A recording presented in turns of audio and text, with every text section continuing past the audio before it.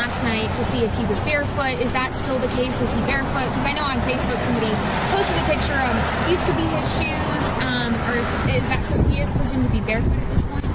What I can say is that his mom says all of his shoes are accounted for at the house. I'm not going to say that he's barefoot. All right. Allegedly! Hello everyone and welcome back to my channel. This is Lady Freedom here coming at you with another raw narrative. Here's a brief disclaimer for tonight's show. Let's watch. That's ignorant!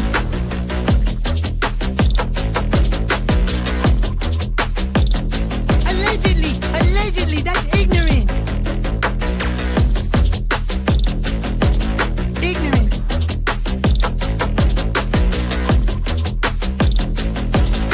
Judgment, Arthur. Oi, you read my thoughts. You've got the shinin. You mean shining? Shh, you wanna get sued? Judgment, Arthur. You just use that shin of yours to call me and I'll come a-running. But don't be reading my mind between 4 and 5. That's Willie time. Hey, yo, father. I love it when he does that.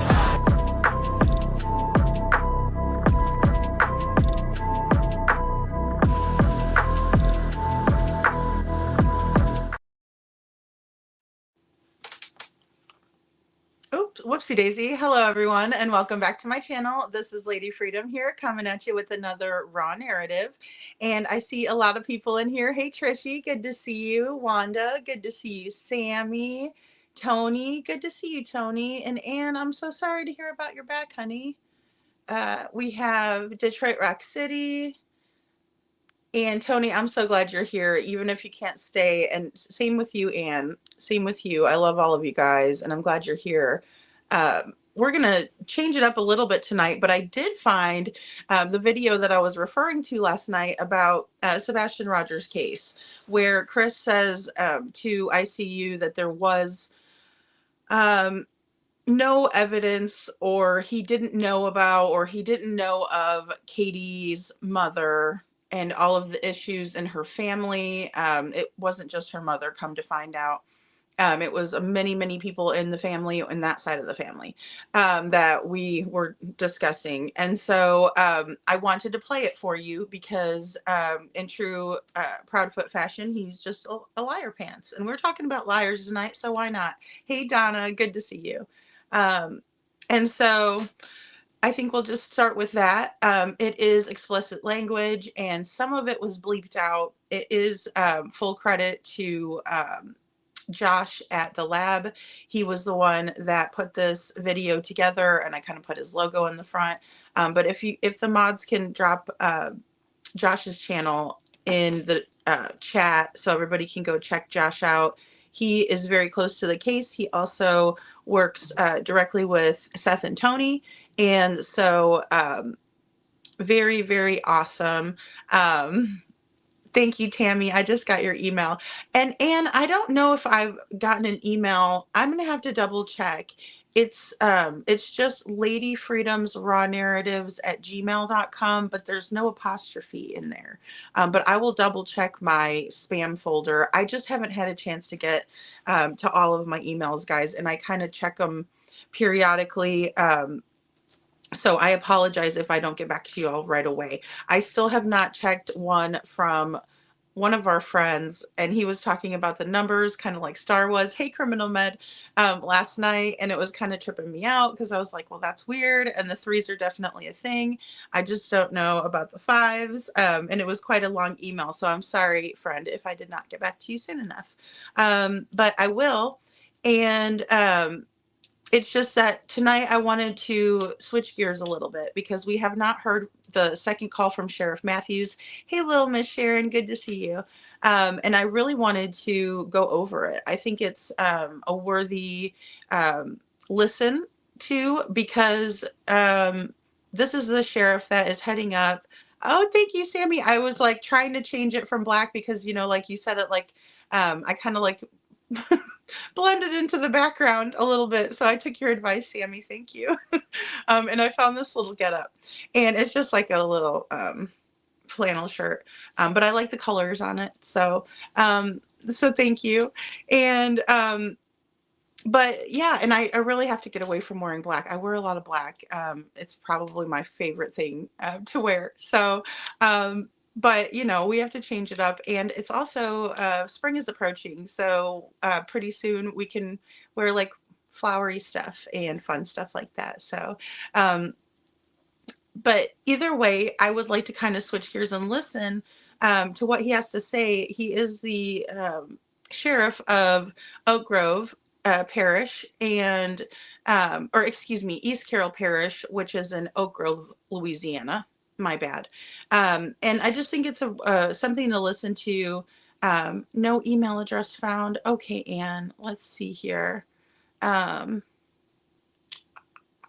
don't want you dropping your email. I have Lady Freedom's Facebook page, and then I'm also on X. I'm on X. Aw, thank you, Sammy. Thank you. Yeah, that's the only thing I'm trying to think. No the balloons. Sammy, that's so funny. The balloons, that was like, I was like, am I just seeing things? Yeah, I totally thought Pennywise was coming after me. It's like, beep, beep, Trish, beep, beep. But sorry, you guys got me in a silly mood already. But yeah, so yeah, it's just Lady Freedom's on there. You can find me on Facebook, and I can do a messenger. Hey, Poppy Love, good to see you. Maybe I'm trying to think.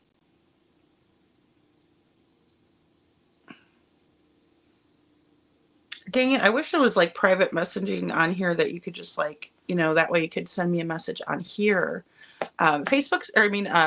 YouTube's kind of impersonal, I think, but sometimes it's better that way with all the crazy people. That's why I don't want you putting anything in the actual chat, because I don't want like a troll to grab it up or something and spam your email.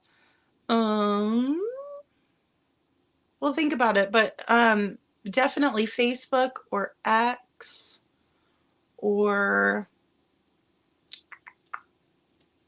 Instagram.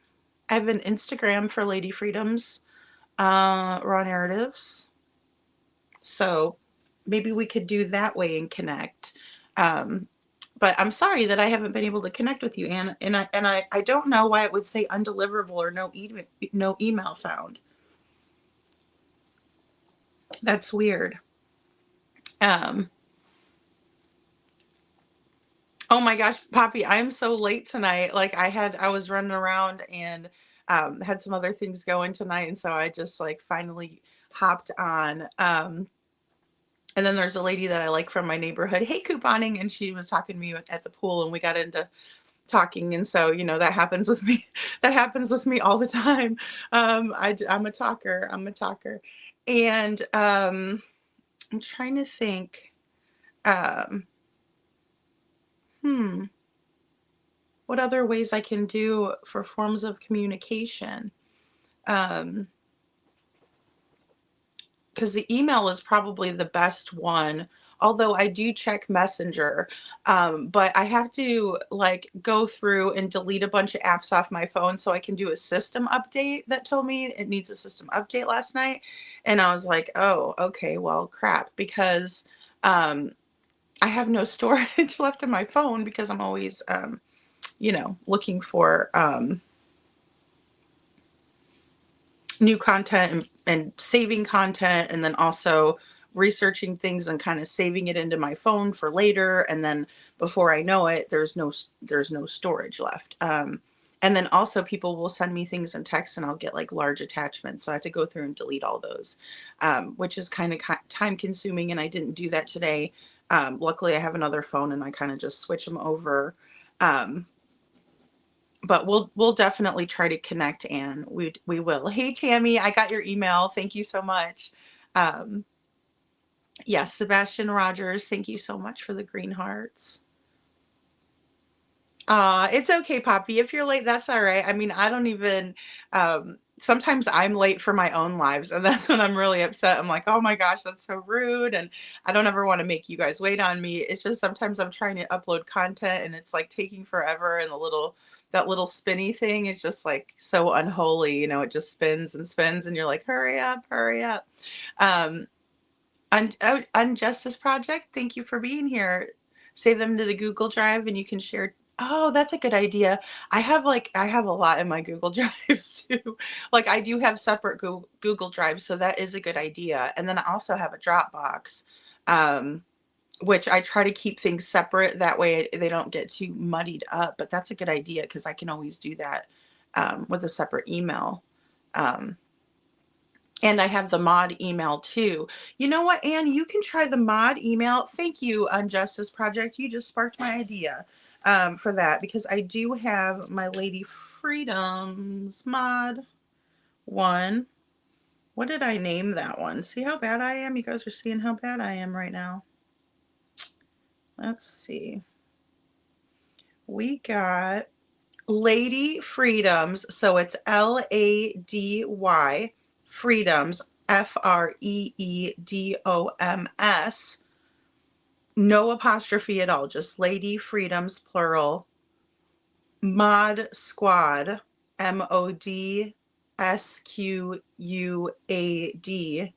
at gmail.com. So we might try that one, Anne, and maybe that one will be better. I know it does. It's a total chit show. Chit show.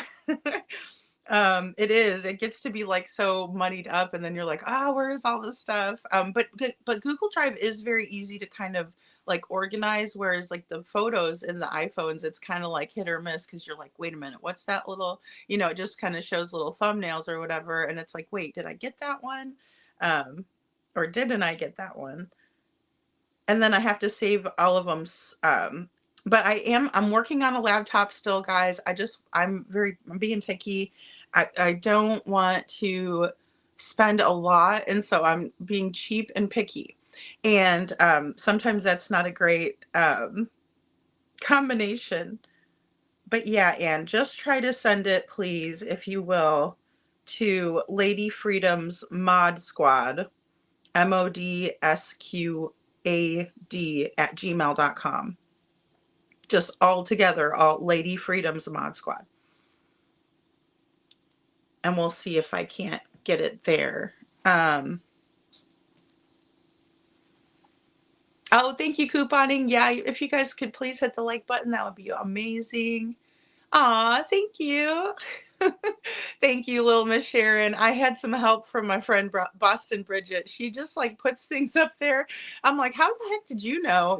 So I'm always like liking and telling her, you're awesome. Yeah, because I shared something, what was it, last night, I think. And she has impeccable timing. But then also, I just really want to keep it about true crime because it's really important to me. Sebastian's case, there are so much right now. It is red hot. If everybody's really paying attention to Sebastian, which I know a lot of you are. I found out last night because of Hey Jude. She did a poll, and it seems like there was a lot of people that really are into Sebastian's case who weren't into true crime before. So I find that to be absolutely amazing. And, Sebastian's just an amazing kid. There is just so much going on in his case and so much to really examine and things like that. Like today,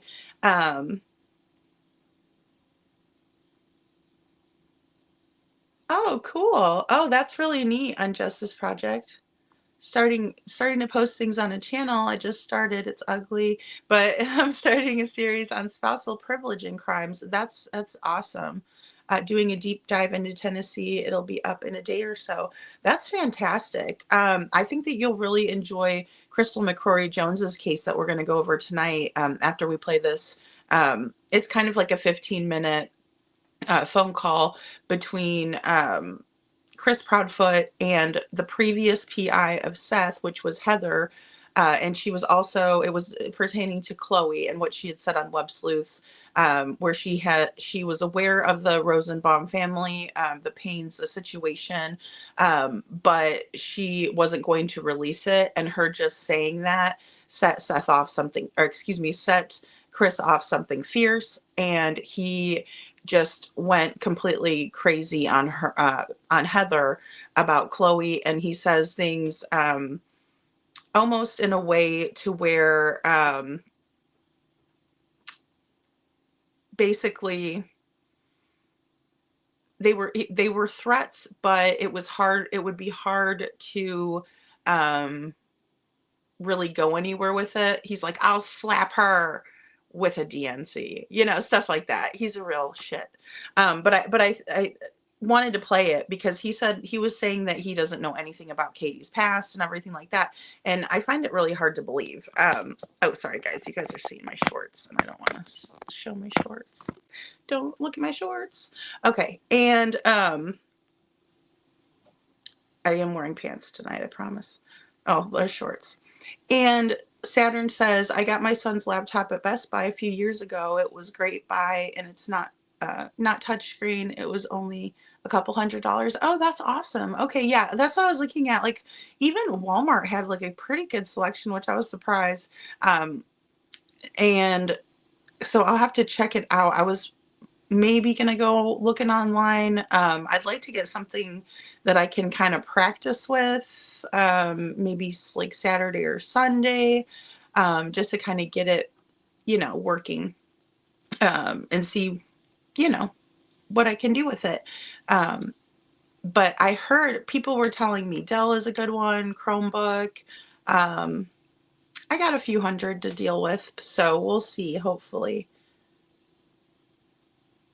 Oh, trying to use an old Chromebook. Yes, and a phone, laptop died. Oh no, I know. And it's just like, it's so much information. But the cool thing is I'd be able to like stream things off of like YouTube, or if you guys said, hey, there's a news clip, I could go look it up and we could play it. So that's pretty cool. I mean, that's the big value for me anyway in doing that.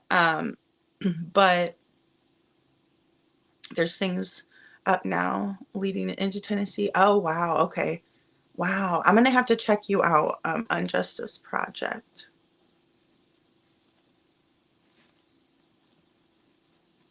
Privilege is a big one. And if you guys were watching Nina's story, I did pop up on the screen kind of the cycle of abuse.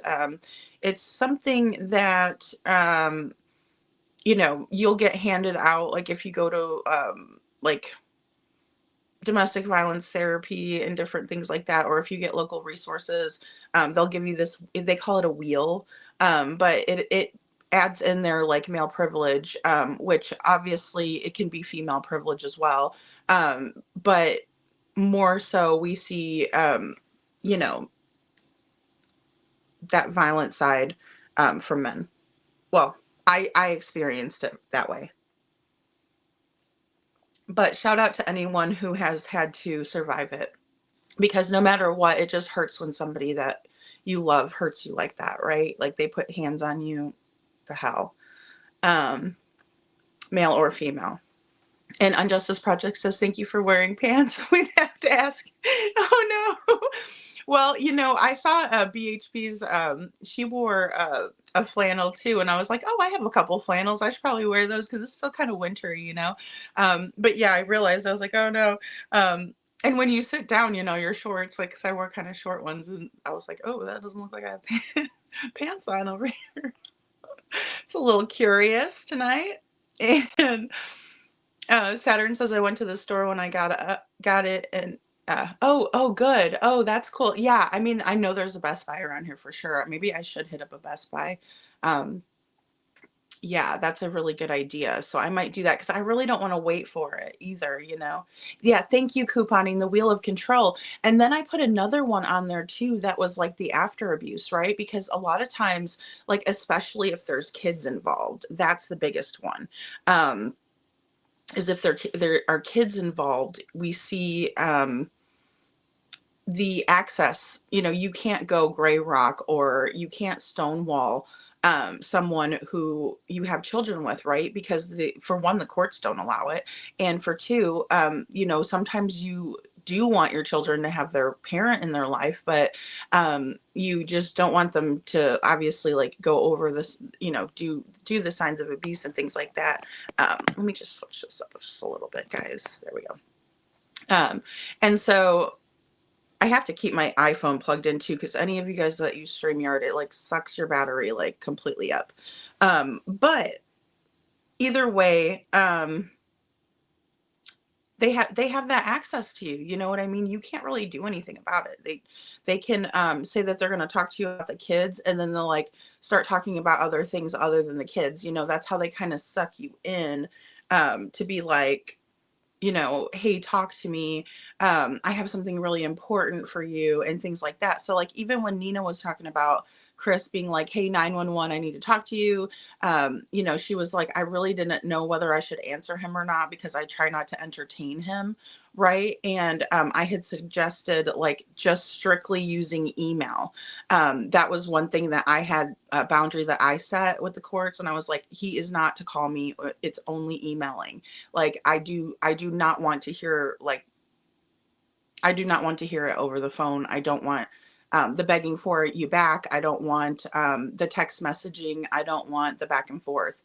It's really, really hard because when you have kids, you don't want to like necessarily cut off any communication, right? Because what if something happens to your kids while they're in the care of this other person? But you also, for your own sanity and your own mental health, need to set up clear boundaries that work for you. So then that way you're not in a position where, how do I say it? You're unsafe, or your kids are unsafe, or they're going to say, well, I couldn't get a hold of that person because they blocked me. Well, yeah, of course I blocked you. What do you expect?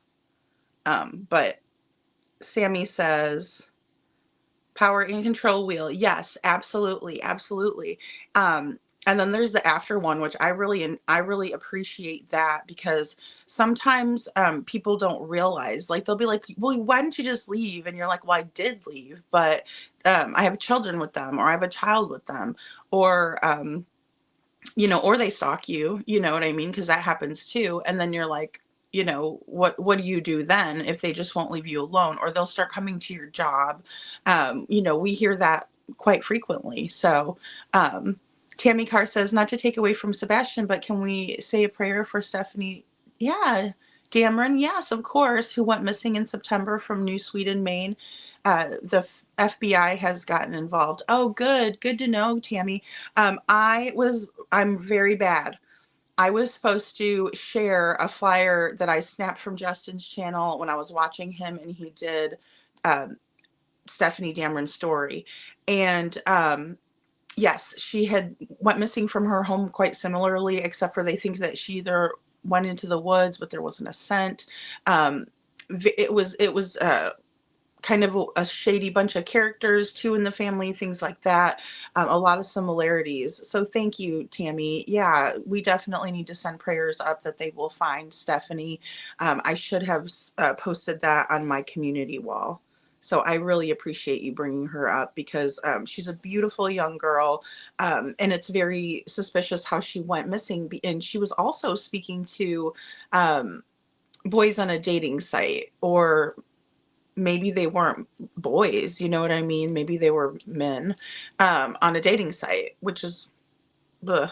And, it's important to really snoop into your kids' stuff, guys. You have to snoop. I know that it's like an invasion of privacy, but it's also something that can safeguard, and you can like know and realize what's happening before, and make them get rid of those apps.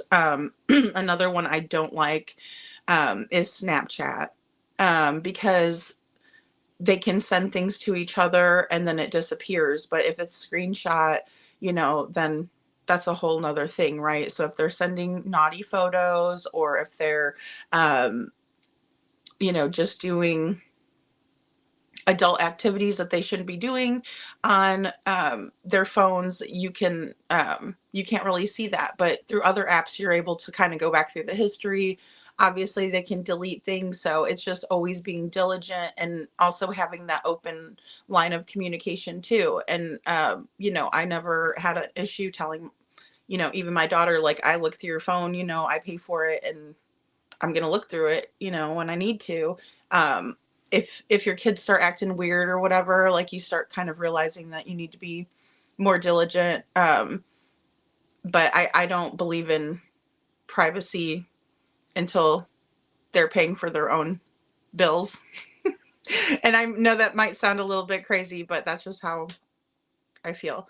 And Saturn says I changed my name, by the way, to Saturn. Oh, yay, Saturn. I love it. I love it. That was my first car, was a Saturn.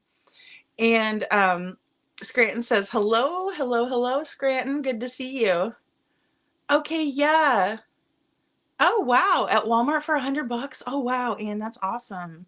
Cool. Yeah, email me, hun. I feel bad that you can't get a hold of me on the other one. But I'll get it if either way, if you try it.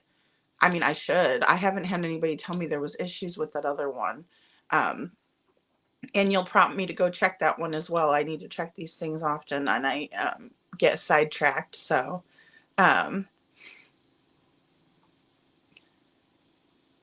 hey, Butter Biscuit, good to see you.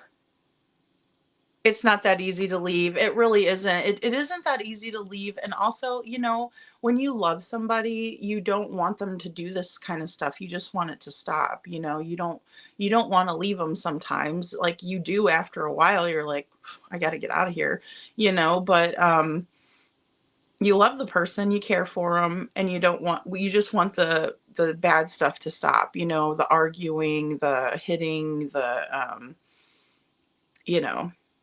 just everything that comes with the DV. And I think a lot of it too is fear-based, like, I thought it was really interesting last night when Justin was talking about how there was a certain point where Katie did leave, and she may have been trying to it sounds like she was trying to keep her and Sebastian away from Chris, but then they got back together and stuff like that. And so I know that happens, a lot, especially in like these narcissistic relationships, because they hoover you back, and they are great little cars. They are great little cars. I actually hit a deer in mine, and like, they had the retractable lights or whatever. And so for a while, until I got it fixed, I like drove around with like a Batman light because it was like pointing awkwardly and weird. But I didn't have any choice because I couldn't get it fixed right away. But yep, I sure did. I hit a deer in it, and I don't even remember what year it was. It probably was around that time. I think it was probably like a 90s model, actually, now that I'm thinking about it. My parents bought two of them. One was teal, and I drove the teal one, and then the other one was purple. But yeah, they were just like good little cars to get around with. So, but yeah, let's get into Chris and Katie's call. Now, Katie is there. Katie's sitting there listening, and you can hear her in the background. In the second video, I kind of turned the volume all the way up, just so that way you can hear. So Chris's voice is going to be a little bit like scary and annoying, like as usual, but like this time he's using like that like super deep voice that he does. It's kind of like demonic. You guys will hear it. You'll hear it. But viewer discretion and trigger warning, because he's going to be a real asshole here.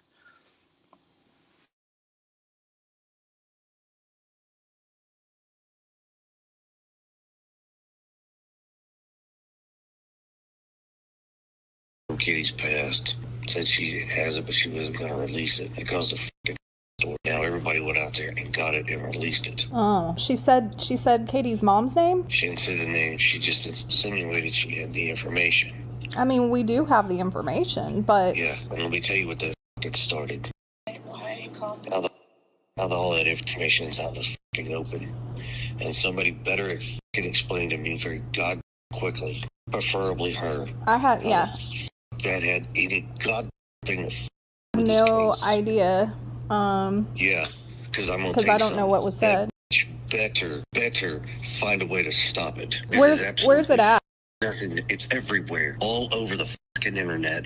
That people have released on these stupid ass shows and all these fucking Facebook things. Okay. It was never out there until that bitch opened her fucking mouth. Okay. Well, I haven't been looking at it today or really yesterday, so I don't know what's out there. I'll have to look for it. I am being very polite as I can possibly be to her. Mm-hmm. If she don't find a fucking way to fix it, I promise her I am not going to be so goddamn pleasant when I see her. Okay. And I will bring the fucking cops with me. All right. Well, I'll talk to her. I mean, how she takes that. I don't care how she takes it. I really don't give a god what I have to fucking do. But I can promise you, there's a difference in helping find Sebastian and just being a stupid. Okay, well, let me ask you something just for a second. Like, are you sure it was her and not like one of these sleuthers or something? Because other people her on the show. Okay. It is her. Okay, because there's other people that are digging. Or sleuth, whatever that woman's name is. Web sleuth. Yeah, whatever. It was on that fucking show. But I don't see. I can't see Chloe just giving out that information though. She did. You're missing my statement. Okay. I didn't say she gave the information out. I said she made a statement that she had it and wouldn't fucking release it. That right there was a trigger to start this fucking storm. When she shouldn't have opened her fucking mouth in the beginning. I don't know what kind of fucking PI or whatever the fuck she thinks she is or how she does this. But if she needs a fucking education and then schooling on being a PI, I guarantee you I'll find somebody who is truly a PI and let them school the fuck out of this woman. All right, well, let me try to figure it out because I know neither her or I have given out any of Katie's information. It's not giving it out. Yeah. All you have to do is start one sentence. I have the information. I'm not going to release it. She started a storm. Actually, she better figure out how to fix it. You know, something else I'll tell you, there was a woman that reached out to me that before I had ever even, before I ever knew anything about Katie's family or past or whatever, there was like this random woman, like sleuther, that reached out to me with like some of Katie's family's names and whatever. Like, I will say that she was wrong about, she was talking about Penny Payne and she thought there's a Penny Payne that runs like some sort of Penny Irene Payne or some shit. Yeah, I don't know. Some medical place or something. Yeah, it was the wrong Penny Payne, but she had the right names. She has the right names. Just like the wrong people. Katie Lynn Payne. Yeah. Who supposedly murdered a 4-year-old. Right, exactly. And that's the problem with a lot of the sleuthers is that they get a name and then they find somebody with that name and they run with it. Mm-hmm. That happens a lot. The worst part, and that's fine. That's understandable. Personally, I think everybody fucking starts looking for shit. Yeah. Ain't even worth the fucking bacteria of the foam that forms on the fucking worst form of bacteria on Earth. That's what I truly feel. Yeah, I feel you. I hear you. I can feel it through the phone. Oh, trust me. Chloe's lucky I'm not standing in fucking front of her. Like I said, I will bring the fucking cops when I see her. Okay, well. And it was more my protection than hers. Because right now, you can inform her. She fucking calls me, says my fucking name, anything of that nature involving Katie or me or anybody else, I'm going to slap out of her with the same fucking thing I told you. I'll cease and desist letter and then let her open her fucking mouth one more time. And then I've got her dead to fucking rights. I think that's I'm trying to be as civil as possible. Isn't that the only interview she's even done? I don't think she's... I don't fucking know. Yeah, I don't think care. She's not my PI. She's not. Still fucking mean a god thing to me. If she was on fire, I wouldn't piss on her to put her out. Well, I mean, it's not like Katie. It's not like Chloe, because she's very private. Like, I'm more public than she is. I mean, you know that. I promise you, go back and watch that fucking video. Go watch that fucking interview. I mean, I was watching it. I know what she said, but she fucking careful. She's fucking sloppy. All right. Well, let me talk to her. I don't even know. Actually, I do know. I ain't trying to be a dick to her, but if she ain't got the fucking audacity to give me a working fucking phone number, she better not fucking reach out to me. And that Google ain't a fucking true number. That's the same number that Seth has, though. I will tell you that. Yeah, I'm not Seth. I have the balls and the fucking spine to call people out on. Just don't take it personal, because she doesn't give her personal phone number out to anybody. I mean, like, only, you know, like, I had it from, like, a previous case that we worked together, but she's very private about her personal information. So, okay. I don't know. Yes, Granton, you're absolutely right about that. And the thing is that, like, JLR had already come out with that information prior to that. I just don't think that he must not have saw that information out there, but JLR was definitely sleuthing and finding the right people that were attached to, hey, Kimmy, that were attached to Katie's side of the family, on that side of the family. You know, all Chloe said on Web Sleuths, and I was going to pull a clip, but I figured why, you know, you could definitely go over there and watch. Her name is Trisha, and she's not a web slut. She is a web sleuth. And I thought that was kind of really shitty of him to call her out of her name like that. But because she was extremely kind to him on her panel. She showed him respect, and you know, that's what we do as creators, is that if someone is coming up on our panel and they're I mean, I think, in my opinion, if they're going to be rude, I would have just clicked them off, because you're not going to yell at people and threaten people and be rude to me on my show. But in the same way, you know, with if they're saying something and they're not being disrespectful, you kind of like allow them to speak their piece, right? Because we live in America and it's freedom of speech, right? We don't silence people. We definitely don't threaten them to shut their mouths, or if they open their mouth, this happens. You know, I don't see why this person, I mean, if it was me, I would have definitely filed police reports about this phone call. Several people who were mentioned in the phone call should have at least documented this information, because when we don't do that, it just allows for more of it to go on. But all Chloe said on Trisha's show was that she has the information, but she's not going to put it out there. And that was because Chris had come on throwing a fit about how he had, you know, they had better not talk about, you know, the parents at all or anything like that. And so she was kind of trying to calm him down in a way and tell him, like, look, I do have a lot more information that I'm not willing to share.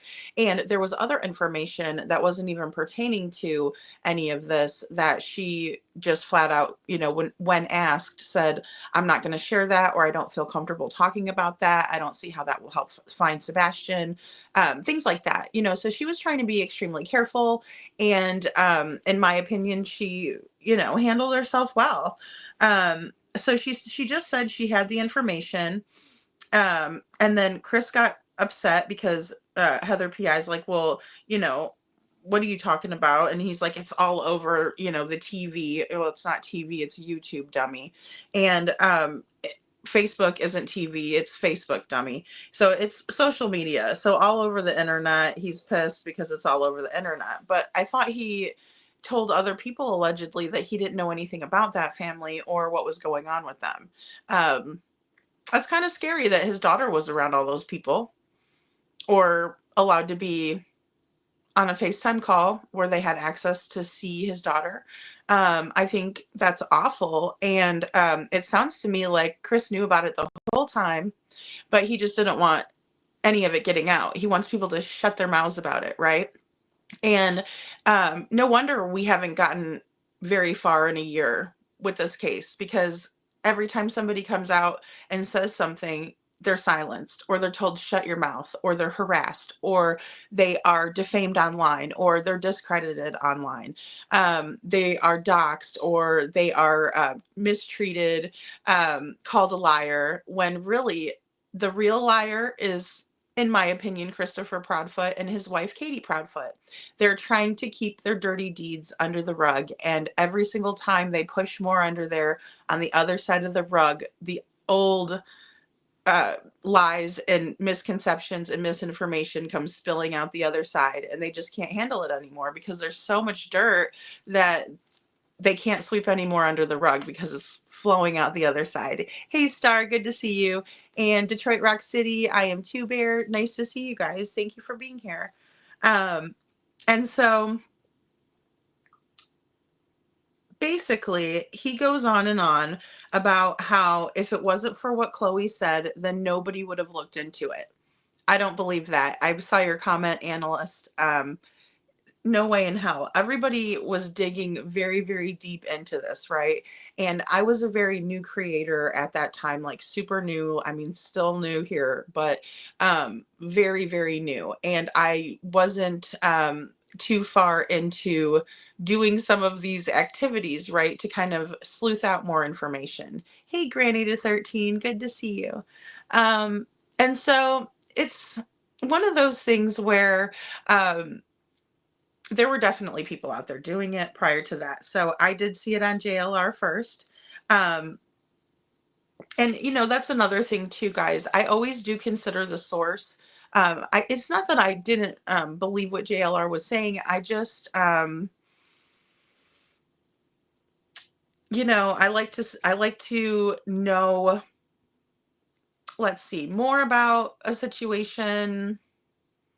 I like to have more information. And so that was why I didn't really talk too heavily about it on my channel. But I think, again, this dirt coming out the other side of the rug, we should talk about it again. I played this call, but I did not go into what JLR went into.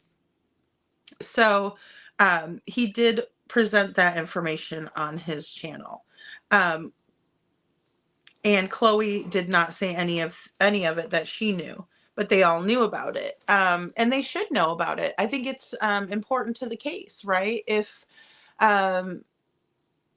there are predators in the family, I think that is important information to discuss, to evaluate, and to make sure that, you know, Sebastian wasn't taken by one of them. It's not to be mean, or it's not to be hateful, or dredge up Katie's past, but we find out that that's not a part of her past that she's worried about dredging up. Those are her peeps, you know what I mean? Those are her people that she runs with. And so it's very odd to me that they're so upset about, you know, this getting out. What do they expect? Chris says that Chloe needs to be schooled, but I find that funny because we now know too that she has a direct connection to SF. So is that what happened, or what? You know, that's where I'm kind of in a disconnect, right? Right, because it's like, okay, SF and Chloe were already knew each other pretty well, and a lot of this stuff was already going on, and it seems like there may have been some collusion behind the scenes, allegedly, in my opinion, just trying to kind of figure it all out. So maybe if you guys know, you can let me know, correct me if I'm wrong, but it does seem a little bit like there was a lot of information that was coming out that maybe seems like there was some collusion, and that Seth didn't really have the best people on his side, that weren't going to flip and go to the Proudfoot side just because they were scared. That's what's always tricky when you are doing the right thing, or you are, let's see, whenever you're trying to work towards a goal and it's against what somebody else wants, you're going to see that resistance. You're going to see a lot of that, you know, well, that person's a liar, we're going to discredit that person, things like that, when in reality, you know, Seth should have had the PIs that were working for him, I don't care if he paid them a dime or not. We found out recently on Lore Lodge that he paid about $3,000 toward Heather and Chloe, or maybe just Heather. But I don't care if he didn't even give them 1 cent. They should have had a loyalty to him, and they should have never went over there and just because they were afraid, or just because whatever the reason was. If you're afraid, you go to the police. If you're afraid, I mean, there's really no excuse for it. So I'm glad, no offense or anything, but I'm very happy that he decided to get rid of those people out of his life, because they weren't helping anything. And they were going public with a lot of the information and then backtracking, because obviously in this phone call, it really seems like Heather is kind of like defending Chloe and is like, what the heck is going on? Like, okay, Chris, whatever. But then behind the scenes, it seems like something else was going on. And then, SF might have been there the whole entire time. We don't know, and we'll never get a straight answer. We'll never get a straight answer from them. Now, this sleuther, according to Heather, had sent over some information on a Penny Payne, which it was the wrong one, but the sleuther got all the right names, but it was the wrong person. And so, it's very arrogant, ignorant to think that, we ourselves are the only ones with the same name as, or with our names, right? A lot of people are going to have the same names as us, especially when we have a common name. It's just kind of how it is. I mean, even if you look at like, the baby names and things like that, it'll be like the top baby names of 2024 or whatever, top baby names of, this year. Sometimes Facebook will do throwbacks and things like that. And so you'll see some of the older, old fashioned names, were more common back in the day. Now we have different spellings and blah, blah, blah, blah. But either way, people have the same names. So sometimes you're not going to get the right person, right? And you have to dig a little deeper, research a little bit more. So either way, JLR got them right. And the sleuther did not, but she got the right names, just the wrong people. There was another one, and I remember this one coming out too. The person's name was Penny Lynn Payne, and she had hurt a little 4-year-old, took her life. And that one wasn't Katie though. So, but I know a lot of people thought it was for a little bit. It happens. It really does. It happens. Chris starts threatening Chloe. I will bring the effing cops. If she does this, I'm gonna show up and I'm gonna bring the cops. Like, so instead of him stopping right there, because if they were to take that tape in to law enforcement and be like, he's threatening, they could be like, well, he said that he's going to bring us with him. He knows exactly what he's doing. And they've been doing this to a lot of people, according to Matt, the ex-coworker of TB. This is something they're used to doing. They threaten people all the time. The people go to the police probably, and the police just laugh at them. And, that's our buddy, kind of a thing. I'm sorry, but it's just wrong. It's wrong. And it needs to stop. And so either way, he's like, I'm going to come after her and I will bring the effing cops. I'd like to, I think it'd be really sad if the police officers showed up, to help bully Chloe with Chris, but I don't discount anything. Anything's possible. Then he says he's going to slap the shit out of her. And then he pauses, with a cease and desist. Right. And what he was really saying is that he wanted to slap the shit out of Chloe, in my opinion. But then he had to add that cease and desist in there. So that way, again, if they ever took it to law enforcement, they'd be like, oh, he didn't say he was going to slap you. He said he's going to slap you with a cease and desist. It's clever. It's cunning. It's underhanded. I'll give him that. And then he says that if she opens her mouth again, he's got her dead to rights. And I find that verbiage, or that choice of phrasing, to really illustrate exactly what he's trying to do, which is intimidate. You know, I'll have her dead to rights. She won't be able to do anything if she opens her mouth again, and she's got the cease and desist that I slapped her with, right? It's just, again, something so he can be as vile as he wants to be and nothing can be done to him. And if you've ever dealt with people like this in your life, you know that it's extremely hard when you're trying to get any type of help from the court system, the police, just any authorities to help out, because all they have to do is be like, well, I didn't say that, I meant it like this. And then, you know, then they're able to just continue on with their spree of harassment. He also says that if Chloe was on fire, he wouldn't piss on her. So he's ultra vile. And then he says that she isn't careful, she's sloppy. So what do we have to be careful about exactly? What exactly should we be careful about? Because it's my understanding that we have back then a 15-year-old young man with autism who is missing. So what exactly did he mean by that?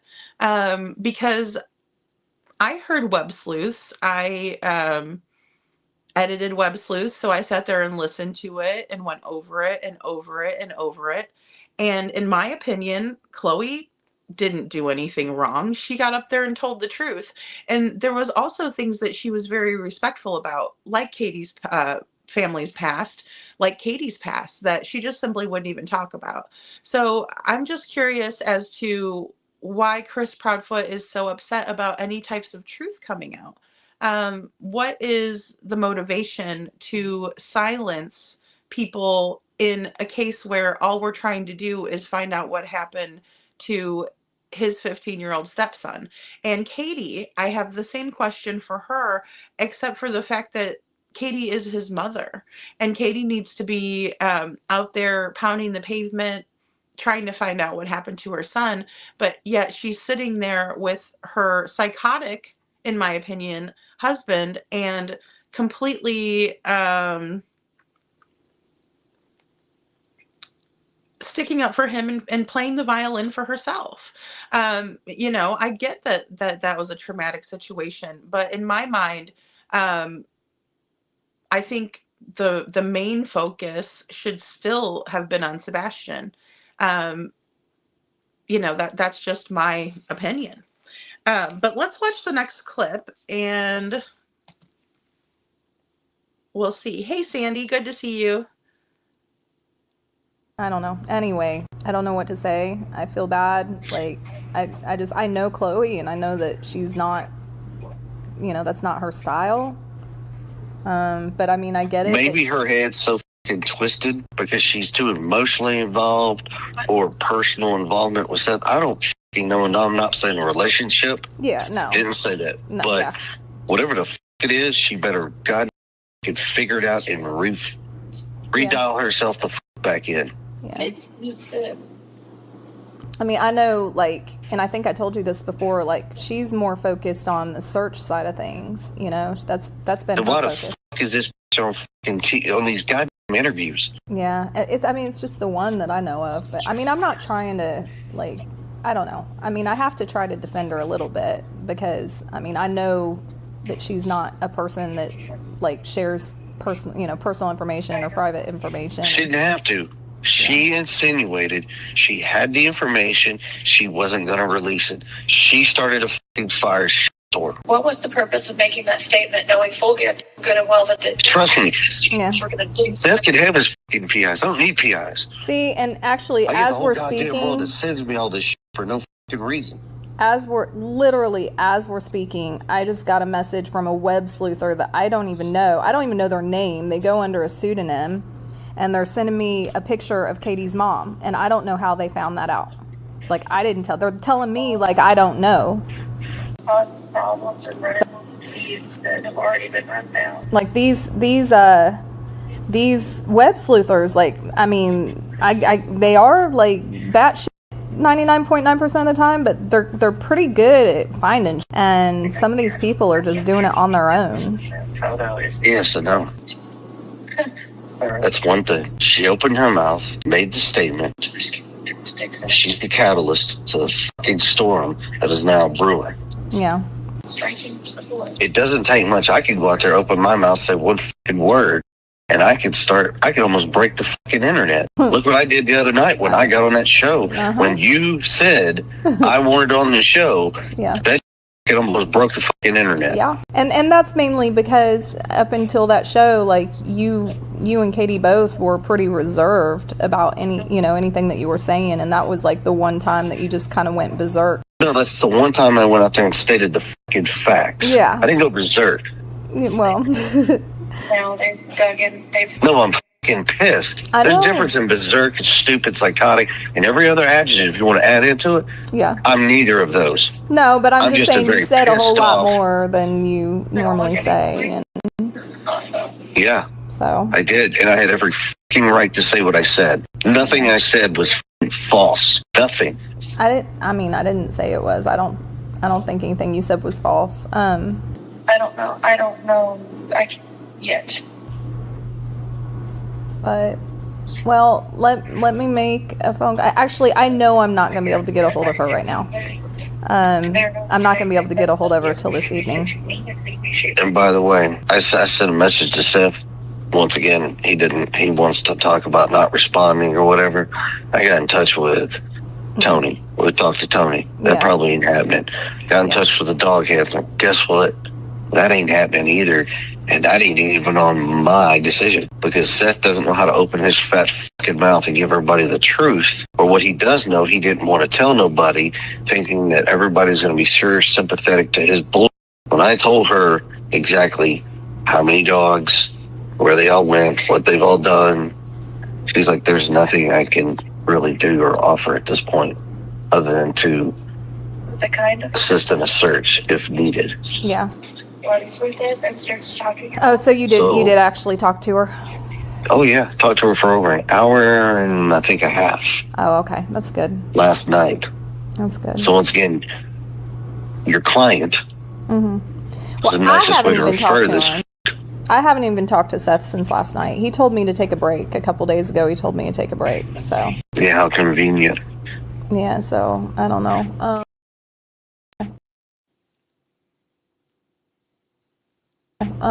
I gathered now, this is just me assuming, so we know how that goes. I may be way off, but I feel like it had something to do with his conversation with Bobby Simmons, because Bobby has started communicating with him again instead of going through me. So that line of communication's opened back up, and I don't know. We'll see for how long. Yeah. We will see. I promise you, if Bobby told Seth anything of what he's told us, Seth opens his fucking mouth, I promise you, it won't ever open again. Well, I'm just as much in the dark right now about what's going on as anybody else. Like, I'm not getting updates. I have no idea. So, and that's what anybody who's reached out to me, I'm just like, I don't know. I don't know. Well, you get in touch with Chloe? What's that? I said, when you get in touch with Chloe, I suggest you tell that bitch to lose my fucking number. Okay. Do I have to say She it? does Do I not have want to to say it call like me. that? Sure. And you Don't can really tell her wanna say it like that. you can tell her those are my fucking words, not yours, mine. Yeah. I kind of feel bad for Chloe right now. Oh, I don't. When you're a fucking amateur PI and you do some stupid like she's done, you explain to me how anything, and I've even told you this, how the certain things that y'all have done on YouTube and all this shit, how the fuck it does anything to help find Sebastian other than just put shit out there. It doesn't. Yeah. It has left y'all down a what? Completely empty fucking road. Yeah. But I never did. Obviously we haven't found him, so. Exactly. Yeah. I got thinking about this the other night when you and I talked. And you said you don't want to sound like a liar or anything. You're right, you don't. And that's great.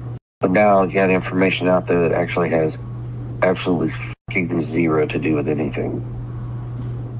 I wasn't. Because there's no clues. There's nothing up to what you'll have it released. And I'm just... got a friend of mine who is highly respected. Cell phone, and then it's on video. All of a sudden, he made a good point. He didn't tell me that. And I was like, you know what? You're very valid on that. Very valid. On what? Information that's out there that actually has nothing to do with finding Sebastian. Right. Well, I mean, like I said, it'll be this evening before I'll be able to get a hold of her. I don't But understand what purpose it serves to bring through my. I mean, let's just be honest. I was violent. Well, Violent. I don't understand why that needs to be. Well, yeah. it is what it is. Okay. I gotta get up and get ready to go to work. All right. Bye. I don't have my GoFundMe page to pay my bills. Yeah, I know. Me neither. All right. Have a good day. Later. Bye.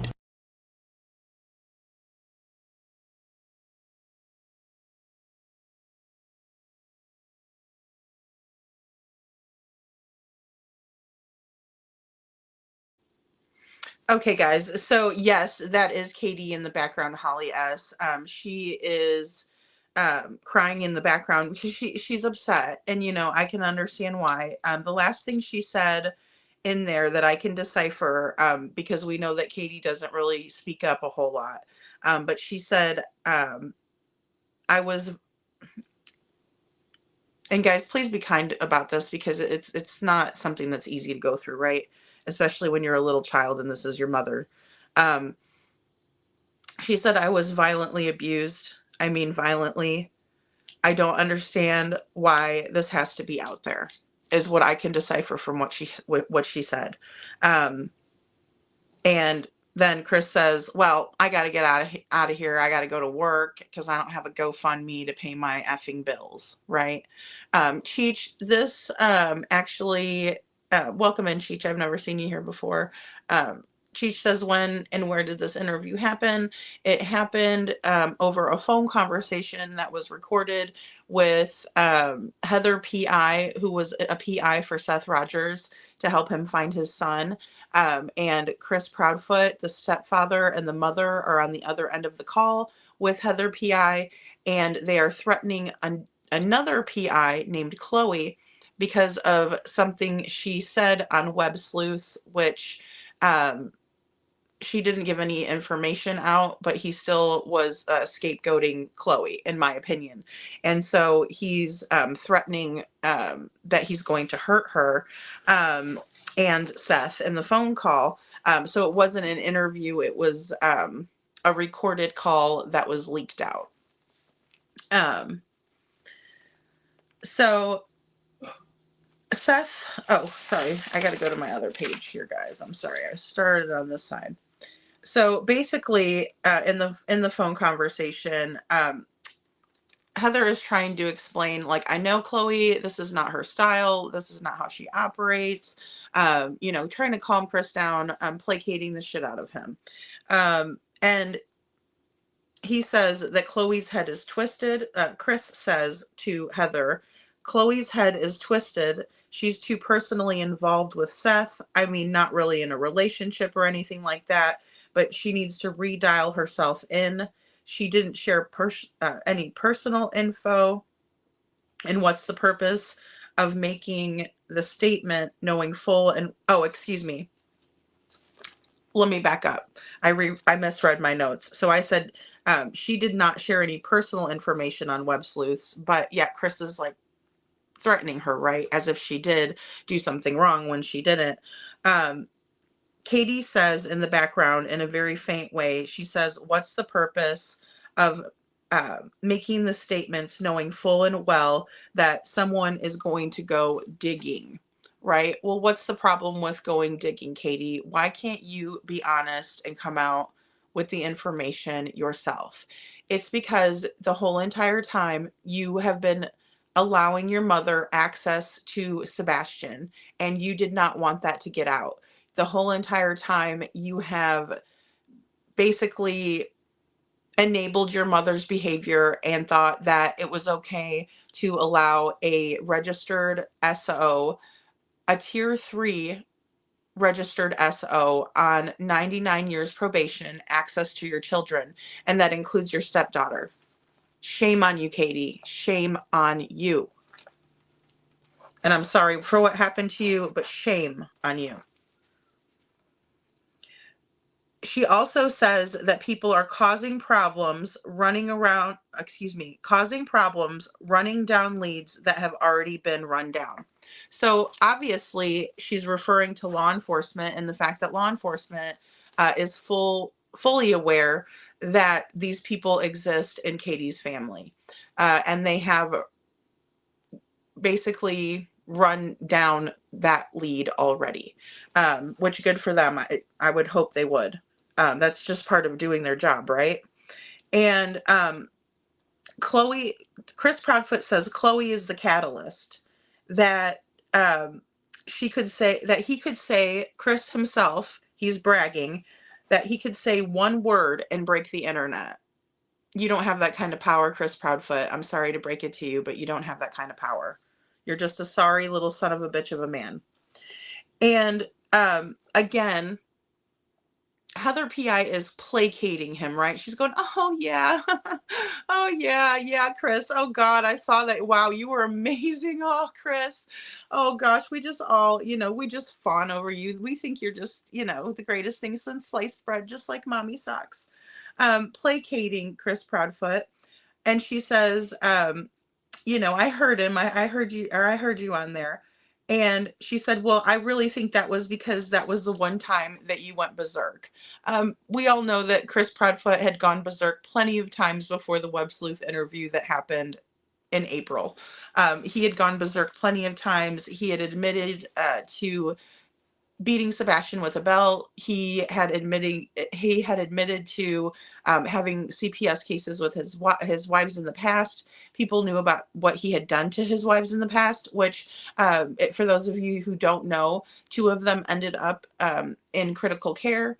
And it was because he had physically harmed them, right? And so people know about those things, and they're going to come out, especially because we have a missing child in this case, and we should know about these things.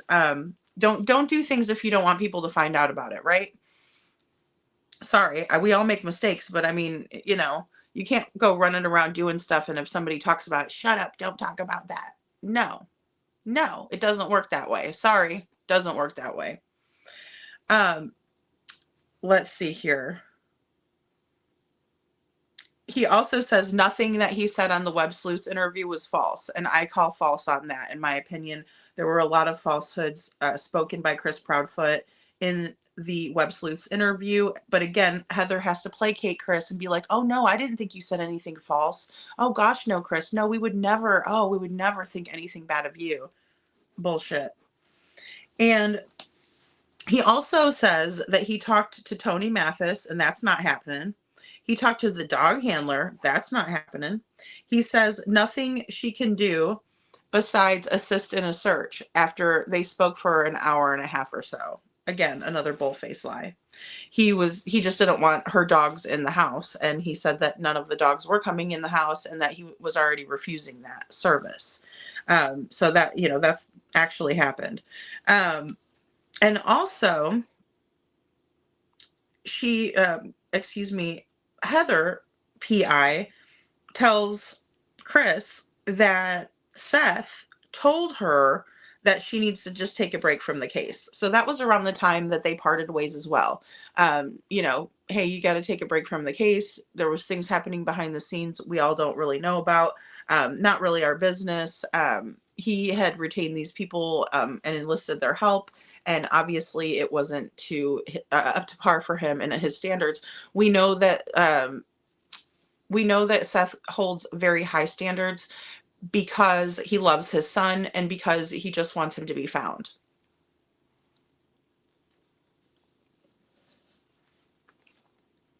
So apparently there was a conversation with Bobby Simmons. Bobby Simmons is the detective over at the TBI who works Sebastian's case solely. Heather said there has been conversations with Bobby Simmons and that he and Seth are starting to speak together now directly. instead of going through her, which I think is a good thing, because now we know that there was information that was being withheld back then.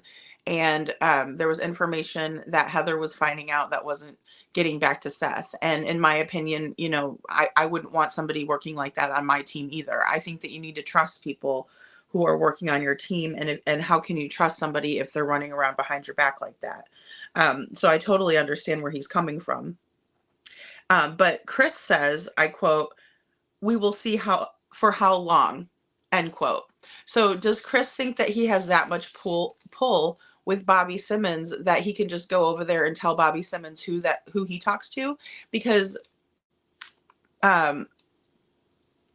it sounds like he does. It sounds like he thinks that all he has to do is make a phone call and beat his chest and say how, you know, you're not to talk to these people and don't you open your mouth. To a TBI agent? Doubtful. Doubtful. Doubtful.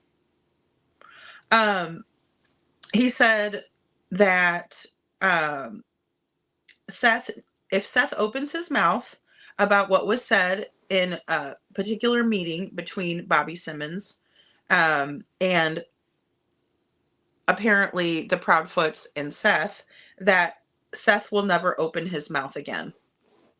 Now, up until this point of the conversation, Chris has covered his ass. This is a time where he didn't. This is a time where all of them needed to go down. Heather should have taken that excerpt right there, and she should have brought it down there, and they could have gotten a restraining order. They could have pressed charges for a threat. They could have done a lot of things here, but nobody did, to my knowledge. And so that was a missed opportunity, in my opinion. He also tells Heather that next time she talks to Chloe, she can tell that BITCH to lose his number. And then in the background, we hear Katie again talking about how basically she was put through hell and she doesn't want it out there. You know what I mean? She just doesn't want it out there, which is understandable. One statement that Chris made that really made me wonder and question. He said that none of this has anything to do with finding Sebastian. Well, how would he know that? How would he know what's relevant to find Sebastian or not unless he knew where Sebastian was? Just a thought. Just a thought.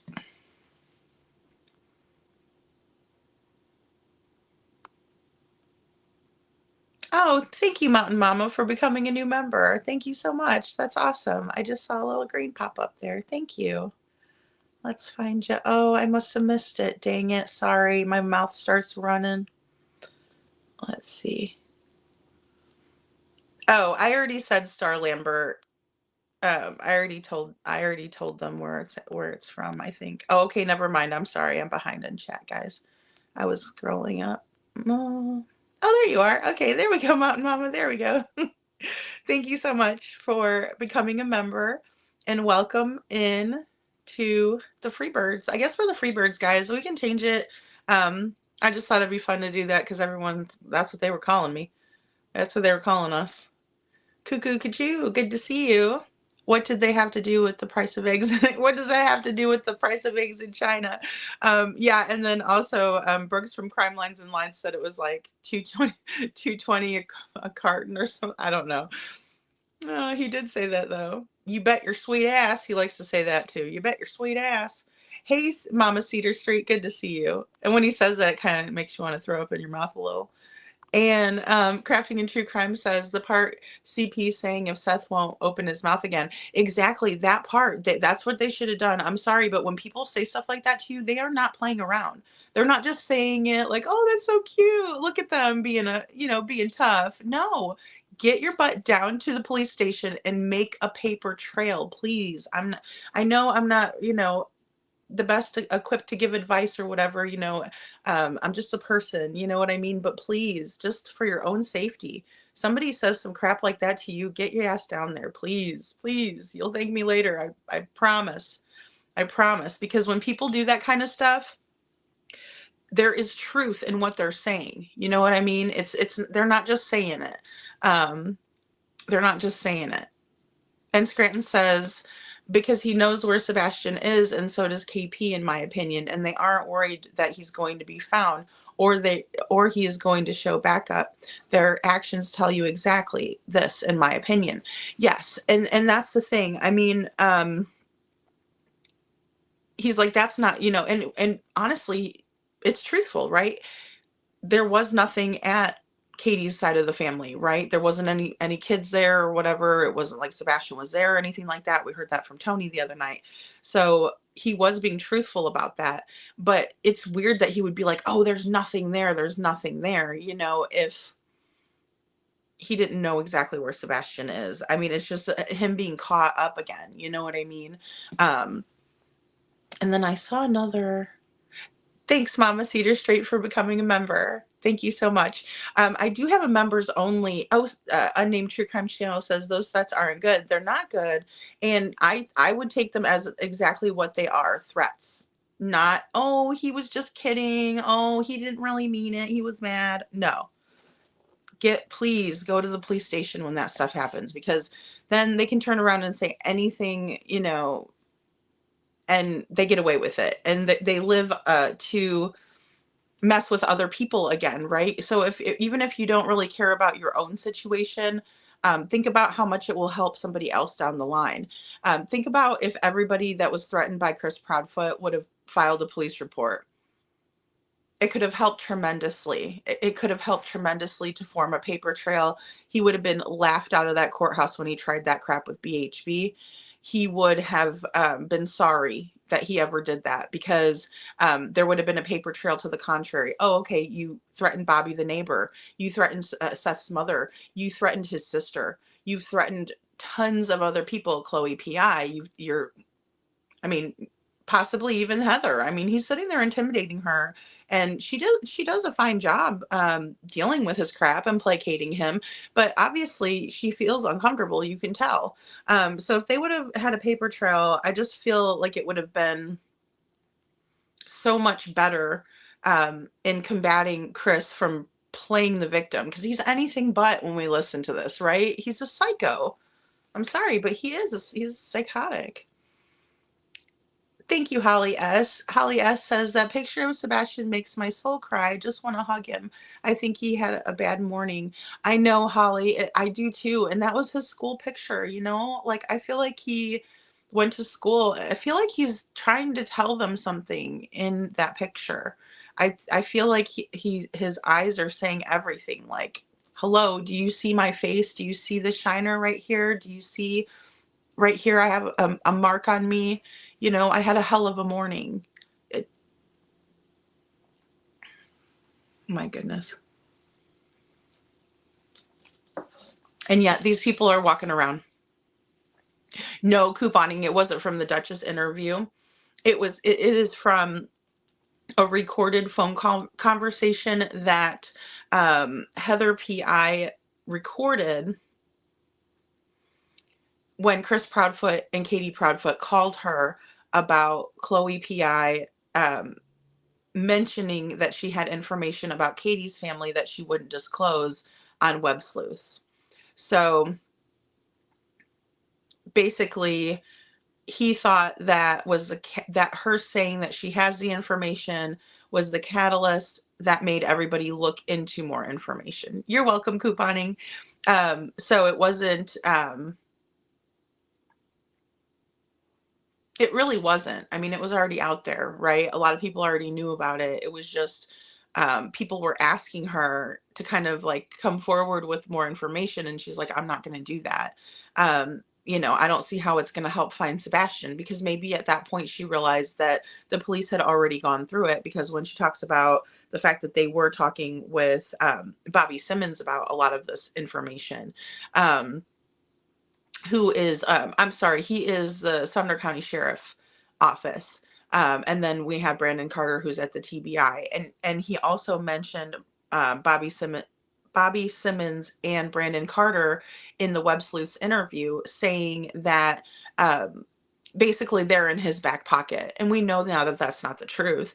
We know now actually that Brandon Carter thinks that they're guilty as sin, based on the emails that were sent back and forth to a citizen, that were, read on Justin's channel. Yeah, it is. It's Heather P.I. Star. Yeah, it's Heather P.I. And Kukukachu says, will you please play the last 30 seconds of the call? Katie says something truly damning. Yeah, I'll play it again. I'll have to play like the 3-minute clip that I uploaded. I'll be able to pause and stuff like that once I get a laptop too, guys. So that'll be really cool. We'll have a different kind of experience with it. He lies so bad. Yeah, Holly, yes, he's a real butt. He's such a butt. And it's like, and then he wants to turn around and say, oh, I never knew anything about it. Bull crap, you didn't know. The first thing when I heard that, I was like, okay, let's go find Josh the Labs call, and we'll play it. Let's play it. Because clearly he knew all about it. He knew all about all of the shady characters on her side of the family. And I bet you he just loves it. He loves having that information to kind of dangle over Katie whenever he wants to, sock it to her. That's just how narcissists work. They'll take every single pain, trauma, bad thing that ever happened to you, any little insecurity that you may have, and they will use it against you when you least expect it, as if it is one of the greatest weapons to pull out of their arsenal when they want to. They're disgusting people. And if you tell them something personal about yourself and they just use it against you like that, get the hell away from that person as quickly as possible. I don't care how long you've known them, how good of friends that you thought you were, get away, because they will continue to do that. And that goes for spouses, that goes for family members. Be very, very careful with these types of people, because anybody that is willing to take something that is painful to you and hurt you with it, they don't love you. That's not love. It's the opposite. And Unnamed True Crime Channel says, Lady Freedom, did you discuss the video footage that came out today? Thoughts? I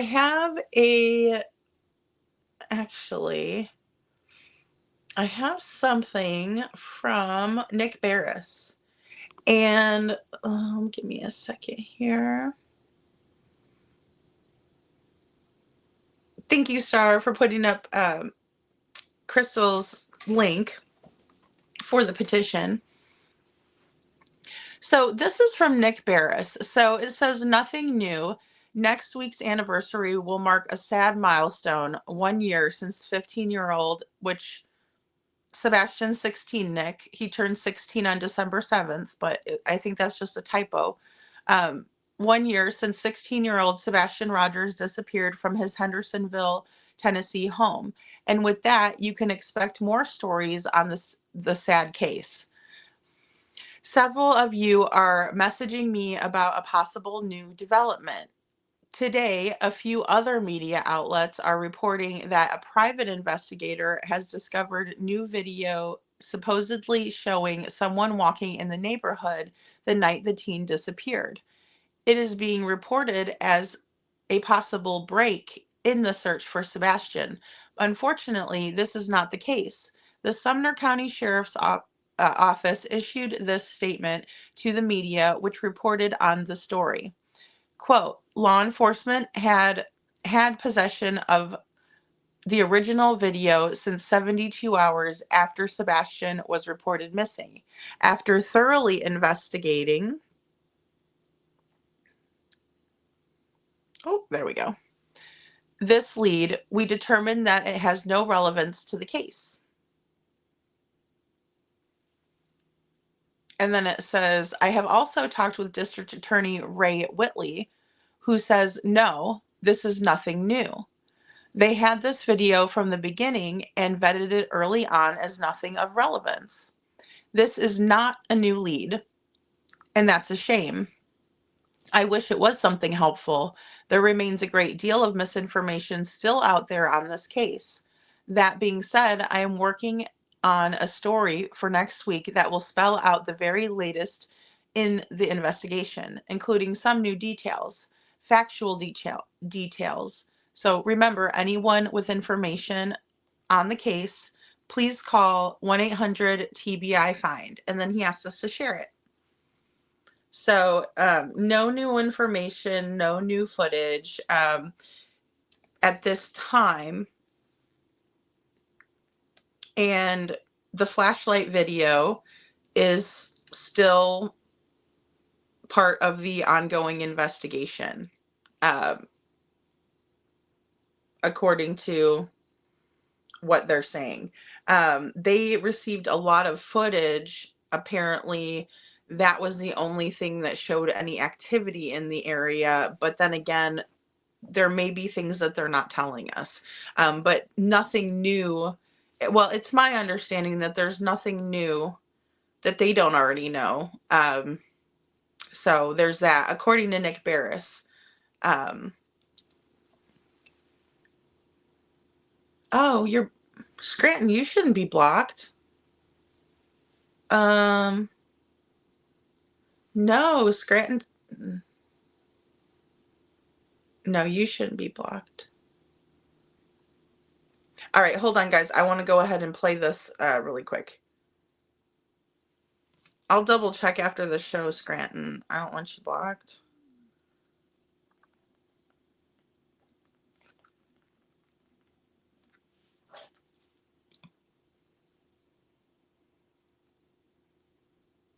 Thank you, I Am Too Bear. All right, guys, here we go. I'm going to play this next one for you. Okay, this is going to be like the last 325, okay? And I'm sorry, I tried to put the volume up a little bit, but I know Katie's very low. She speaks very low. I gathered, now this is just me assuming, so we know that how that goes. I may be way off, but I feel like it had something to do with his conversation with Bobby Simmons, because Bobby has started communicating with him again instead of going through me.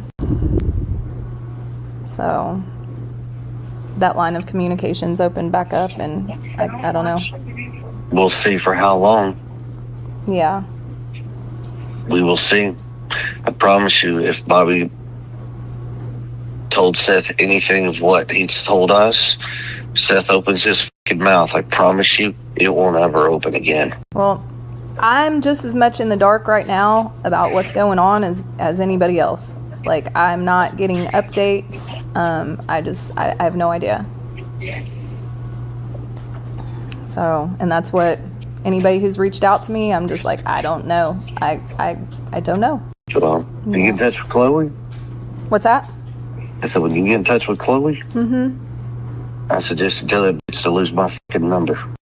Okay. Do I have to say She it? does Do I not have want to to say it call like me. that? Sure. And you Don't can really tell her wanna say it like my, that. you can tell her those are my fucking words, not yours, mine. Yeah. I kind of feel bad for Chloe right now. Oh, I don't. When you're a fucking amateur PI and you do some stupid shit like she's done, you explain to me how anything, and I've even told you this, how the certain things that y'all have done on YouTube and all this shit, how the fuck it does anything to help find Sebastian, other than just put shit out there. It doesn't. Yeah. It has left y'all down a what? Completely empty fucking road. Yeah. But I never did.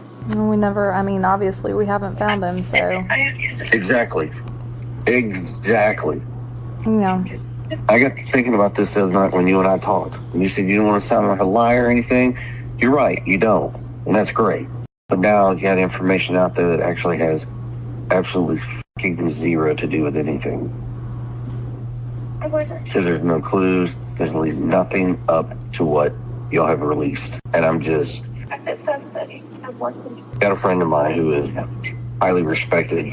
Cell phone, and then it's on video. All of a sudden, he made a good point. He didn't tell me that. And I was like, you know what? You're very valid on that. Very valid. On what? Information that's out there that actually has nothing to do with finding Sebastian. Right. Well, I mean, like I said, it'll be this evening before I'll be able to get a hold of her, but... What purpose it serves to bring through my... I mean, let's just be honest, I was violent. Well. I mean, violent. I don't understand why that needs to be. Well, Yeah. it is what it is. Okay. I gotta get up and get ready to go to work. All right. Bye. I don't have my GoFundMe page to pay my bills. Yeah, I know. Me neither. All right. Yeah. Have a good day. Later. Bye.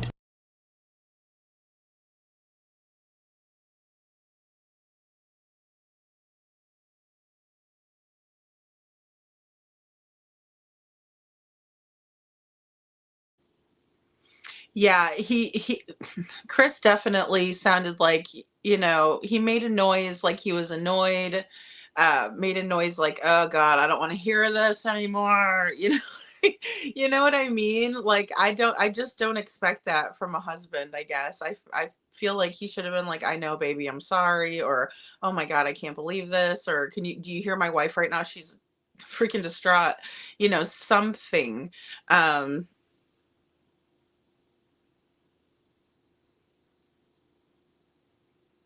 Oh no, Saturn, this is an old call. Oh, this is old. This has been out for a long time. I played it in a video actually, a long time ago. Um, I can put the date in the description about when it was out. I was on Facebook too. I mean, it was all over the place, What did you hear, Cuckoo Cuckoo? What did you hear? And I won't put it up if you don't want me to. Um, Good to see you, sweet rogue.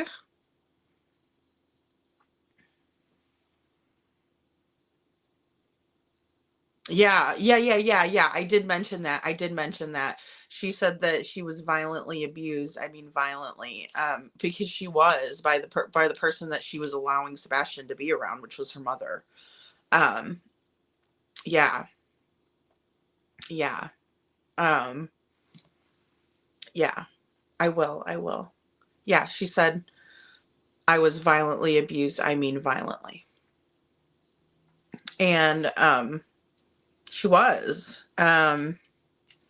You know, But the fact that that happened, then why would you ever allow the mother to be I mean, Seth had to call Chesapeake PD in Virginia and send them over to the house because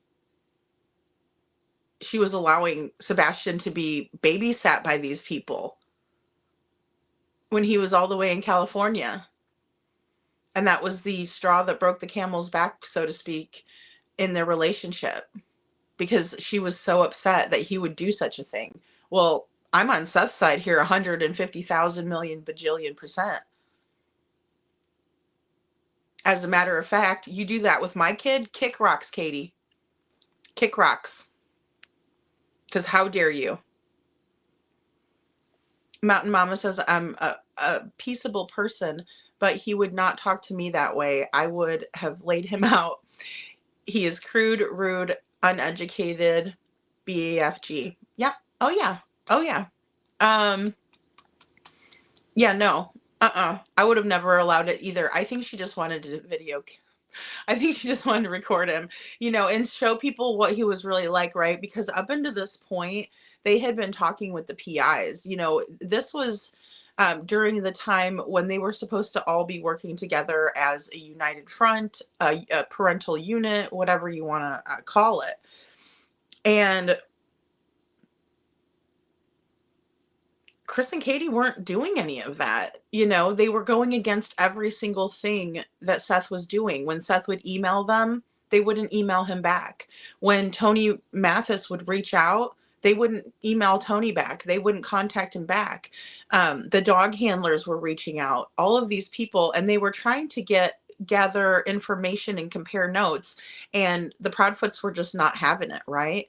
I would never allow it. I would never allow it either.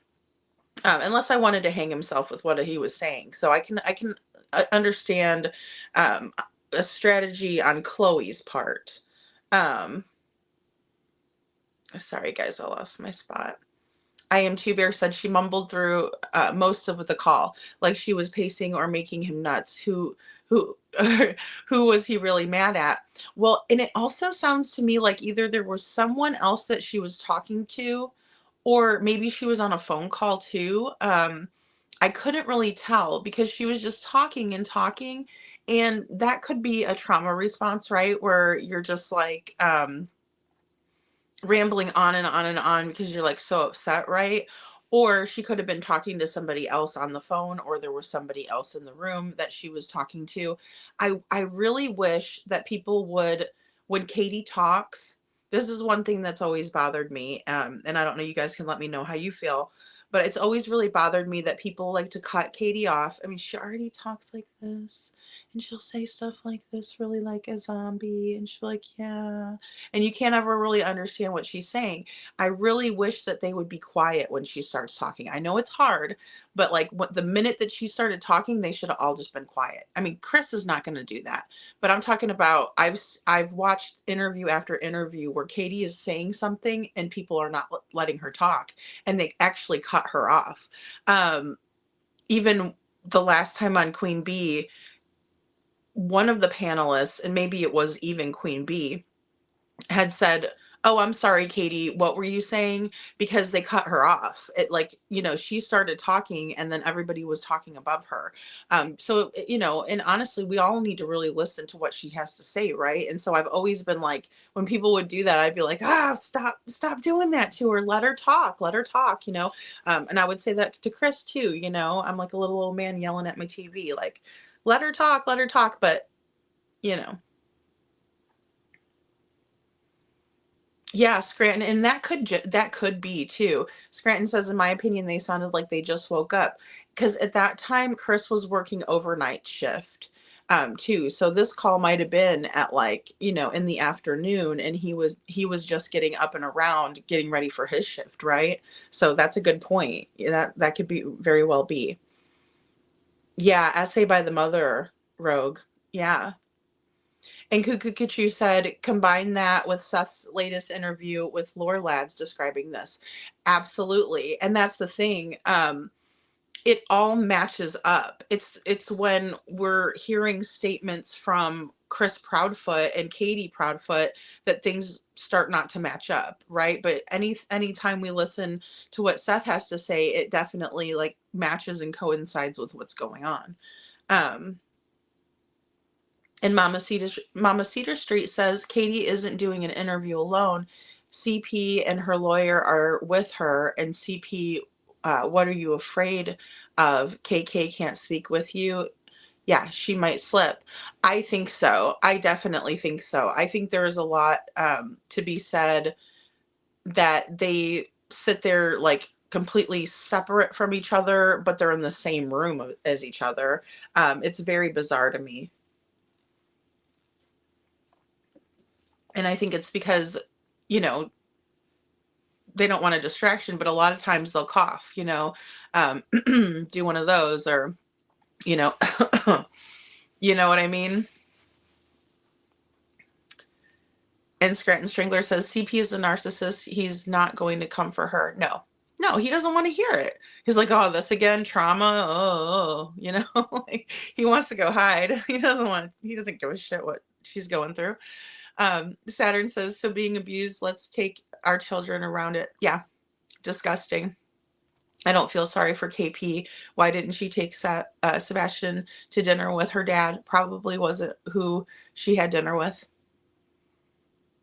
I mean, if you haven't seen your dad in a long time, why wouldn't you take him to eat? And then why would you leave him with predators? And if you were gonna leave him with predators, she can arguably say, well, I didn't have a good childhood with my dad. Yeah, but you're in a public place and you're sitting there with Sebastian eating, right? I'm sure they'll make some stupid excuse up for it and blame their trauma in a negative way. And that's another thing that I cannot stand when people do that. It's like, sure, you have trauma. We all do. If you live long enough on the planet, you're going to have trauma.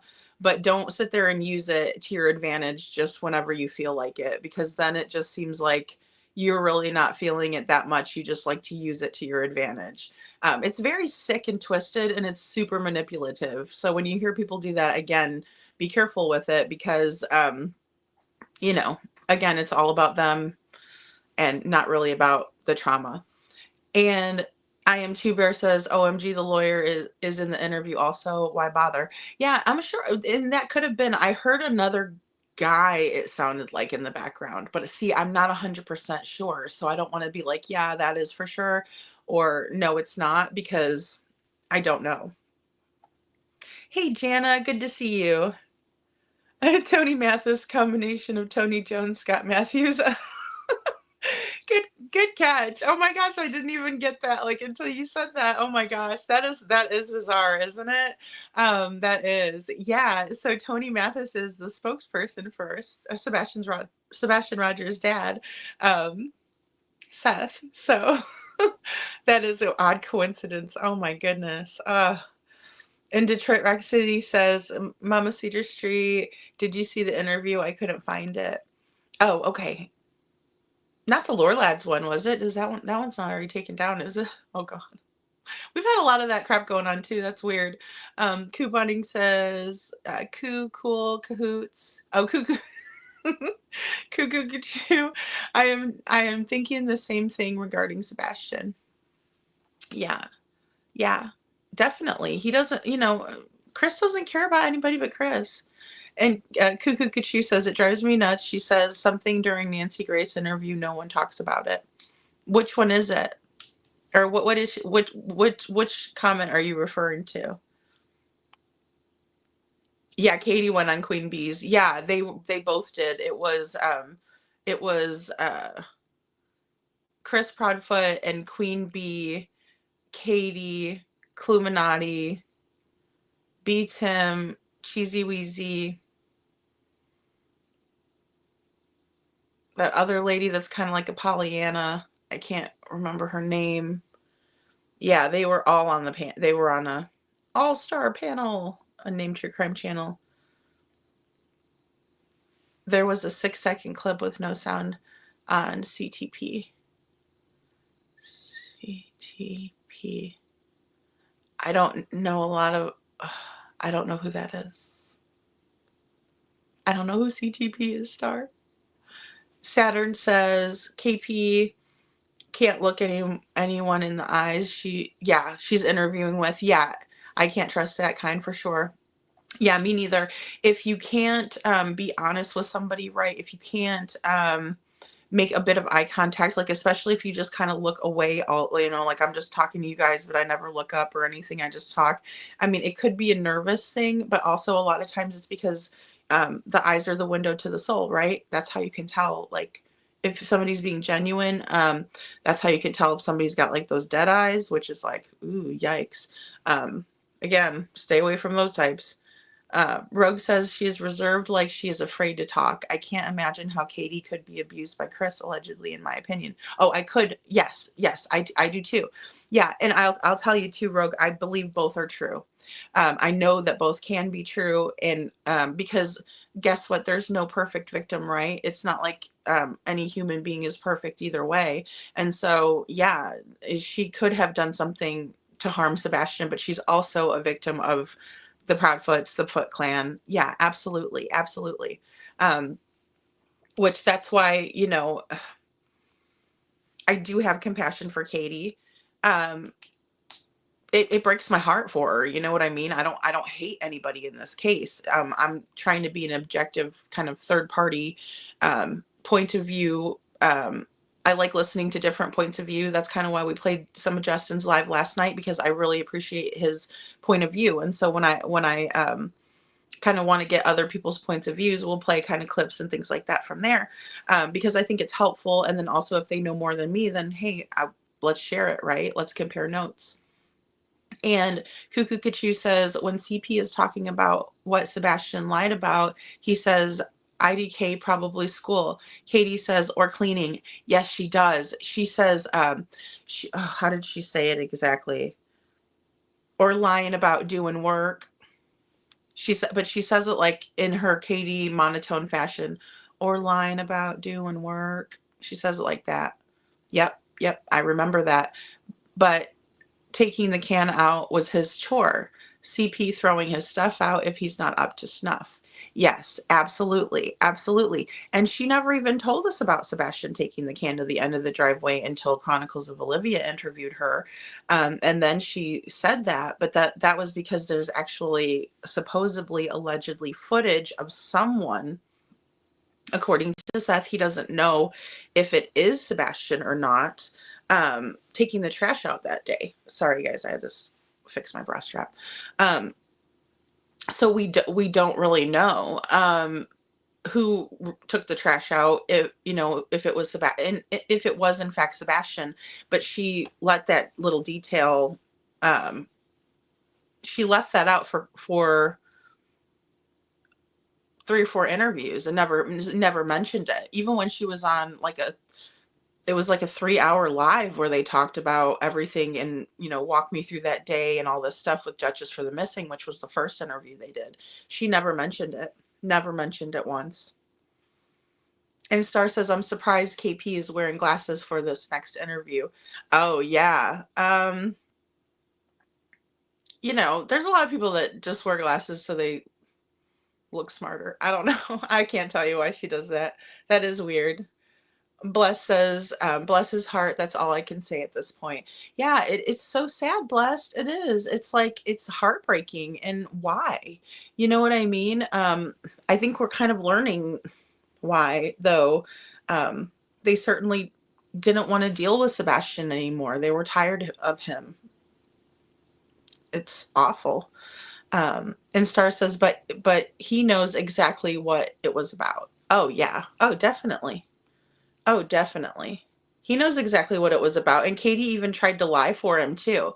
She was like, oh, that was years ago. And Nancy Grace is like, to Mr. Proudfoot, to Mr. Proudfoot. And then Katie like, oh, I better behave myself. You know what I mean? They were minding their P's and Q's on Nancy Grace. Let me tell you what. I would love for them to get, for her to grab them up again. And Cuckoo Kachu says, not wearing a belt, so no one sees the pull-up he's forced to wear. And that could be very possible too. And you know what, also, he was saying on Nancy Grace a completely different reason. He didn't say that it was because Sebastian wasn't wearing his belt. What he said was because Sebastian has issues at school and he gets into people's personal space, and he has social and emotional dysregulation issues. And that was even a worse reason to hit him with a belt, in my opinion, because you're hitting a child who needs special therapies so that way he can have better results and more easily socialize and have that emotional regulation. Even when we met the other 5 kids that were on the spectrum, that was one of the things that John's mom said. She said, John just really is friendly and he wants to go up to people.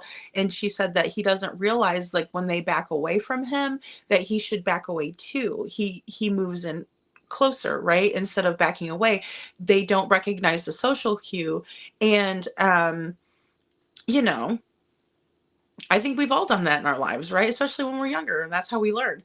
But that is not a reason to hit somebody. Ever, because they don't understand personal space. That's terrible.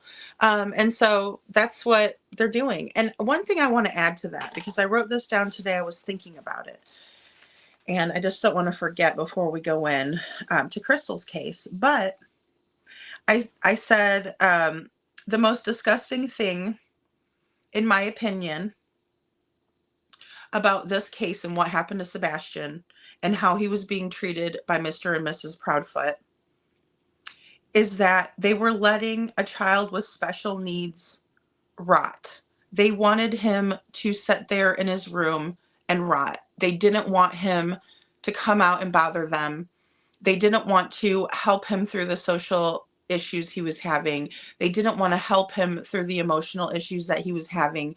And when it came to, for example, having accidents, they were basically saying, here, Seth, you take all of his underwear. When he's at our house, he's going to be wearing pull-ups. I want to go back in history because some people might not realize that back in the day, they used to take children who the doctors would tell the mothers and the fathers that they should just institutionalize their child that had disabilities. Put them in an institution. So the institutions were full of these children who had disabilities. Now we know that with proper therapies, these children can flourish, and these children might take a little bit longer to learn some of these things, but it's not that they can't learn them. It's just that they need extra attention and care and help. They need therapies. They don't get it on the first try. They might have to do it a million times. It might be something that, like any of us, trying a new habit or learning a new skill, it takes a little while, right? When we're doing a new habit, it might take a little while to get into the groove of that. Sometimes it's like 30 days of doing it over and over and over again until you get into that groove. And not giving a child with special needs even a chance to achieve something like that is a real piss poor move, and they should be ashamed of themselves. And I don't feel sorry for them. It makes me furious. They never tried to help Sebastian succeed.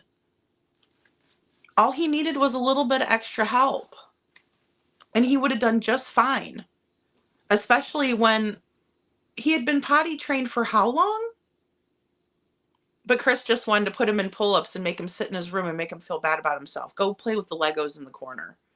I'll tell you what, it's sick. That's the sickest part for me, because as a society, we know now that you don't just shut a child away like that.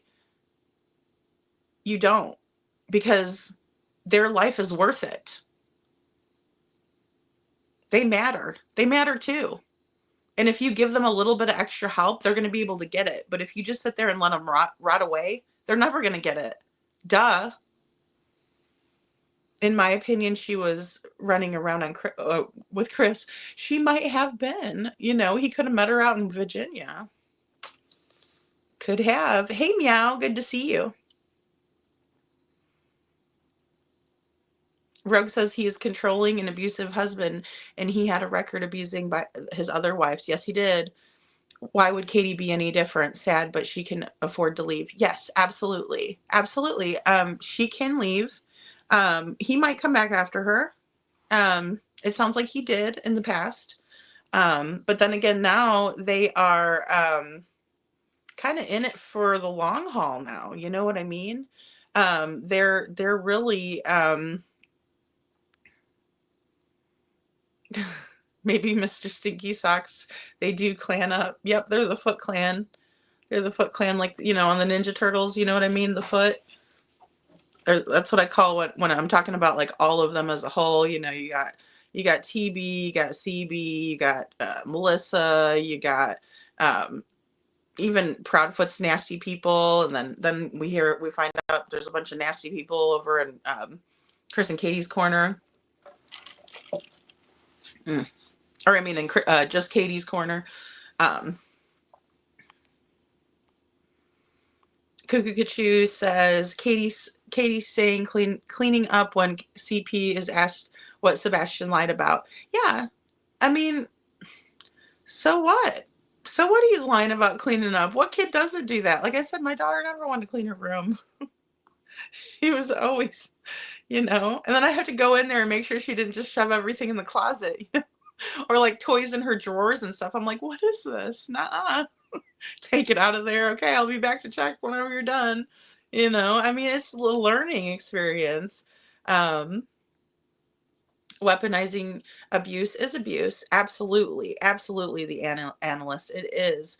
And it's a very subtle form of it that people might not even recognize, you know, unless we talk about it.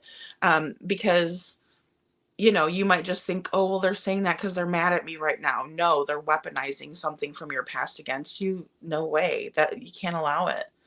And the Unnamed True Crime Channel says, why would they go on a drama channels and not a true crime channel? Good question. You know, why are they with Clue and Cletus? Why are they with somebody like SF who doesn't have a stellar record? He's a photographer. He's not really a PI. And he was like going like this when he was thinking about his photography days too, which I found to be creepy, and maybe he was reminiscent about something.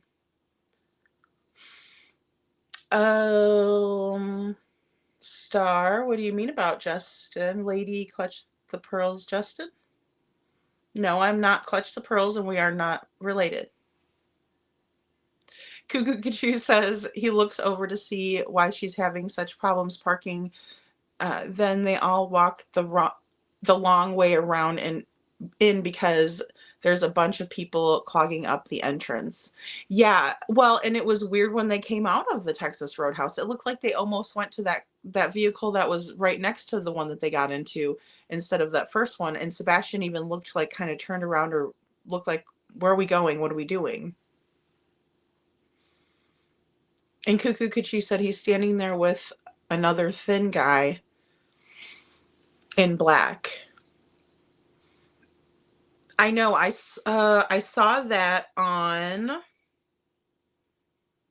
Shay's Safe Place. I saw that on Shay's Safe Place, and he's standing like the same way that Chris Proudfoot is standing in the bike shop, and Katie's kind of sticking her ass out. It's kind of a really disgusting picture, in my opinion, especially when your child has a vigil and he's getting an honorary award and you're over there with your nasty husband, not with your child. This one. Because I'm here to tell you, you couldn't keep me away from being someplace where my daughter accomplished something.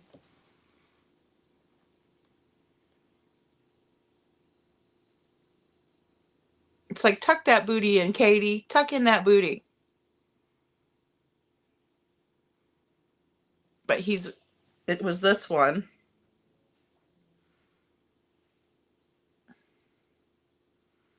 And let me see if I could get the one where he's standing like that. It might be in my other phone too.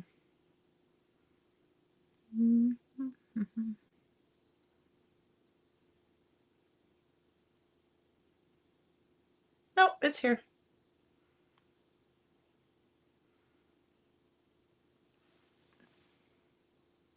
And even look at Katie. She's like looking at him like, oh, I'm just so in love with you. Take me on your motorcycle. Nasty foot. Let's ride into the sunset.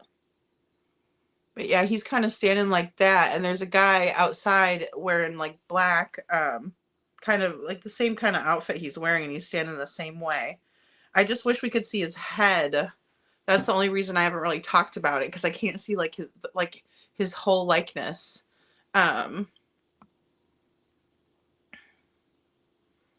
Oh, Justin. Okay. I didn't know. I was like, what about Justin? It's wild. Why doesn't anyone see this? It's killing me. I'm sorry. Is that what you were talking about? I'm a little behind in chat. I thought said it was because he lied. I've never seen her in glasses. I feel like she's hiding her eyes. The same with CP and the baseball cap. Yeah, definitely. I don't know if she wears glasses. I've never seen her in glasses, except for no, actually I have. I take that back. I saw her in glasses. She used to wear glasses when she was young. When she was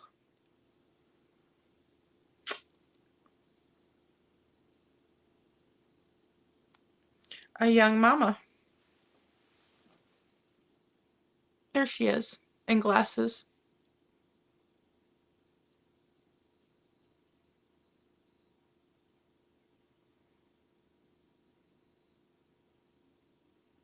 I tell you, she looks like a very doting mother right there. Like she's very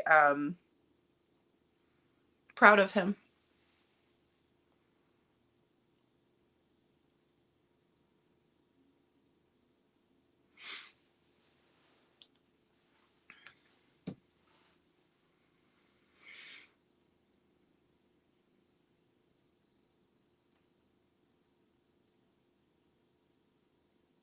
Yeah, lied about wearing a belt. Cuckoo Kachu. Yeah, they said they lied about or that he lied about wearing a belt, that he lied about doing work, that he lied about cleaning, that he was getting into people's personal spaces at school, all kinds of stuff. All kinds of lies about Sebastian, in my opinion. And Star says autism causes sensory overload, right? Imagine his mental state being hit with the belt. Yeah, absolutely. Yeah, it doesn't help the situation. They should have been in jail for that. I mean, in my opinion, you hit somebody who has special needs, you deserve to be in jail. That'll teach you. And they also said he didn't wear a belt. Yeah. There was all kinds of reasons. They were trying to say it was only one time. See, here's the thing. They were trying to say to Nancy Grace that that had happened only one time, and it happened years ago. So if it only happened one time and it was years ago, was it because in the same day that he was not wearing a belt, that he was lying about doing work, that he was lying about, whatever. I mean, but we all know that's a big crock of crap. I did a comparison a long time back, contradicting Chris, or Chris contradicting himself rather, between Nancy Grace, Web Sleuth, like the whole 9 yards. I could pull it in and show it to you guys tomorrow. But yeah, everything that he said and Katie was saying, Katie was lying for him and saying, that happened a long time ago. And then, and Nancy Grace is like, nope, I wasn't asking you, Miss Proudfoot, to Mr. Proudfoot. And she just, and Starflower, good to see you, Starflower. There is no social or emotional regulation when you live with someone like CP. Exactly. And how could you be regulated, right? You're always walking on eggshells. You're constantly afraid. There is nothing normal about that. Nothing normal at all. Hey, Laura Cobb, good to see you. Panda Bear's mom. Good to see you, sweetheart.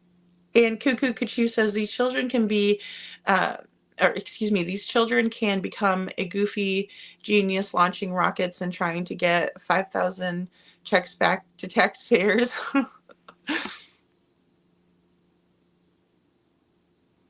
Detroit Rock City says, didn't the Kennedys put 2 of their daughters in an institution? I'm not sure, but that's very possible. That's what it was normal. It was like more, it was sociably acceptable. The medical professionals were telling people to do it, Starflower says, my autistic son is highly intelligent, but socially and emotionally, he's nowhere near his age. In my opinion, there's no need to rush him growing up. Absolutely. And that's the thing. Some of the things that people who are on the spectrum experience, they won't, it won't get better with therapies. But that doesn't mean that we don't try, right? And if it doesn't work, then that's okay. But it really sickens me that they just wanted him to just leave him like that. And they didn't want to help him. They didn't want to deal with it. It's just like Chris, I got to deal with Katie's crap. I mean, could you be more obvious?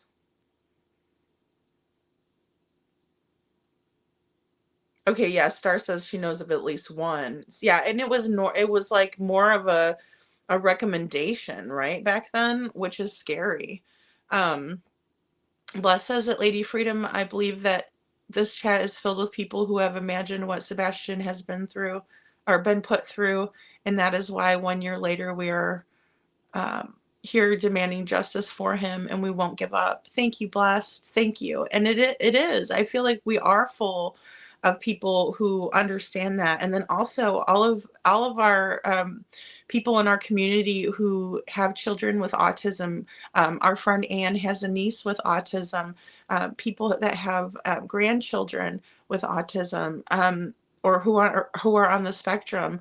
A lot of our friends have kids who have Down syndrome, which is not the same, but still. With proper therapies, with a little bit of extra help, with some extra love. I'm talking about love, guys. I'm not talking about I love you. I'm talking about showing somebody that you care for them, showing somebody that you love them, doing everything you can for them to succeed. I'm talking about what Seth does, because I think he's an example. Empathy, compassion, care, time, effort. It's not easy, and my hat goes off to people who work with their children every day, who show them. I'll tell you, I watched a short by Julie Sklonik. I always say her name wrong. Sklonik, right?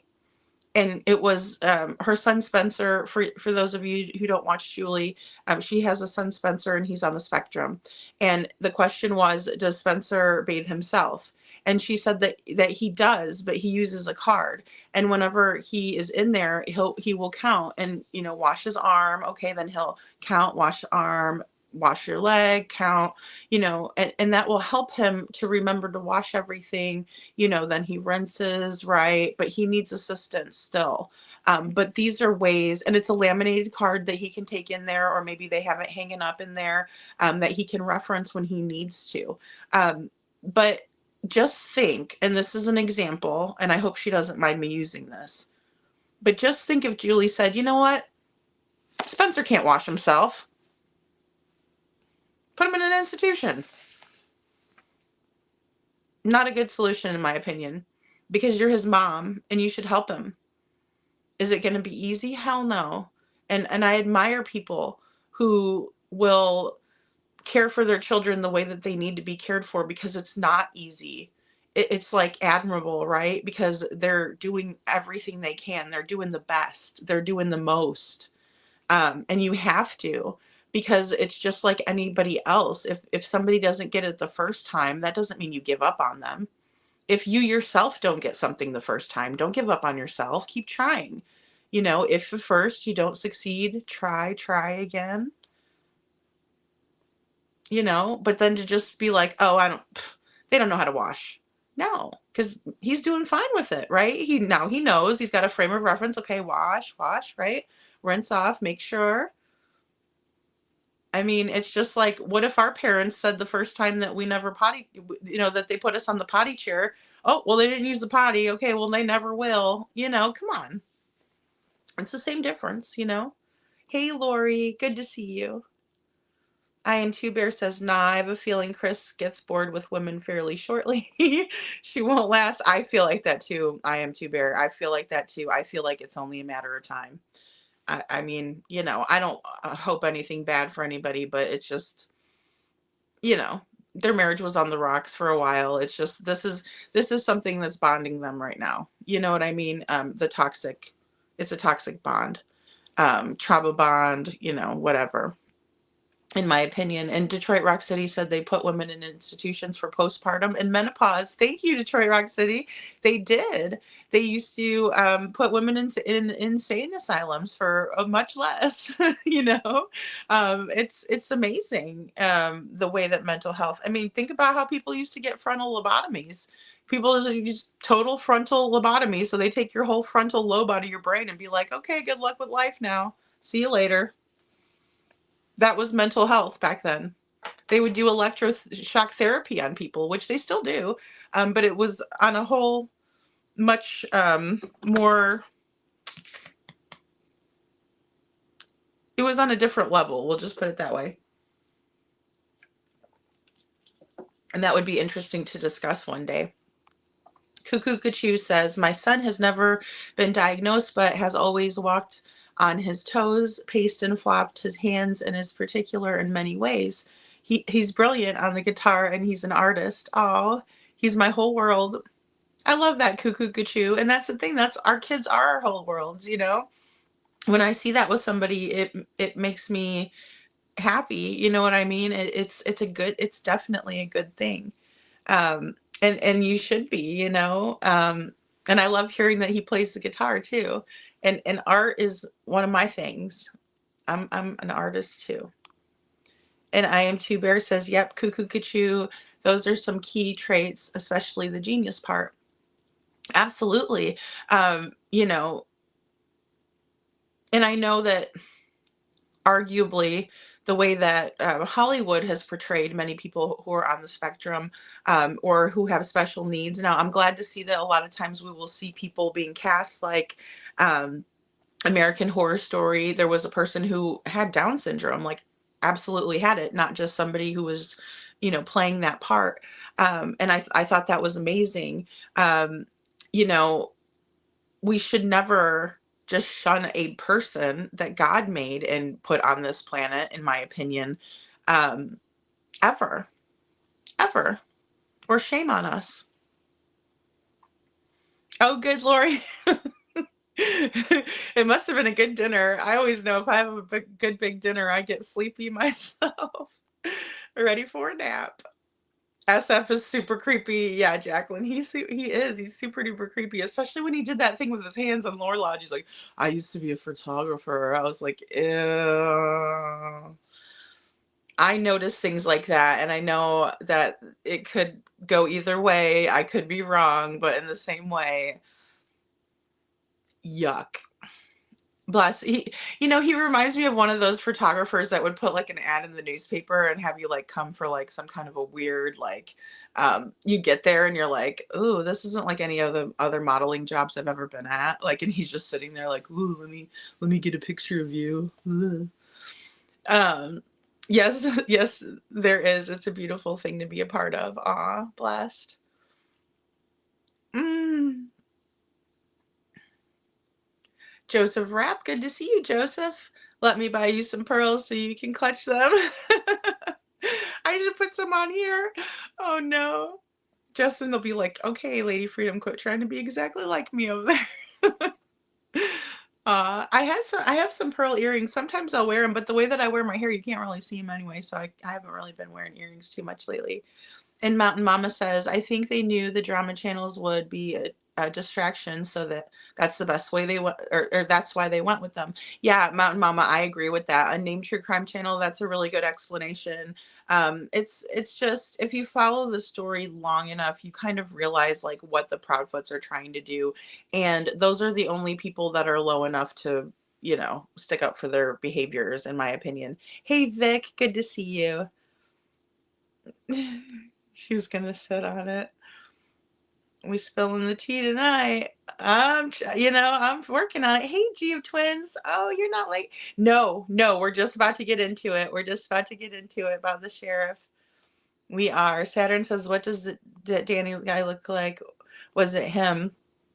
I really don't think it was Danny Saturn. He looks like the feet. He looks like Chris Proudfoot. Nasty foot. Hey, Mini Panthers. Good to see you. Aw. I love the little birds. Hey, Borna Honey, good to see you. Good to see you. The analyst. The analyst said 2 hogs make it look like a lowrider. Do.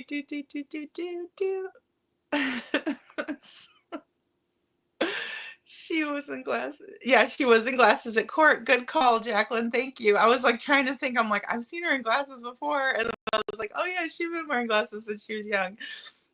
Thank you, Lori. Mountain Mama says, me too. That picture tells me everything I need to know about KP. Who does that when your child is missing? I know. Look at that booty out. I was like, dang, girl. And then the other one, she's just like a little schoolgirl, like, ooh, take me on a ride. It's like, I mean, I get it. You love your husband, okay? But I mean, weird. Forget me not. Hi, how are you doing? Good to see you. Good to see you. Princess Buttercup. Princess Buttercup says she's trying to play a relatable with the glasses and look like Sebastian now, and like she cares, in my opinion. I like that little face. Yeah, she's definitely reaching and she's trying to seem like she's like professional. You know what I mean? Like, yeah, I agree. I'm a concerned parent. Well, I guess at this point it's not too late, but she needs to step it up if she's going to continue with it, Friends in high places, Vic. Friends in high places. Cuckoo Kachoo, he's a 15-year-old not happy to be in trouble. Yep, he did say that. Yes, he did. And see, I put that in the comparison. I'll find it for you guys. I'll do that for tomorrow. It's a bit repetitive, but it's in my Polished Turds series. Comparison, what should I call it? Belt incident.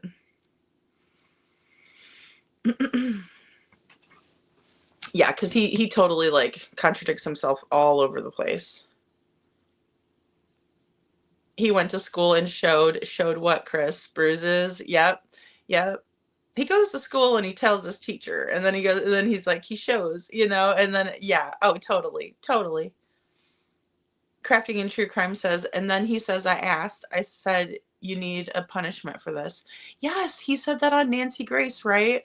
Like, oh, you're going to need a punishment for this. Yes, sir. And then he says, Sebastian answers back, yes, sir. You know, it's like, what?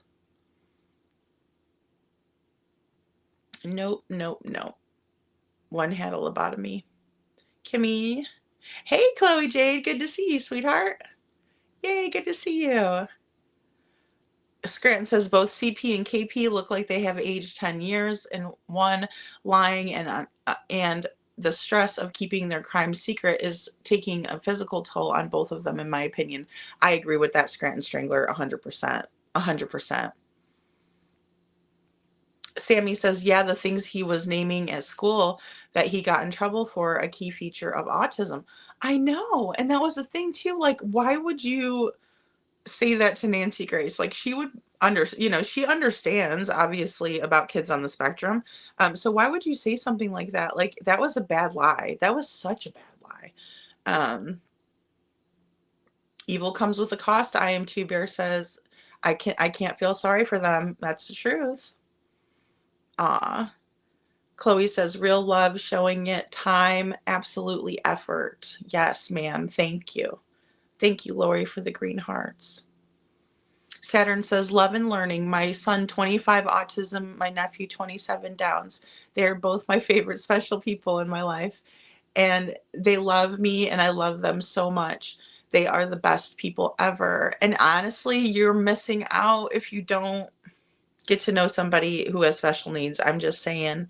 I really believe that. You're missing out. It's your loss, not theirs. And Blessed says, amen, Lady Freedom. Love is the answer. Thank you, Blessed. Born a Honey says, CP didn't want kids or know how to deal with them, so he treated Sebastian like crap. Just being mad he was around, especially with disabilities. Sad thing is, CP has more issues. Absolutely, Born a Honey. He needs to go find a mirror.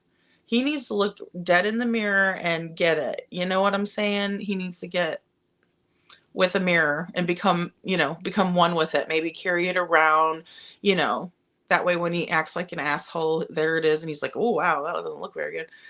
Maybe somebody needs to videotape him and show him his ass, I know sometimes you could do that to a drunk person and it'll make them stop drinking. So, there's that. Cuckoo Cuckoo says, you will never be happier than getting to spend time with someone with Down syndrome. They seriously misnamed that up syndrome. Happiest people ever. Exactly. They did. And it's because, even the medical professionals, some of them just don't think that it's a good thing. You know what I mean? For people to have different abilities. And, we've learned so much.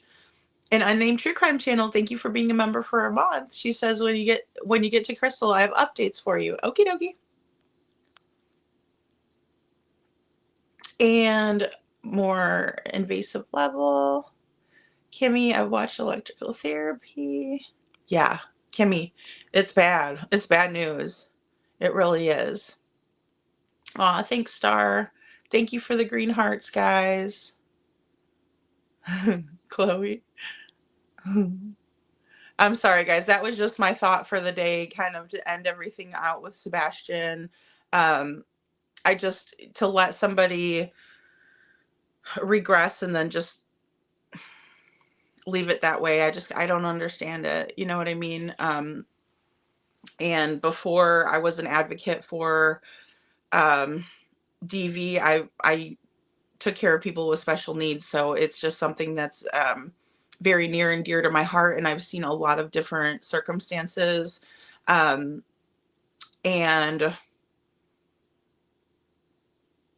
yeah, I don't know. You're missing out if you don't understand. Starflower says, I realized as a teenager that I met a Down syndrome kid and she was the most loving, pure soul I've ever met. Absolutely. And that's the thing about Sebastian. I see a lot of that in him. I understand he was very mouthy. I understand that just like all of us, he was not perfect. I understand that he came with a set of challenges. However, it's up to a family to love somebody through that, in my opinion, you know? Aw, Sammy, it's okay. I'm glad you're here. No worries. No worries at all. And Sammy said, I never thought about being required to wear a belt because of diapers, and that was not required at the school for a dress code. Yeah, I mean, I thought that was a really great point because, I mean, who would have thought? That's really, really weird and messed up. Um, so, um, Princess Buttercup says, and another BS footage that shows only context of what he wants you to think and not the full video, and context like mostly like a person walking a dog and chasing, like Chris speculated. Yeah, SF is fishy. I mean, and Chris has never said barely a kind word about Sebastian. The only time he does, he'll be like, I'll give him that, you know, so that's why I always say, I'll give him that, you know, we'll put it back in his court. And Borna Honey says, I'm always the one, I always wonder if when we get to heaven, we find out all of the rest of us are actually missing a chromosome, and somehow it got all mixed up down here. Borna Honey, I love that. I love it. And Saturn says, Sammy, good mama. I always was at school with my kids, volunteering, etc. Such an honor to grow up too fast. My kids 25, 30, and 40. I wish time would slow some. Kids we protect and love, unlike some people. Yeah, Saturn. I saw a group of like little girls today. Well, I mean, I call them little girls because they're younger than, but it reminded me, I should say, it reminded me of like when my daughter was in high school, and like, you know, she was with like 4 friends or whatever, and they're just like all gabbing and laughing. They got their phones out. And I just looked over, and then I just immediately texted my daughter. I'm like, I miss you so much. And even though she's, you know, in her 20s now, it just reminded me of just like taking them all out. I call them like teeny boppers, you know, and they're all like bopping around. They got their cell phone out. And I'm like, I miss you, you know. So, and Chloe Jade says, absolutely agree with that, Scranton. Oh, Princess Buttercup says, Chris from Mob Crew today. I mean, on SF posts new footage today. Another nothing burger designed for distractions again. But yeah, again, in my opinion, SF is fishy. Yeah, we did go over that a little bit earlier too, like because Unnamed True Crime Channel was asking if there was like a new video out. That's all bullcrap. Don't listen to SF, please, you guys. I mean, do what you're gonna do, what you're gonna do, but just remember I told you, because that person is not a good person. He's not a PI. He's not for the kids. He's for himself. He likes the spotlight, if you will. And Star says, CP treated Sebastian like a normal kid for punishments, but a baby for humiliation, in my opinion. That's a great point, Star. Exactly spot on, in my opinion. All right, guys. Well, I think we are going to switch gears right now. And no, he's not fired. Oh God, no. That had to have been a rumor, I think. They're not going to get rid of him. He knows too much about them. And you know, so they're in cahoots. Lori, you're probably better off not having X. Oh my gosh, that place is a real shit show. And it's also there's, you know, if you want to be abused, maybe you can write a post on X and see how it works out for you. Cuckoo Kachu says, I tried that, but this man crept up on me. I was done. But here we are. He pays for the phone, so he's free to break it, I guess. He likes my cooking, so he best not. Cuckoo Kachu. I know, it's awful, Lori. It's like, what the heck? It's just like people are so ignorant to each other on there. Like, I can't handle it. I won't do it. I'm not a troll, and if people are gonna come on here to troll me, I'll throw you off here so fast your head will spin. So just try it, because I don't have the patience for it these days. I won't put up with it. Okay, guys, so we're going to switch gears here. And, oh, sorry, not that one. Let me switch my background up. We're going to talk about Crystal McCrory Jones tonight. And there we go. And I'm going to play beforehand, because I know a lot of my people are Sebastian followers, and I know a lot of some of you don't follow true crime, you know, on other cases other than Sebastian. So what I want to do tonight is just show you Crystal's story really quick. It is in a nutshell. But then I also want to get right into the second call with Sheriff Matthews. And then I guess there's some updates from Unnamed. I don't know. But in Unnamed, you can always email me updates and I can present them on the show. So here we go.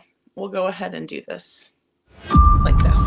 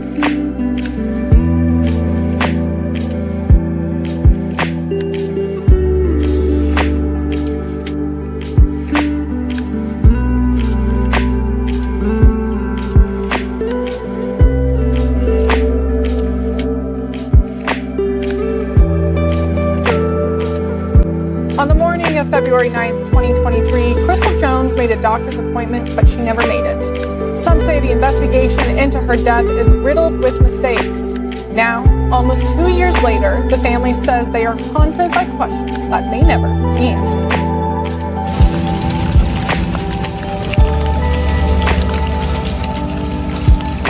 A West Carroll Parish Sheriff's deputy found Crystal Jones dead inside her home after Crystal's husband, Tony, called the deputy asking him to conduct a welfare check.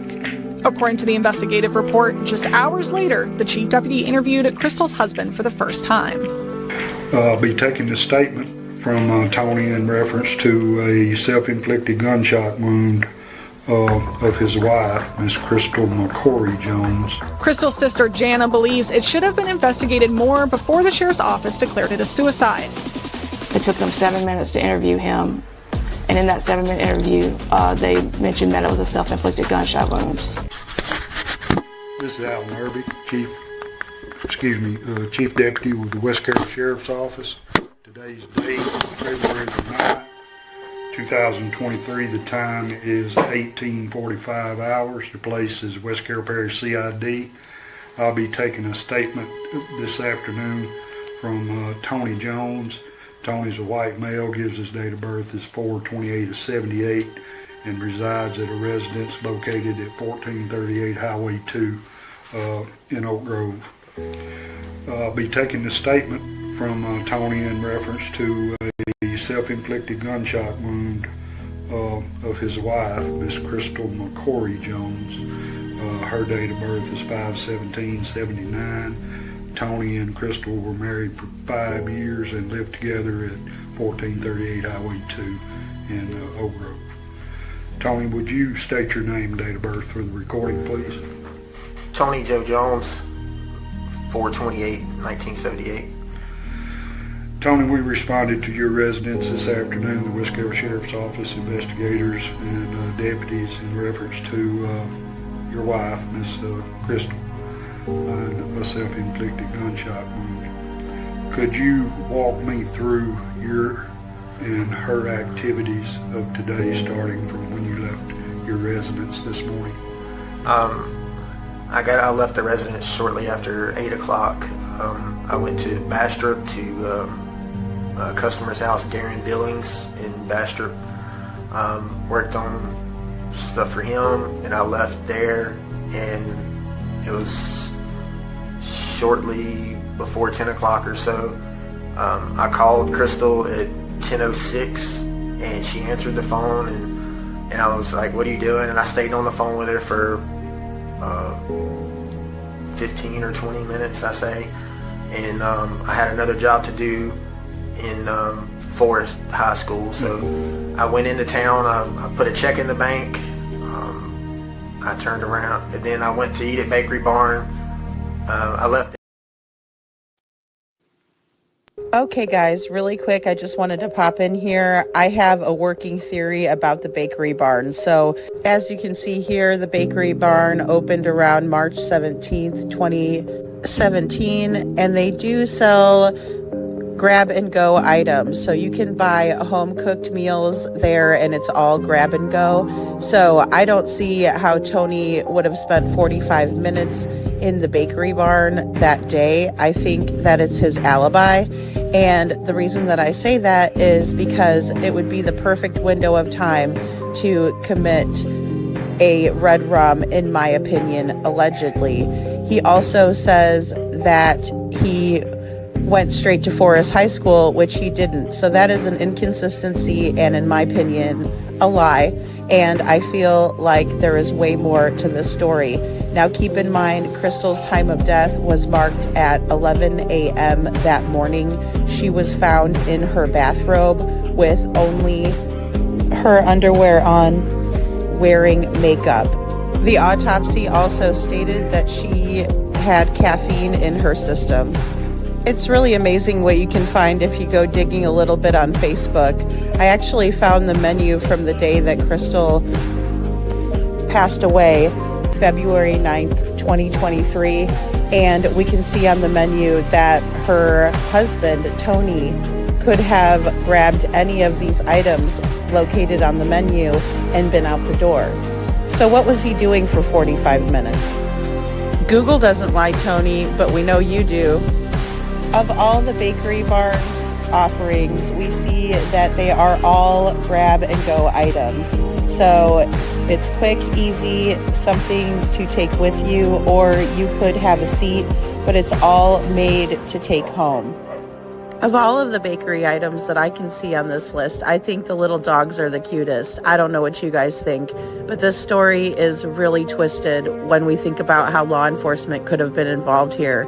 Did one of Tony's cop buddies pick him up and take him over to Crystal's while he was parked at the Bakery Barn? Did he leave his phone there? Because there are no receipts from Tony stating that he bought anything at the Bakery Barn that day.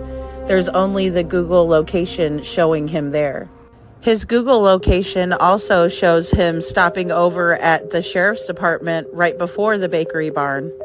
Tony doesn't tell the truth, so we do have to rely on the Google data to guide us through Tony's day.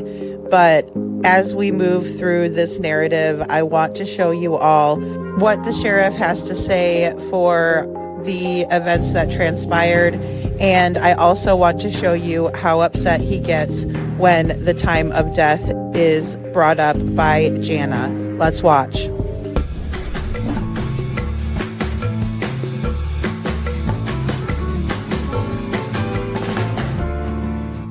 Welcome back. Well, remember going into the donut shop as a child and seeing all the choices, but you could only pick one? Well, you may have that same problem at a place in Oak Grove. Charles Burkett has more on what it brings to the table in tonight's Feed Your Soul. Out in the small town of Oak Grove, at the intersection of Constitution and Main Street, sits the Bakery Barn. Owned by Terry and Alicia Owens, this place has it all.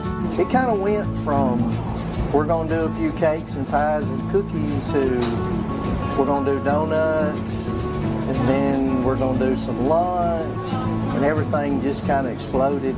They got the idea about 5 years ago. My wife and I decided to open a bakery. Maybe not today. It was really her idea. Terry loves talking to the people as they come in and watching them pick their favorites. The little kids will come in and, you know, and their eyes kind of get big looking at all the sprinkles and everything. Customers of all ages come in. He admits the success is more because of her.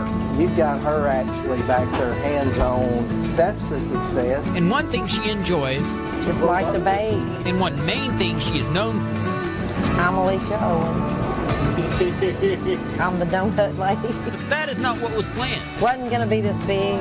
Started out with just baking stuff, but then the donuts. Everybody kept asking for donuts because we don't have a donut shop here. Now everyone loves the donuts, and she has some interesting ones. Some stick to the classics. How are your donut holes? Are they good? Are they good? Yeah. Well, I'm gonna have mine. But the main item to make the trip for?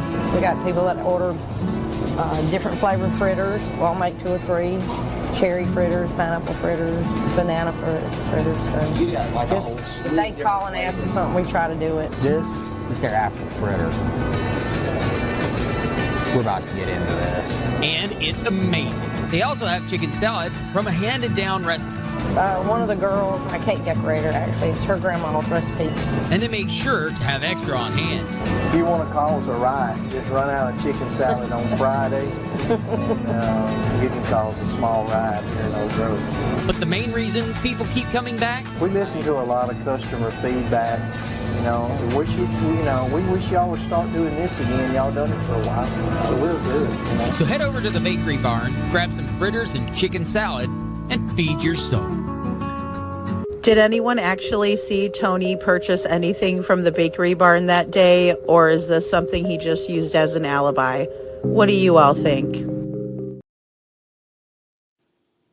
Went to Forest High School, and I was there till just shy of 3 o'clock. I got my daughter checked her out from school since I was already there at like 2:45, and I drove and I sent her a message saying, hey, I got little girl, and she didn't respond, what she normally does. Then I drove into town, and me and my daughter got something to eat at Sonic, and I tried to call her again, and she didn't answer. So then I contacted the East Carroll Medical Clinic because she had an appointment at 2:30, and I said, and this was like 3:45 or something, and I asked them, I said, my wife was supposed to have an appointment, is she still there? And I gave them her name, and she's like, well, she never checked in. And so then I tried to call a couple more times, and I was real worried at that point. So I called Deputy Harris, he was my neighbor, and he said he was almost home, that he would go check. So he got there, and he said that no one was answering the door. Her vehicle was there. I was like, well, please go inside. The door is unlocked. He went inside, was calling her name. I said, the bedroom's in the very back of the house. And her name's Crystal. And so he's calling Crystal. And were you still on the phone? I was still on the phone with him. And he opened the door, and he said, Crystal. And then he, at that point, he said, Tony, I'm sorry to tell you that she is deceased. And so then I rushed home. Where were you I was at the bowling alley, or by our karate school.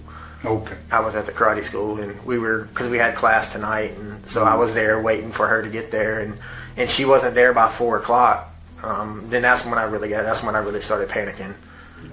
Because she had been dealing with some depression, and like I said, that's what she was going to the doctor for. That was her appointment to go for the depression. She was on Abilify, and the Amy Hale took her off of it, which is her doctor, and so now, and she was trying to come on. She said, I don't feel well, and I told her to call this morning. She set the appointment this morning, and so. So she made the appointment for 2:30 this morning. Okay. When you talked to her on the phone at 10, how did she sound? It took her a couple rings to actually get it, and I was like, she's like, hey, and I was like, hey. I said, what you doing? She's like, I was in the living room, And I was like, oh, okay. I was like, sounded like you were asleep. And she's like, no, I wasn't asleep. I was just in the living room. So, and I talked to her. We sat on the phone for a few minutes, and she really wasn't saying anything. Because I talk to her while I drive a lot. And I talk to her while she's driving. And I was like, all right, well, I said, I won't get off here. You can get back to what you were doing. And she's like, okay. And I was like, I love you. And she said, I love you. And that's the last time I talked to her. What handguns were available to her in the bedroom? I don't know if in her purse there was a 9mm. I don't know if that's the one she used, but there was also a .45 on the nightstand. And that's the gun case was locked because I lost the key. So it was either the 9mm or the .45 was available. It was, I think, ECS. Yeah, that's the one. That was Small, the one she had. Yeah. Frame. So that gun belonged to her. Yes. Well, it was in my name, but that was the one she carried for protection. And I talked to Deputy Crimes called while we were working the scene, and he told me that he had talked to you there at the karate school this afternoon. Did you see him at the high school? Yeah, I was at the high school when I talked to him. Okay. What do you do for a living? I'm a maintenance handyman. AC repair, pretty much anything. Okay. I do a lot of work. I do all that, all the air conditioning and refrigeration for the school system. Okay. Was Crystal right or left-handed? She was right-handed. Okay. All right. I believe that is all the information that I'm going to require from you, Tony. Is there anything that you would like to add or take away from the statement you've given me this evening? I don't believe so. Okay. In that case, we'll end this statement. The time now is 18:52 hours.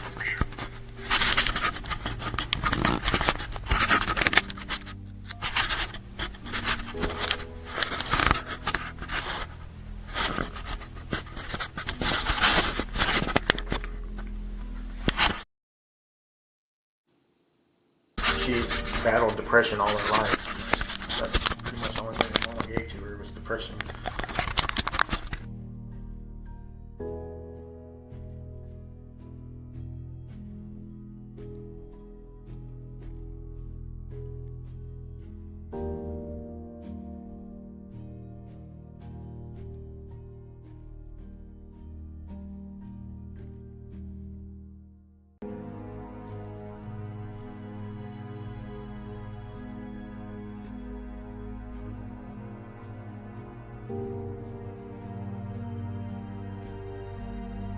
You may think that the only thing her mother gave her was depression, but I'm here to tell you, her mother gave her her sister Jana. You sorry SOB. Eventually, reports did come back. According to letters sent to state police from Jana's lawyers, those reports were full of errors and discrepancies. Jana says one glaring mistake made her question the entire investigation. The investigative report states law enforcement never found the shell casing. The husband did a week later. But Sheriff Matthews says the casing is pictured in the crime scene photos. That's when I said something is wrong, because he said that casing was plain as day in a crime scene photo that 5 sets of eyes had missed, and it wasn't there. It's in no crime scene photos. As the investigation continued, Jana says the amount of errors kept piling up. According to the case file, the ballistics report misidentified the gun. You can see on the ballistics report, it identifies the gun as a Ruger EC9, but if you check the serial number, it's actually an LC9. The coroner's report had multiple mistakes, including Crystal's name being misspelled, incorrect birth and death dates, the time of death was scratched out and changed, and health conditions were listed that Jana says Crystal did not have. It also listed that she had pneumonia and seizures. My sister never had any of those medical problems. I talked to a retired police chief with over 20 years of experience in police work. He says when simple details are incorrect, it raises questions. I don't want to criticize another law enforcement agency or somebody that's in that business, but the truth is the truth. And if you don't do a thorough job and get all the details right that are obvious, That would cause me to ask a lot of questions. According to the case file, there was no canvassing of the area, no interview with neighbors, and there were less than 40 photos taken of the scene. In some photos, the family dog could be seen on the bed with the body. They would handle things totally different if it was their loved one. I think that they just messed up from the very beginning. Feeling like the West Carroll Sheriff's Department failed in their investigation, Jana reached out to one of the leading cold case private investigators in the country. I believe the steps that were taken in Jana's sister's case has caused concern in the community, as it should. And that takes away the credibility of the sheriff. We reached out to the West Carroll Sheriff's Department with requests for their policies and procedures to investigate homicides, suicides, gunshot deaths, as well as securing and photographing crime scenes. In an emailed response to KNOE, Sheriff Matthews said, quote, "We did not deny your request. We simply did not have that information to provide to you." You got to have policies and procedures and protocols for how you go about doing things. There are certain steps that are just certain steps. I don't care if it's in Louisiana or Michigan or wherever it is. There are certain steps that you go through to develop a profile. After being turned away by state police and the state attorney general's office, Jana and Sheila went to Washington, D.C. to ask lawmakers for help. I believe that the city should probably start looking at Jana's case because, in my opinion, people have stepped out of the rules, and that makes the city have a problem. I reached out multiple times to Sheriff Matthews for an interview to see if he could explain some of the errors in the investigation. At one point, he did agree to talk. On the day of our scheduled interview, he never answered my calls. He later told me he was no longer interested in speaking. Okay, guys, so we will see Sheriff Matthew making promises tonight that he does not keep. So that is how he is. He's not a man of his word. And that's just, based on what he's done. So allegedly, in my opinion, but it's definitely based on his actions. So Crystal McCrory Jones, 43 years old, she had just passed a state board test for her licensing to become state certified, if you will, for State Farm Insurance, and she passed with a 96%, right? She also had an inspirational quote, and I have it on my notebook here. "It's a beautiful day to stop dwelling on the things that you can't control," right? And I think that's a good reminder for all of us worry warts out there, because I'm a worry wart. I do worry way too much about the things that I can't control. And I'm a fixer. I try to help everybody I can. And that is who I see in Crystal too. But she's reminding herself of that, right? Because she just had, and Elaine Griffin, thank you so much for being here. She just had so much to look forward to. She also recently had a phone call, like Elaine said, from her son, who let her know that she was going to be a grandmother.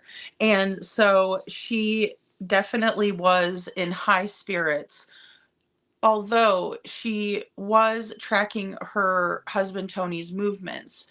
And let me pop up this real little piece of crap asshole. Hold on. Let's find him. There he is. Oh, sorry. There he is. And so she has this guy who she's been married to for 5 years, who she finds out has been on multiple different websites. So plentyoffish.com, eharmony.com, and match.com. Those sites are for people who are looking for a relationship. So why Tony was on a website looking for a relationship while he was married to Crystal is beyond me. Tony was also doing things on his Facebook, like in the beginning of the video, the first one that I showed, he was posting her when she was looking really sad. In my opinion, when people do that, that is a huge red flag, right? They're trying to take a picture of you at your most vulnerable. Maybe you're feeling really crummy that day. Maybe you just had a bad day, but she's sitting there in her house. It looks like she's trying to relax, and she's just kind of sitting there with an upset look on her face. And he posted it on his Facebook page. That is always a huge red flag, guys. When somebody does that to you, that's not love. That means that they really don't care about you. And again, they're using your trauma against you. So you're in a bad situation that day, and they're taking the opportunity to show you at your worst. If you know, and there's that quote, if you can't love me at my worst, then how can you love me at my best, right? But that's just not even loving her at her worst. That's sharing it with the entire world. How dare he? And oh, great, Elaine, thank you. We're glad to have you. And so we go over the donut shop in this, and that is Bakery Barn, right? The owners seem like real cute little people that started this business. The wife does a really beautiful job at like cake decorating and things like that, right? But he was there for 42 minutes. So Tony wakes up, he leaves the house around 8 o'clock. He heads out to Bastrop to do a job out that way. And then he heads back. He talks to Crystal around 10 a.m. She's in the living room at that time. It's a shorter conversation according to Tony. And then he doesn't tell the officer this, but he heads over to the sheriff's department, East Carroll Sheriff's Department, and does God only knows what. And then he heads over to the Bakery Barn, where he spends 42 minutes at a place where you literally go in there, it's all grab and go items. Like you can grab a bagel, you could see that, that's why I put all the food in there. I saw some people saying they were hungry. And it does look like some really delicious options, right? They offer everything. They even have like go containers of like etouffee and like full dinners that you can get with rolls and like everything, right? Gravy, whatever. And I'm not as versed in Louisiana food, but they even have like those king cakes, right, that you can get around Mardi Gras time, or they're popular around them. And then like you cut into it, whoever gets the baby, it's like kind of like a fun game and stuff like that. But either way, they do a beautiful job. But what was he doing there for 42 minutes? And this is around the time where we know that, according to Crystal's death certificate, that she was unalived, right? Or that her life ended, because it was 11 a.m. on the death certificate. And we're going to talk more about that later. But Tony says he heads over to Forest High School. He checks his daughter out at 2:45 p.m. because he was already there, which, I mean, he did have contracts with the school district to work on their heating and air. But he never did this before, according to everything that we know. He typically would let her go home on the bus, right? And it would just be a normal day for her, right? Dad was at the school working. Yeah, maybe she was, on a bathroom break, or, in between classes, and maybe she'd see Dad and, hey, Dad, whatever. But why did he take her out of school that particular day? That was weird. And then I saw something, Elaine, that said that he didn't really pick her up that day. Is that right? I'm sorry, guys. Are they very nice, friendly people? They seem like they are, Elaine. They seem super sweet. Like, I wanted to go over and say hi to them. And their food's amazing. It does look so good. Like, everything looked like very professional, Like, I was surprised that was just like a new endeavor for them. But she really puts a lot of love into it. I could tell. Janice says, Detroit, unfortunately, no, because they live in New York and I'm in Louisiana, but I get videos weekly and send presents all the time. Oh, to the baby. Oh, yes. Oh, yes. Yes, that was the only interview with him. 7 minutes, guys. 7 minutes. That's all they did. And that's why our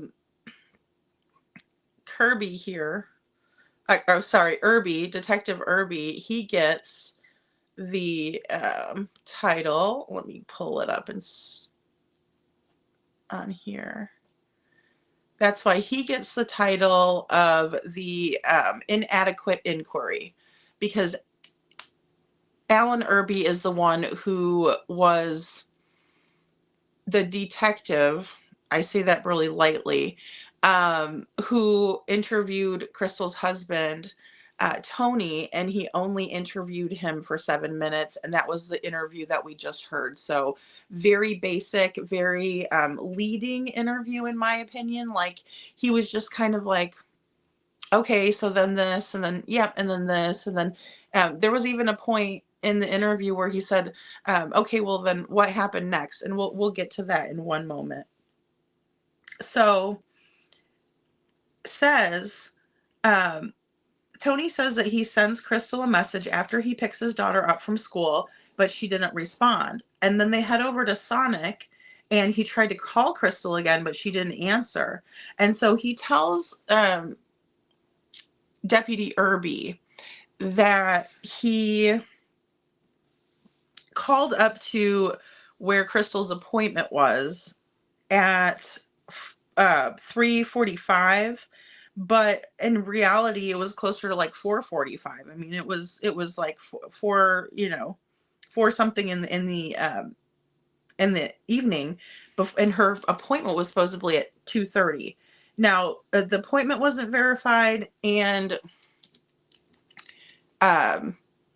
she supposedly made the appointment that morning. Okay, so she told her husband Tony, I'm not feeling well, so I'm going to make an appointment, and but that was never really verified until this point. But Jana, it can probably give us a better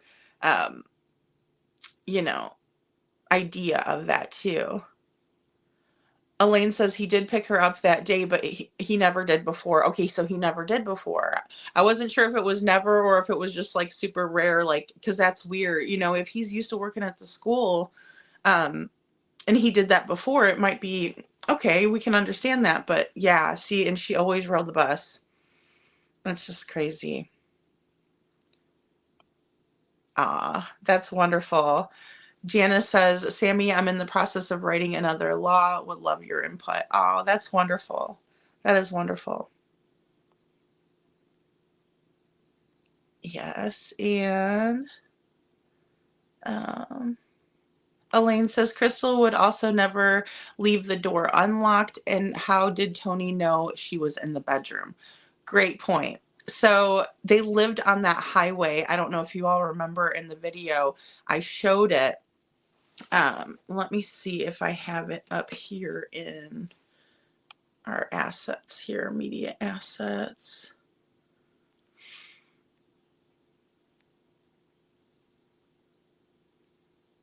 No, I don't, but I think I have it in here. Oh, my bad.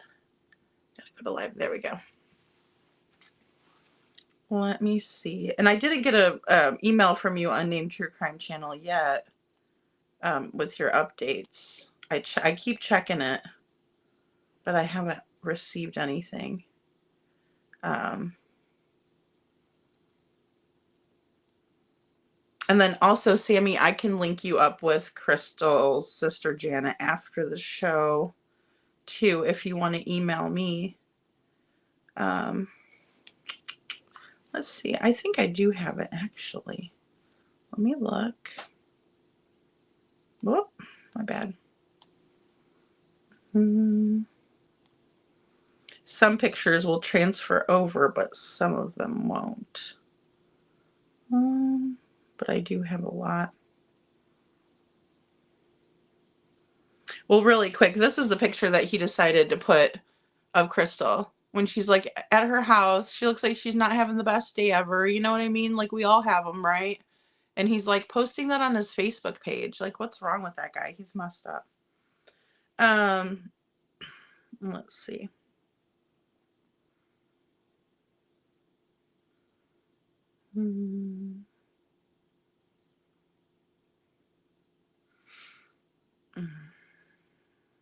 sorry.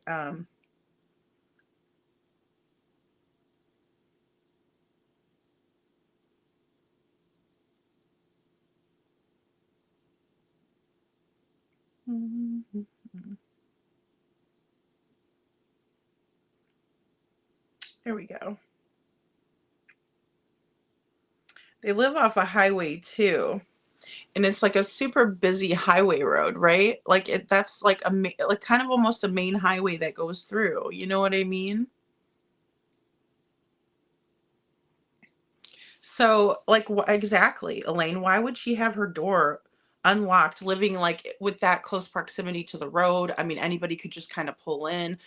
There's kind of places that somebody could kind of even walk up and hide, you know, which I considered, I really did consider that. Um,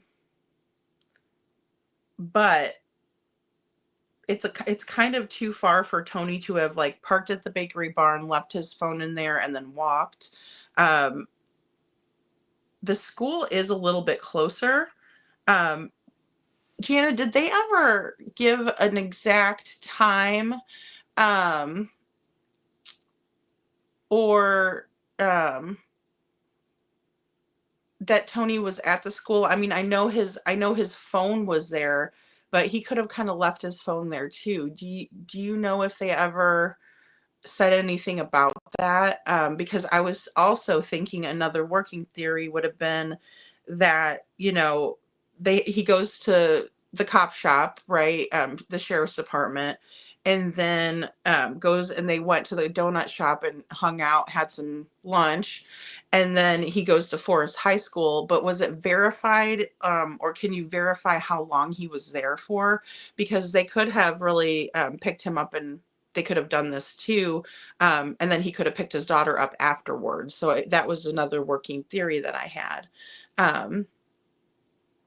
It is a main highway. I live on the same highway. Thanks, Elaine. It's so hard because I've never been to Louisiana, but it just kind of like when I looked at it in the big Google map, it just kind of looked like just a main highway that went through. He was only there for 2 hours. Okay. But you know, there's still enough time. Like if he was to get a ride, I'm still wondering about that. Let's see here. And thank you, Saturn. Saturn says, I'm sorry, guys. Let's see. Saturn says, I'm very sorry, Jana, Elaine family, going through your loss. I truly hope justice comes, and you girls know that her best and truth of the scenario. Gosh, Jana has done the best research of anybody I've ever known. I mean, I was just blown away by all of it. And Elaine says 12 miles from the bakery barn to his house and 9.8 miles from the school to his house. Yeah, so it's a little bit closer, right? He wouldn't be able to walk it in that amount of time. But if somebody was to have picked him up, like say this skeezy bum, hold on, I got him up here somewhere. I saw him earlier. There he is. Like this guy right here, because he's nowhere to be found. I can't find that guy. I've been looking for him. I thought maybe Jason Jensen might be able to find him since he was in my chat the one night. I thought maybe he was looking for that guy because I mentioned it, and I was like, I'd like to know. You know, I would love to know where that skeezy bum is. So he was only there for 2 hours.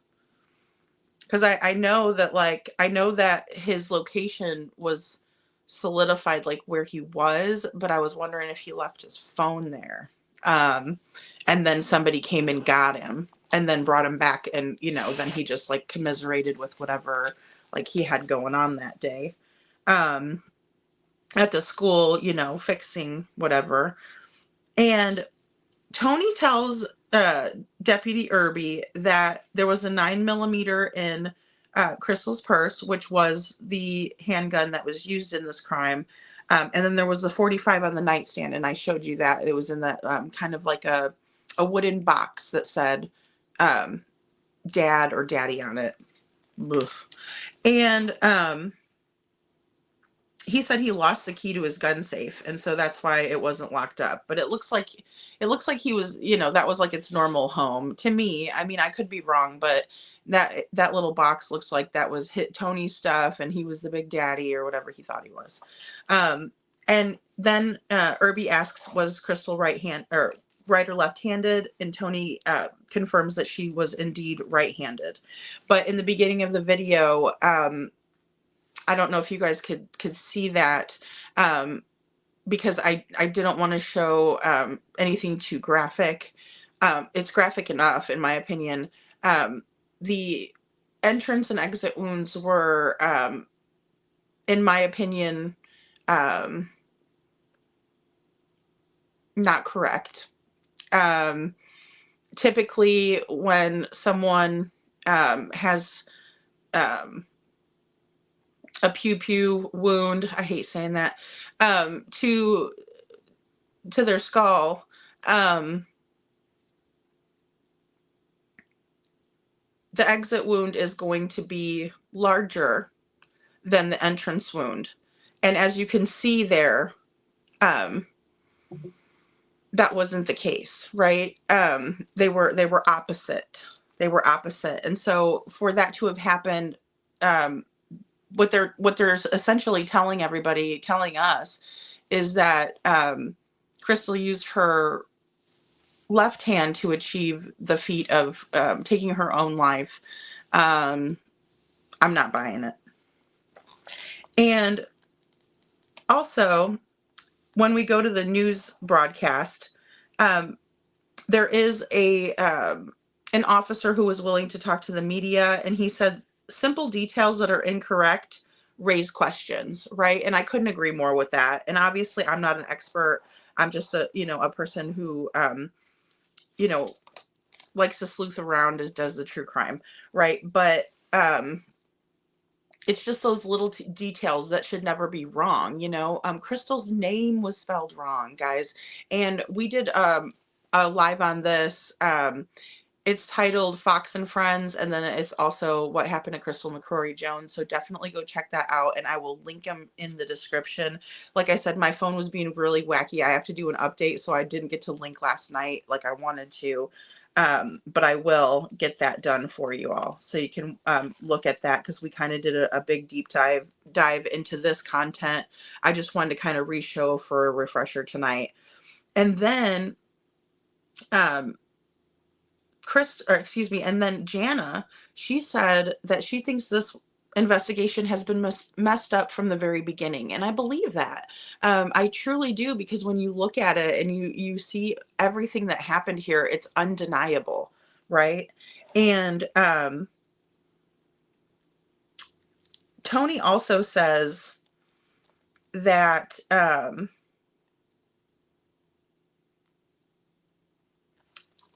that when he sent over, and I do have a picture of that guy again. Let me prop him up. So this is the guy that did the well check, right?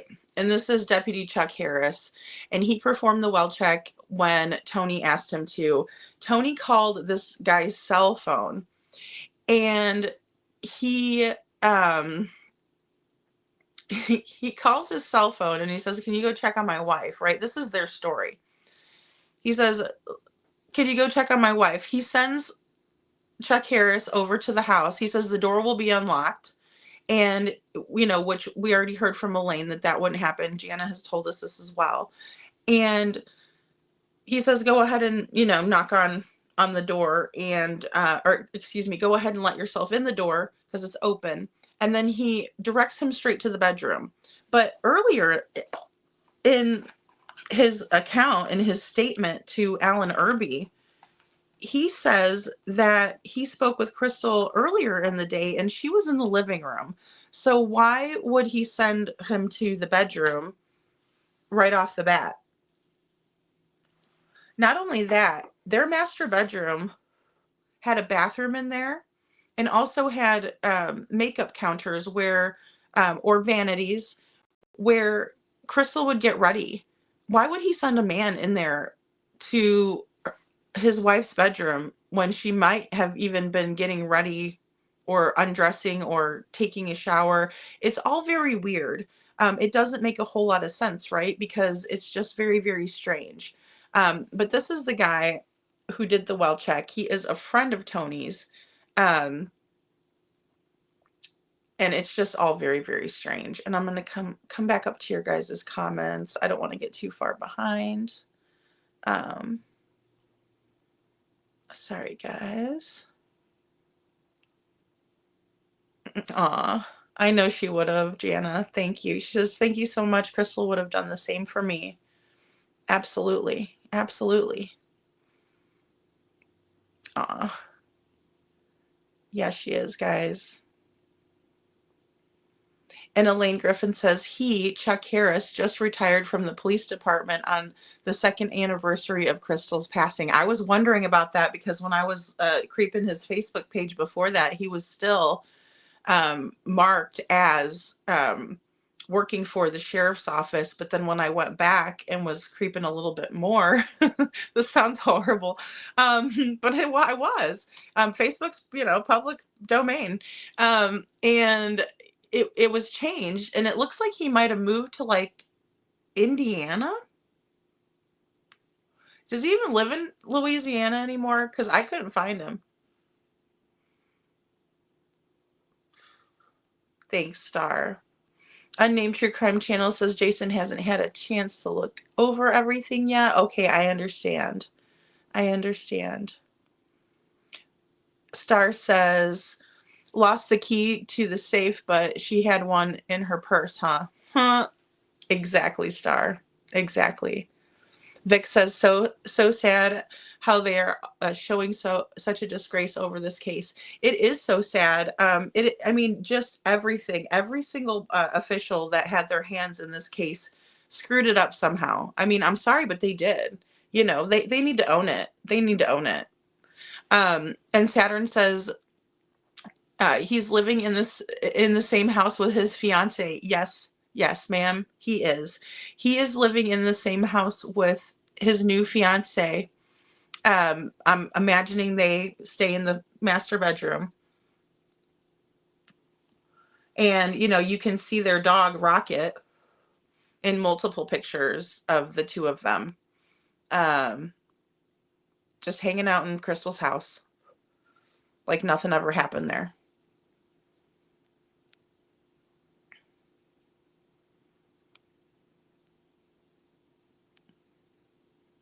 Yeah, they're definitely left to right, opposite of what's on the reports. Yeah. Yep. Yeah. Yep. And the wounds are opposite. Yes. Yes, they are. Yes, please, Saturn. If you will, please sign the petition. That would be wonderful. Thank you so much. Oh, there's now 3. Oh gosh, Jana, you should you can send those to my email, or I probably need to go in the Facebook chat and grab them out, I bet. But I will. We'll post them. Yeah, and the Star is like our stellar poster. She really is. I don't know what to call you, Star. The stellar poster.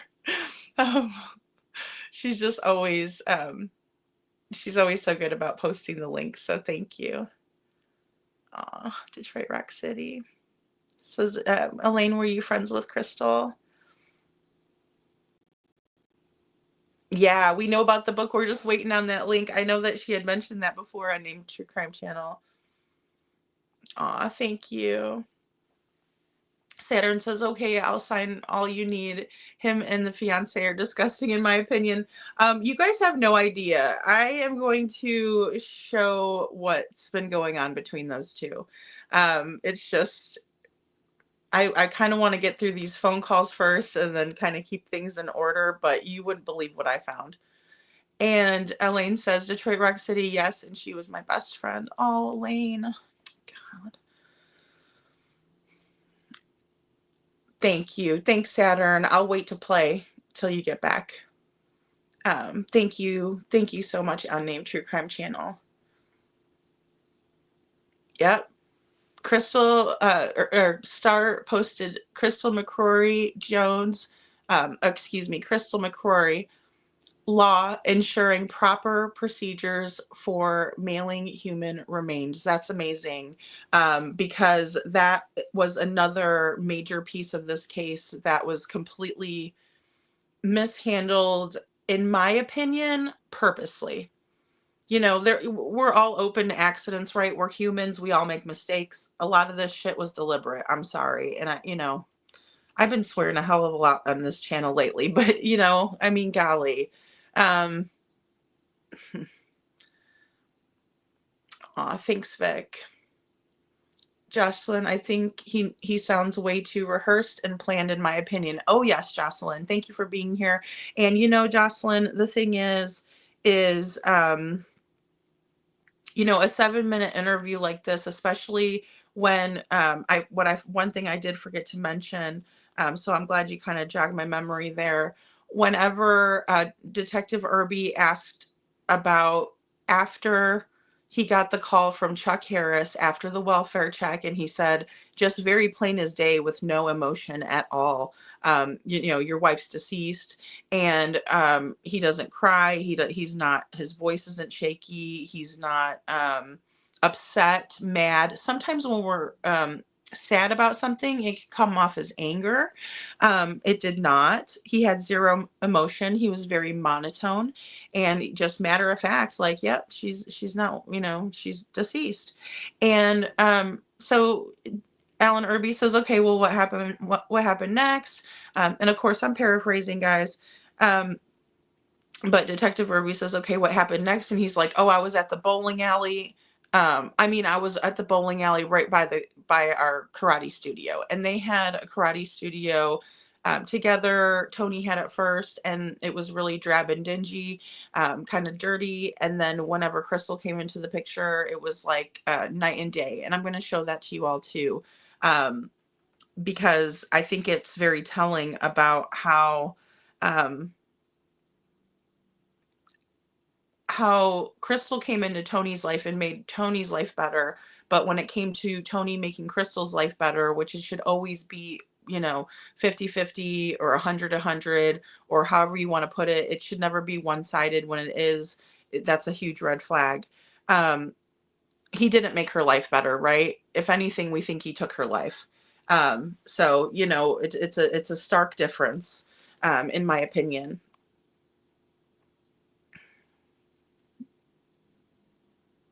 Ellen Griffin says, and now me and Jana are best friends. Aw, Elaine, that's so great. And see, I love that. I love that so much. Because, that's where hope comes in, that's where God comes in my opinion. He's always going to take care of us and provide. So that's wonderful. I'm so glad to hear that. Detroit Rock City says, Elaine, I'm sorry, hun. This is so terrible. What do other people in town have to say about this? Do you still need, or do you still see the husband? Detroit Rock City, those are great questions. Thank you. Elaine says he does still live in the same spot. Yep. So you guys, it's so small, guys. It's a very, very small town. So yeah.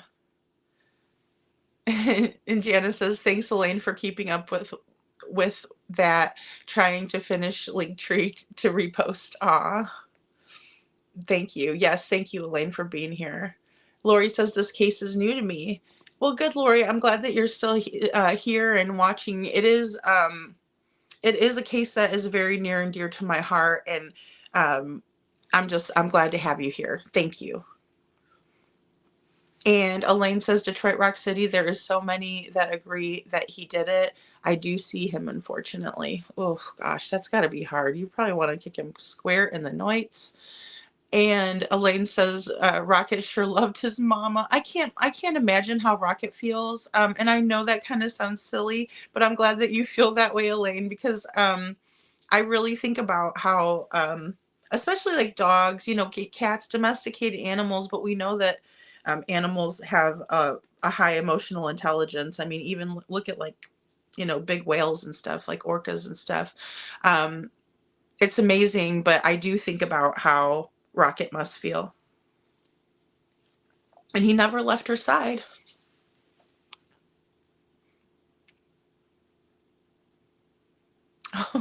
Elaine, Jana, I got you, girl. Oh, thank you, Star. Thank you so much. I appreciate that so much. And Saturn says, okay, I'm back. I gave $20. Oh, wonderful. Thank you, Saturn. Oh my goodness. You're the bomb diggity. You're the bomb diggity.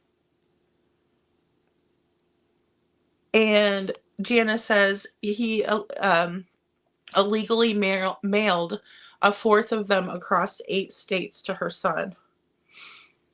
There's a better summary on the change petition. Oh, gosh.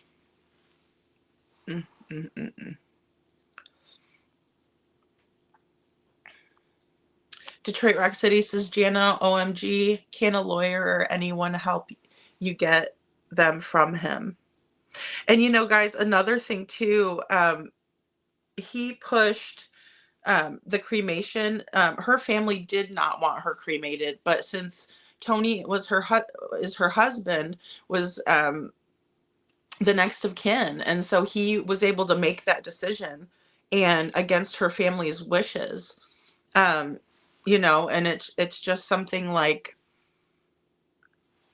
another reason to get out if you're living with somebody who is doing these things because they don't really love you or think about your best interests at all. And then they have the power, you know, after the fact. And I'm here to tell you, from what I've read, and everything that I've seen, so far, it's like Tony terrorized her family after she passed away. I mean, just completely terrorized them. Going off and getting another storage unit and putting all of her stuff in there, not allowing them to pick out anything of special sentimental value to keep. Just he's an awful human being, an awful human being. And Elaine says Chuck still lives in the same spot. He does? Okay, because his Facebook does not say that. His Facebook says he lives someplace else. Wow, that's interesting. Thank you, Elaine. Elaine says Rocket was in the yard the other day. When I passed by there, I just wanted to stop and grab him. I know, right? Save Rocket. Free Rocket. Like, I can't even imagine what he goes through living in that house with that creep. And Janice says, Detroit, nope, that's why I want a law passed. Yep, yeah, absolutely. You know, and so it won't happen to anybody else. You know what I mean? Night, Vic. Much love to you, hun. Oh, the analyst, Micah Miller 2.0. Thank you. Absolutely, the analyst. I'm so glad you're here. And Jacqueline says, oh, wow, that's sad. What about their daughter? How's she doing? We're not really sure. I don't know if there's anything to share. Tony was allowing a lot of things that a young lady, in my opinion, should not be doing or promoting, just unbecoming of a young lady. He wasn't really teaching her right. But I know that Crystal was trying to. Detroit Rock City says, oh, that's terrible. Did you ever get anything from her belongings? They did get her laptop, but I will let Jana answer that. And Saturn says, that's what happened with Micah Miller. Mm-hmm.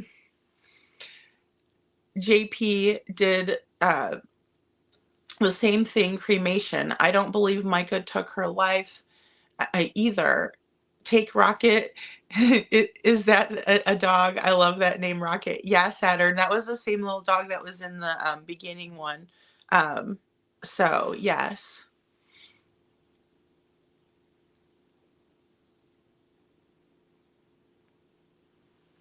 Star says, I had a pet rat named Rocket. Funny backstory to his name, but irrelevant.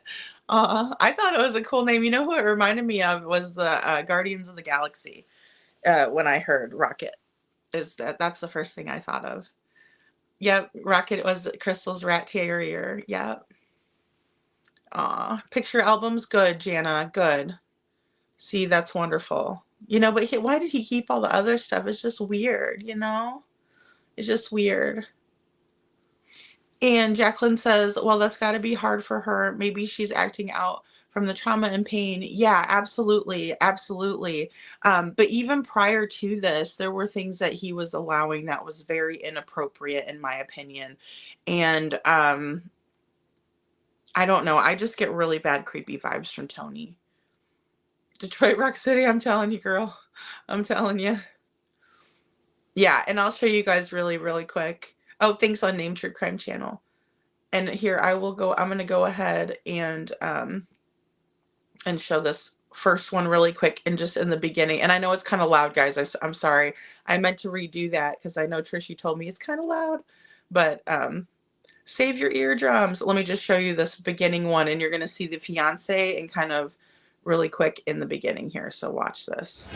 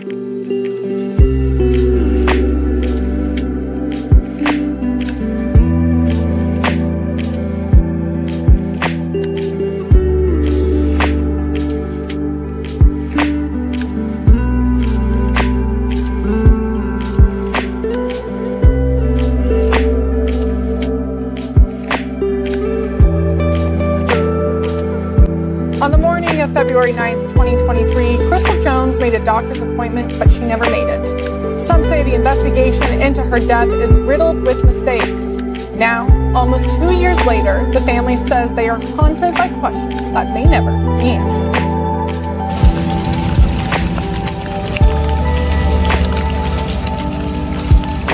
A West Carroll Parish Sheriff's deputy found Crystal Jones dead inside her home after Crystal's husband Tony called the deputy asking him to conduct a welfare check. According to the investigative report, just hours later, the chief deputy interviewed Crystal's husband for the first time. I'll be taking the statement from Tony in reference to a self-inflicted gunshot wound of his wife, Miss Crystal McCory Jones. Crystal's sister Jana believes it should have been investigated more before the sheriff's office declared it a suicide.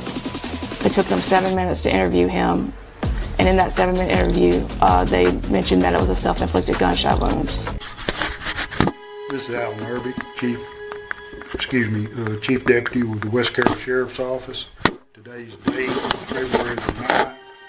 2023, the time is 18:45 hours. The place is West Carroll Parish CID. I'll be taking a statement this afternoon from Tony Jones. Tony's a white male, gives his date of birth is 4/28/78, and resides at a residence located at 1438 Highway 2 in Oak Grove.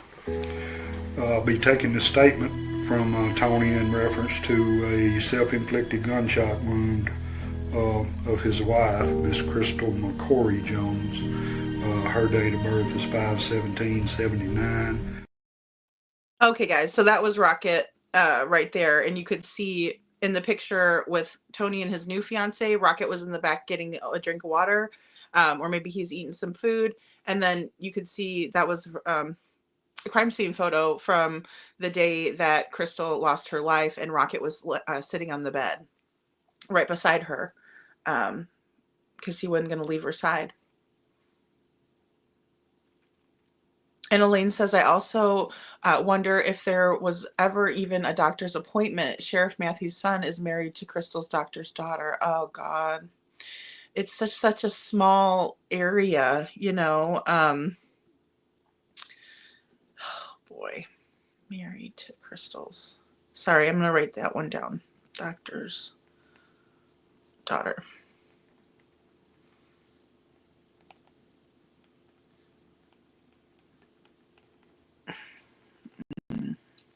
And the fact that that wasn't confirmed is really worrisome.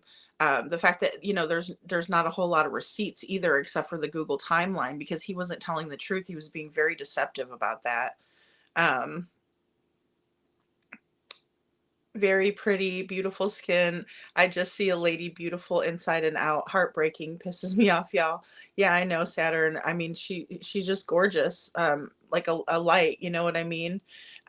Hey, C. Taylor. C. Taylor says these cases do seem so similar. Crystal Jones and Micah. Yeah. I also thought about Ellen Greenberg, he didn't deserve her at all, Elaine. Not even a little bit, right? Not even a little bit. He's not even cute. I know. Not even cute at all. He thinks he's cute. He thinks he's real cute. He's a real ass. Ellen Griffin says she was very beautiful and has even more beautiful soul. Hey, Tammy Carr. And Tammy says 100% Saturn. And Crafting in True Crime says, yeah, seriously sketchy. I mean, sounds like he was driving all around the damn day. What the hell? Yeah, he was. And and it was taking him like a long time to get to each location. And all he was doing was driving within the town. And so we think he was driving like super duper slow around and things like that. And he had some girlfriends in town also that he had met on the dating website, but it doesn't show any like particular location that he stopped at, but he was just driving super, super slow. Even after he picked his daughter up, and they went to Sonic, they went over to the Walmart, just really suspicious behaviors. Hey, Minnie Panthers, good to see you. And Minnie Panther says, are they sure she called for the appointment, or did he call and make it? If he did, could be support, or could have been to support his statement. She felt bad. Yeah. So he might have, and this is why I say that he might have, because he actually called her job at State Farm because she had been on a leave for a little while, and he's like, Crystal's going to be back to work. He called her supervisor and told her that, not allowing her to be, the adult, the beautiful woman she is, strong, smart. No, he called and said that. So I wouldn't put it past him, is all I can say. And Star says, Minnie Panthers, I wonder, because it does seem she was getting ready for something, but what is the question? Yeah, she was. She had her robe on. Her makeup was intact. Her hair had not really been fully done yet. But she was, just in her bathrobe, like kind of getting ready as if she had just gotten out of the shower and was kind of, getting ready for the day. She had some coffee, that sort of thing. So... And Detroit Rock City says, aw, that's so sad. I wish dogs could talk. I know. How about it? But who knows? He might have offed Rocket too, allegedly, in my opinion. Ugh.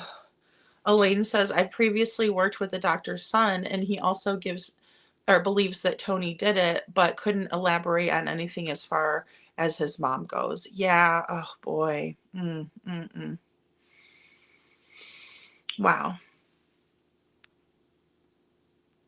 And Star says maybe Tony said he was going to take her out somewhere.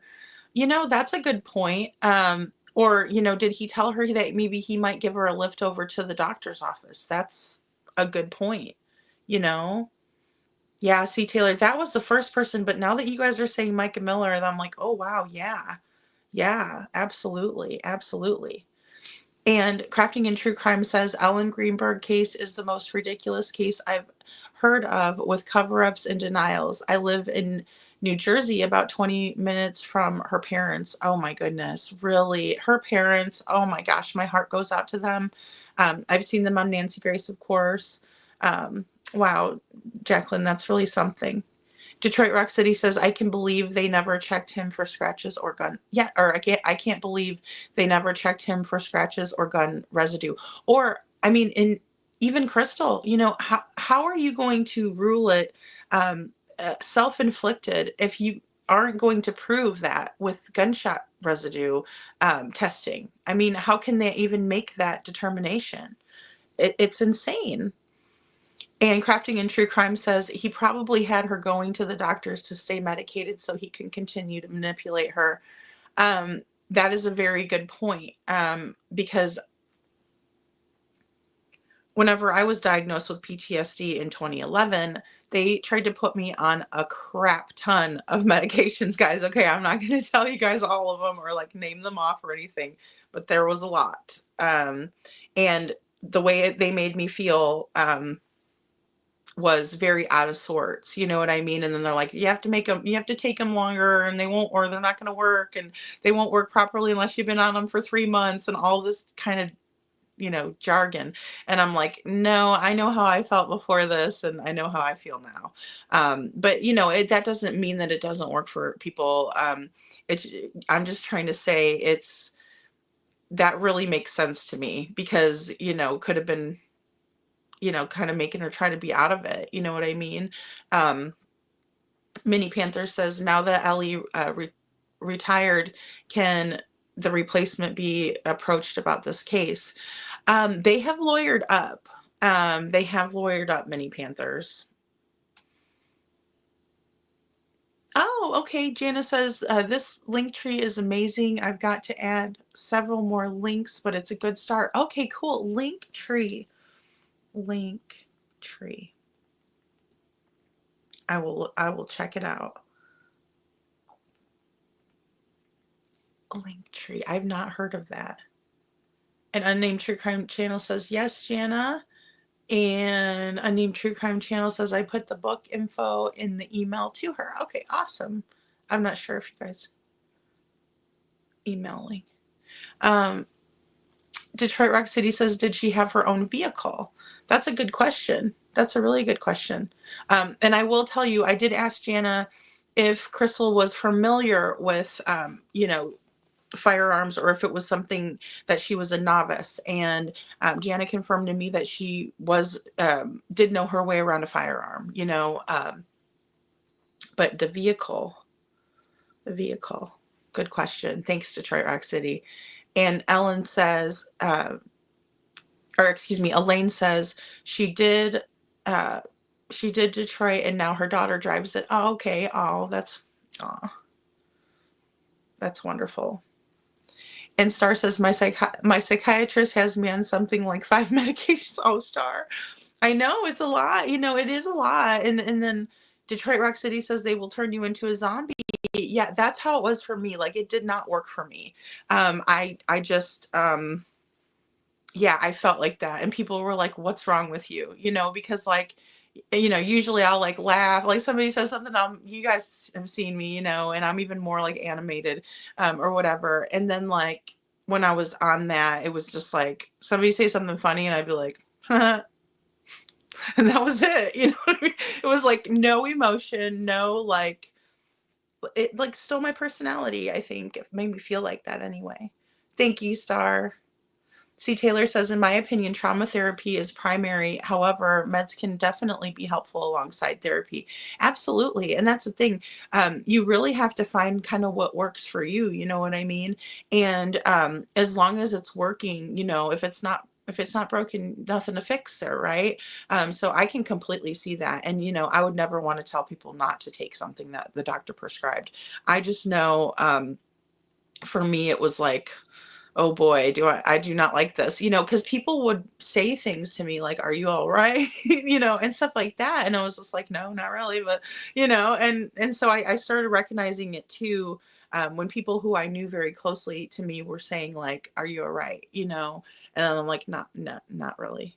And Crafting in True Crime says, I stay clear from those meds. They are not for me at all. But it sounds like he would, down her to make her think she needed them. Yeah, especially that picture in the beginning. And I'm sorry, I think Rocket was a little bit later on in the video.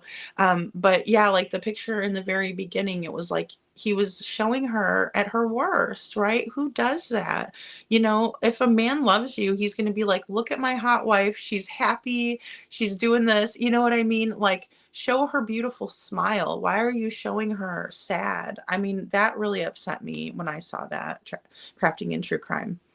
And Star says, I'm convinced they muddle my brain. Also, my drive is MIA. Oh no, Star. Yeah, that is true. That is true. It is true. I named True Crime Channel. Yeah, and see, that's kind of how they did with me. They were like, here's a bunch. We're going to throw the kitchen sink at you, see how this does you. Okay, guys, let's get into this phone call with Sheriff Matthews. And this phone call is with our friend Jana, right? She is calling, Sheriff Scott Matthews, poor scrutiny, this guy over here to the right, or to the left of your screen, bottom left corner. And it is a follow-up to their initial meeting where it was the family had come in and spoken with him. So we're going to go through that call. Oh, there we go. Okay.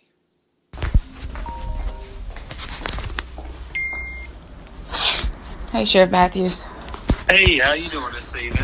Oh, fighting allergies. How are you? Oh, fine. I just come in the house. I've been outside in the yard working a little bit, and just come in and checking my messages and what have you, and just to get settled down for the evening. Yes, sir. I had kind of. I think the last conversation we had was that you were coming to get those documents, and I've had this information since then, and I guess had been somewhat waiting on you to come by and I could have this discussion with you. But two of the mainmost things that we talked about, one was the storage building in Tennessee. Yes, sir. Or the address. That's for the storage building that Tony has, that's where he makes his payment to. Gotcha. That's he actually said that Crystal, they had bought that, I don't know, a few months back maybe, I'm not sure of the date, but that's what she had been storing some of her things, I guess you'd say, whatever. So that's where he makes the payment on that storage building, is that Tennessee address. Gotcha. And if you look at it, there's, and again, don't quote me on this because it's been however long it's been since you've been in my office, 2 months. Right. So this is not fresh on my mind, but if you look at that, there's like 40 some odd payments. Yeah, it was like 48 payments, and it kind of confused me because it just said, I had one, so it just made me think it was the first payment. So that's the deal with that. There's no storage unit in Tennessee anywhere.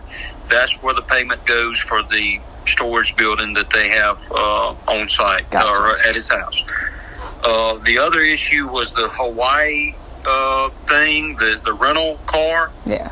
I think. Right. That's a straight up spam message. Gotcha. Email message that. And here's how I'm going to relay that. Chief Deputy Irby has got like 6 email addresses. I have multiple addresses myself, and I went and pulled those old email addresses up that I haven't checked in years, and so did Alan. And there's, I'm not going to say the same exact email, but there's very similar emails that have been sent that says, hey, you have a trip planned, or here's your we need a confirmation on your, there is no Hawaii trip. Right. They're plain and simple. I don't mind coming out to, there is no Hawaii trip. Unless you're telling me that he's currently in Hawaii, or No. he's scheduled to leave next week. There is no Hawaii trip. Okay. Okay. I don't. Again, it's been 2 months since I looked at this, so refresh my memory on any of the other things that you brought me, and I'll The only other thing was the CPS reports, contacting the ex-wife about the CPS charges. Okay. So, there is no outstanding protective order for anybody under CPS. There never was one. Okay. There was, and again, please don't quote me on this because I'm not looking at this file. I'm standing in my kitchen here, and there is no issue with CPS. Okay.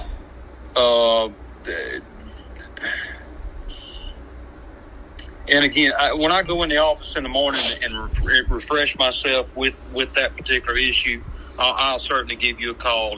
But I don't want to say anything that's going to be out of line here because I don't remember. I just remember that Alan talked to a CPS representative there, and you guys had told me that there was a protective order in place, I think. Yeah. That is not the case. Okay. That is not the case. He has never been charged with anything. He's never been investigated by any agency whatsoever, including CPS. And then the other issue was just the timeline where he was whenever she passed away, and I think that was the main thing. Okay, so and again, I'm not looking at this, so just bear with me. I'm trying to go off of memory here that he did some work at Forest School that day. Well, first he went to Bastrop. Okay. And then he drove past their house, and he actually drove to the sheriff's department. Okay, guys. So Jana is kind of refreshing Sheriff Matthews because all of this was discussed in the first phone call, in the first interview that we listened to when they were interviewing Sheriff Matthews about all of the procedures and things that were happening when they met in person. And I find it really funny that he's acting like he has no idea what she's talking about because she actually showed him the proof during their meeting. And so he's just acting like he's so oblivious and, oh, I'm just a sweet little sheriff. I'm no politician. What a crock of crap. Because, I don't know, he looks like a politician to me. Let me show you. Let me show you this. Man. Yep. Looks like a politician to me. And there's more where that came from. I'll show you guys. It's just... I wanted to kind of do this as a listen through. So this conversation happened on March 21st, 2023. Sheriff Matthews calls Jana from his cell phone, his personal cell phone, while he's at home. And Scott Matthews makes Jana feel like she should have came by the office to grab some paperwork. Not true. He was supposed to have gotten back in touch with her, and then he did not. He confirms that there's no storage unit in Tennessee. Okay, fine. He says there was no Hawaii trip, but again, I feel like it could have been canceled or something to that effect because I find it funny that he was so adamant about making sure that Tony, yes, Elaine,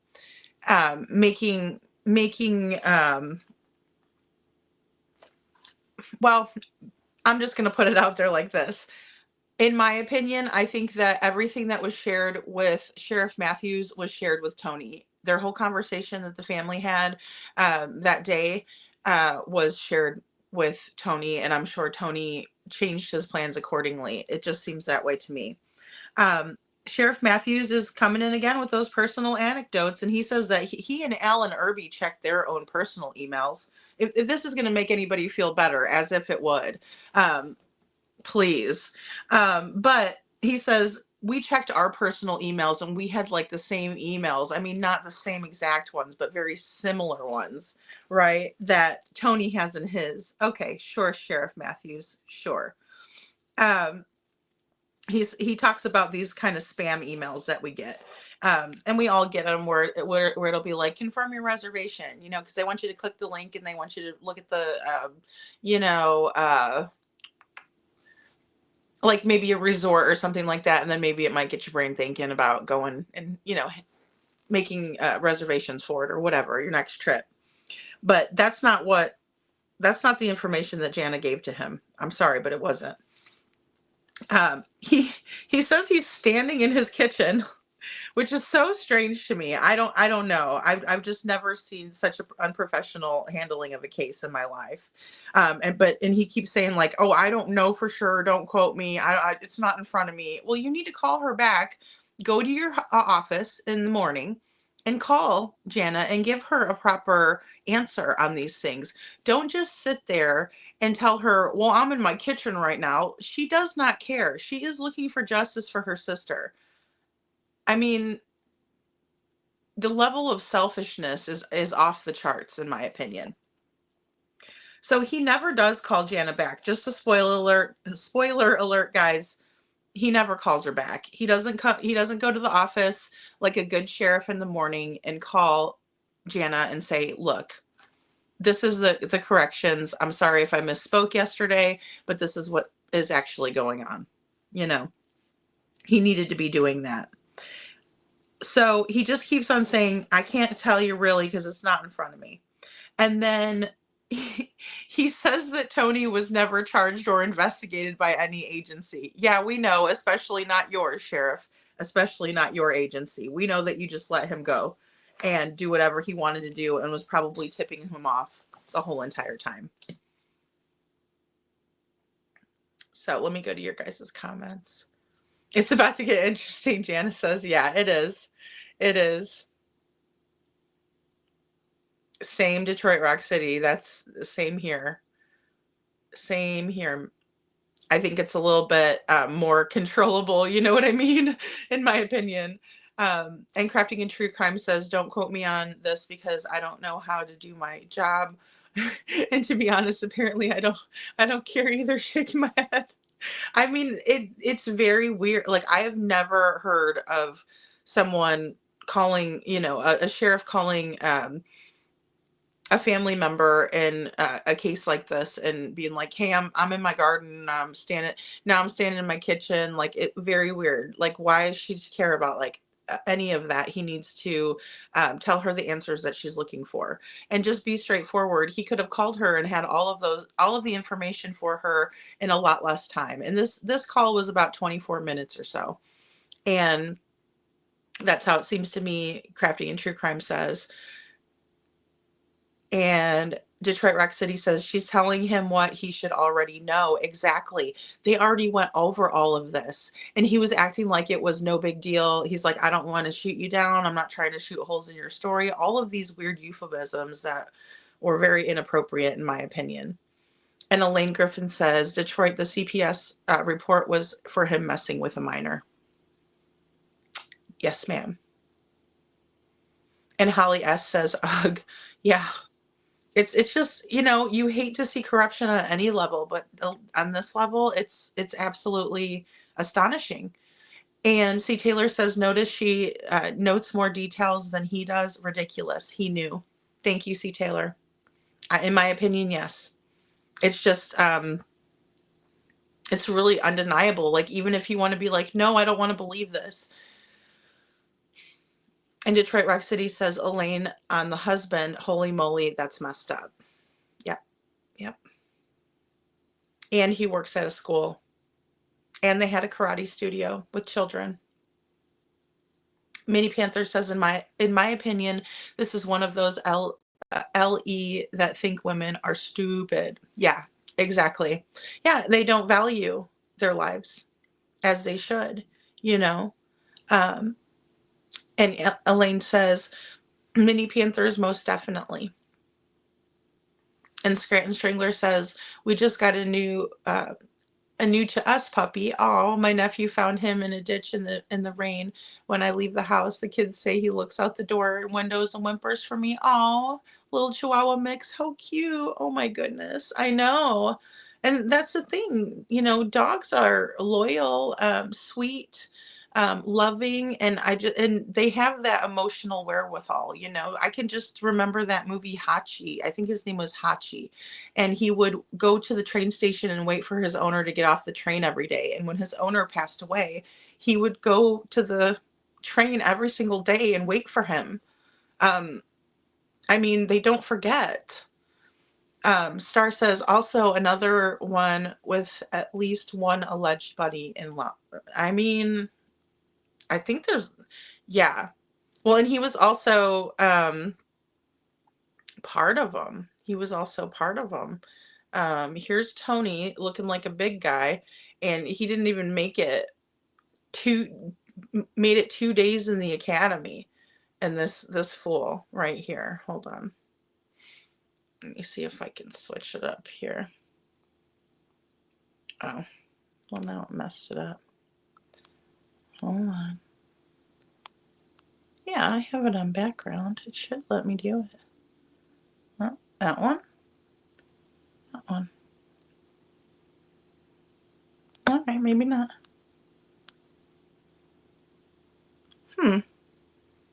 That's weird. I have him on the other background with the cop uniform on. Hold on, I'll just show you guys. Give me 1 second. Let me move it back. It's weird. Okay. Let me take a look here. See.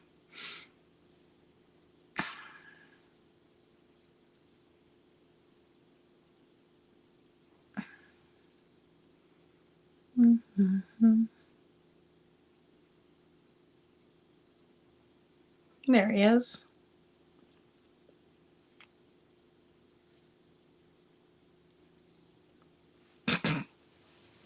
This clown.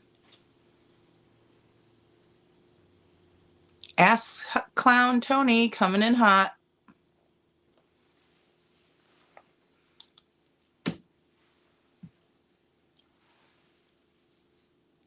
Okay. Oh, my bad. I forgot I was going under tonight, not over. I'm used to going over.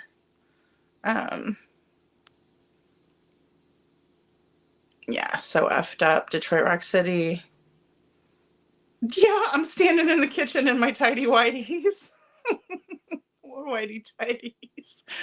Good night. It's like, what in the world is going on? It just makes you wonder.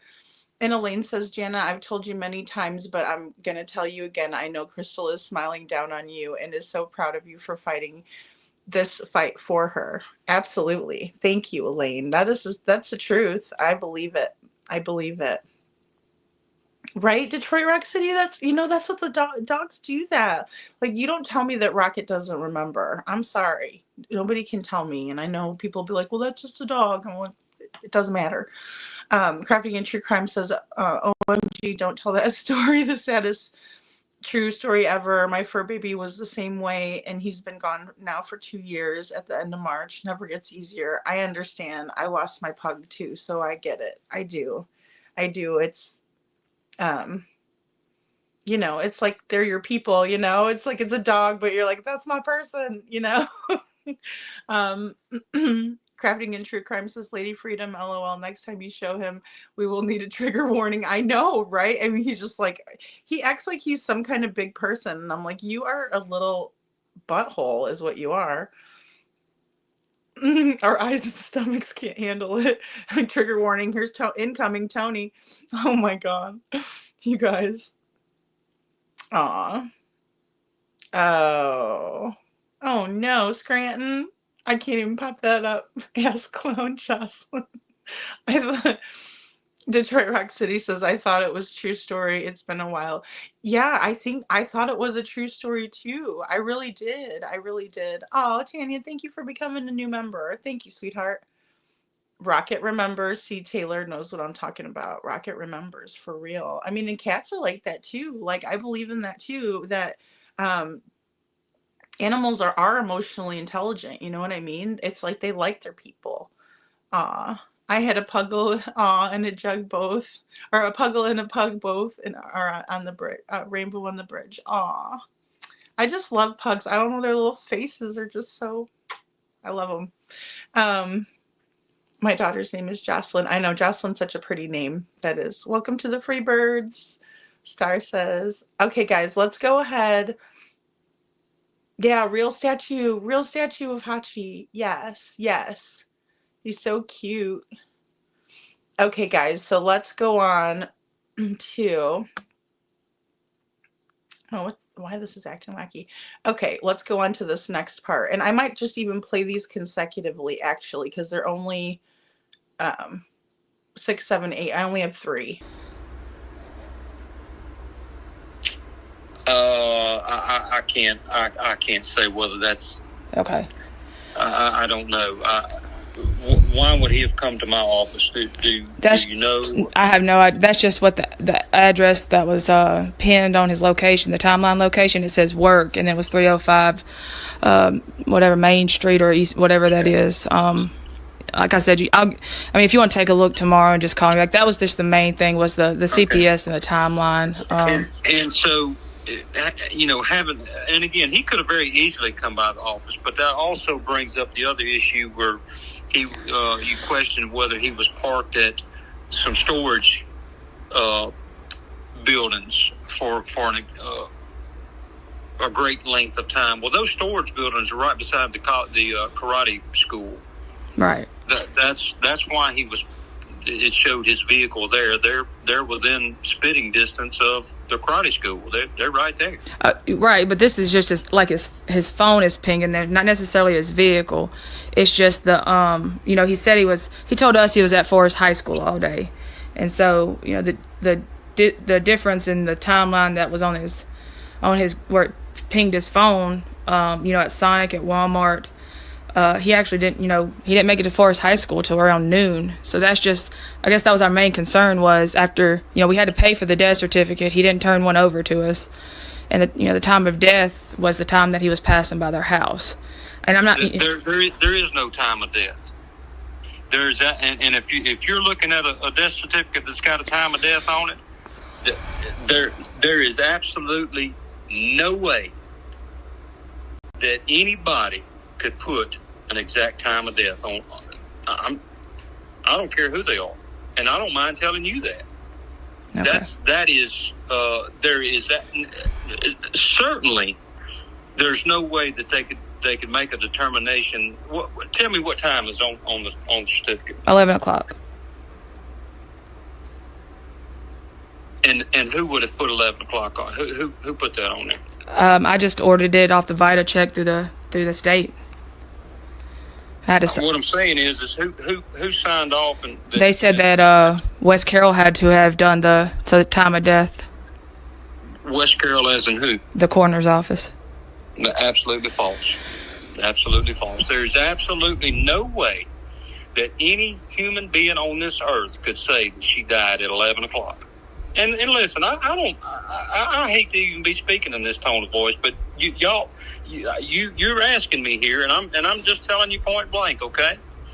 There's absolutely no way that anybody within reason could say that she died at 11 o'clock. I'm just telling you what I got in the mail today. I mean, I could send you a picture of it. It's just no. I don't need any of that. I'm just saying there's absolutely no way.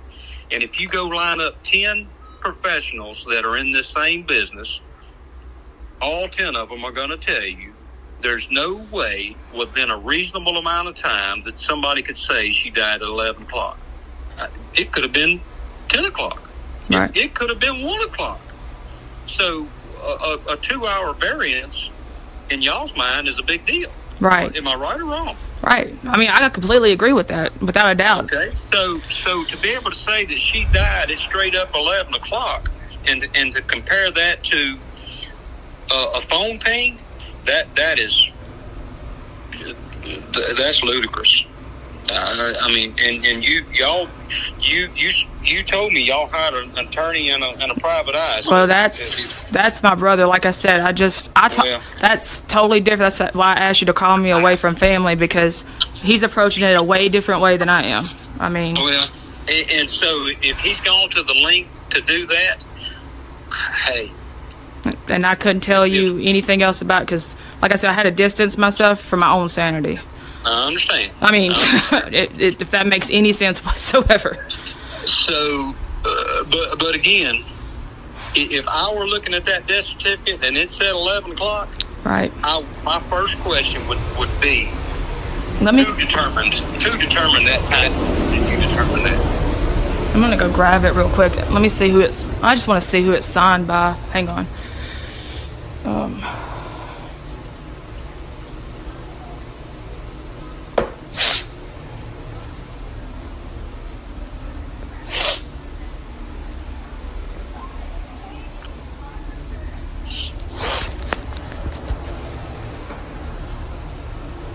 I left it in my car. Hang on one second.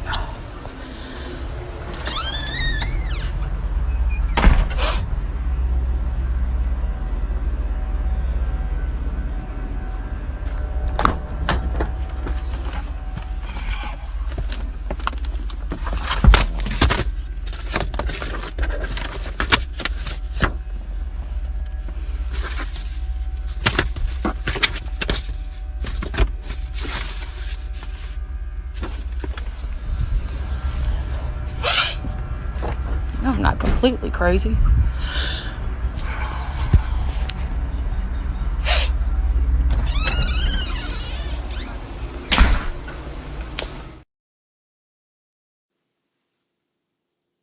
Give me just a second, Sheriff Matthews.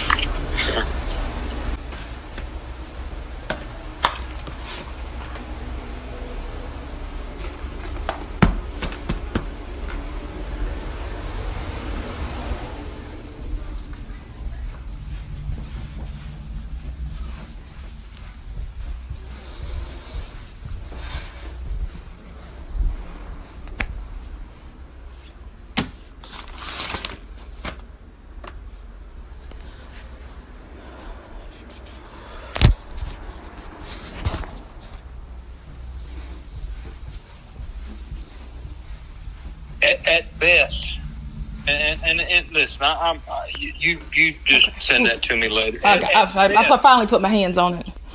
At best, a time like that is an estimation.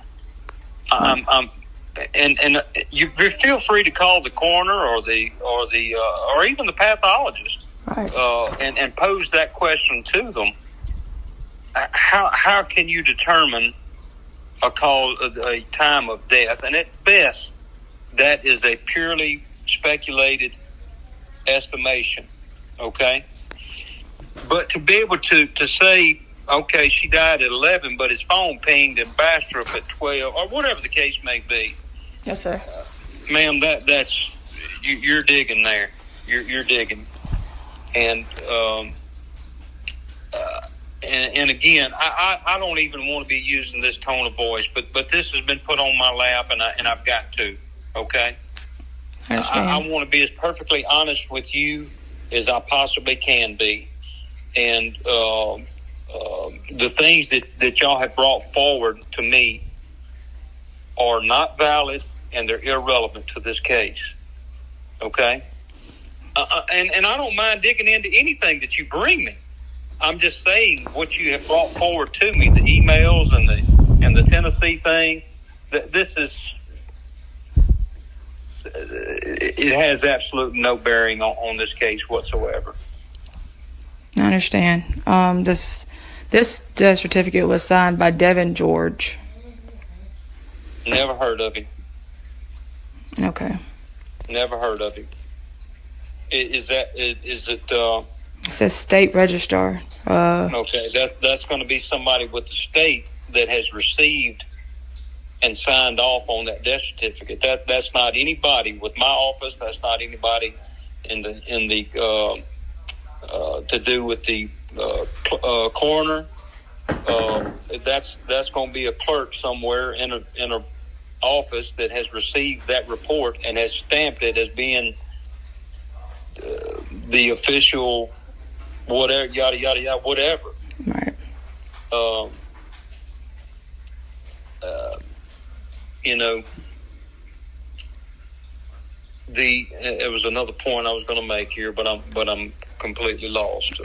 It says the certifier was Lewis Carter. Lewis Carter is the coroner. Okay. Lewis Carter does not establish a time of death. Lewis Carter does not establish a cause of death. Okay? Those are all things that the pathologist and the doctor that does the autopsy does. Gotcha. And again, a time of death is purely an estimation. There's so let me put it in perspective like this. Had a body been inside a home for 3 days, do you think that they could establish a time of death? That's way beyond my 2 degrees for sure. Okay, the answer to that is no. So the same principle applies to this case. Within reason, you could say, okay, maybe it was 11, but it could have been 1, or it could have been 9, or it could have been 2. There's absolutely no way without a witness to witnessing that. There's absolutely no way that you could say it was 11 o'clock. There's not. Okay, so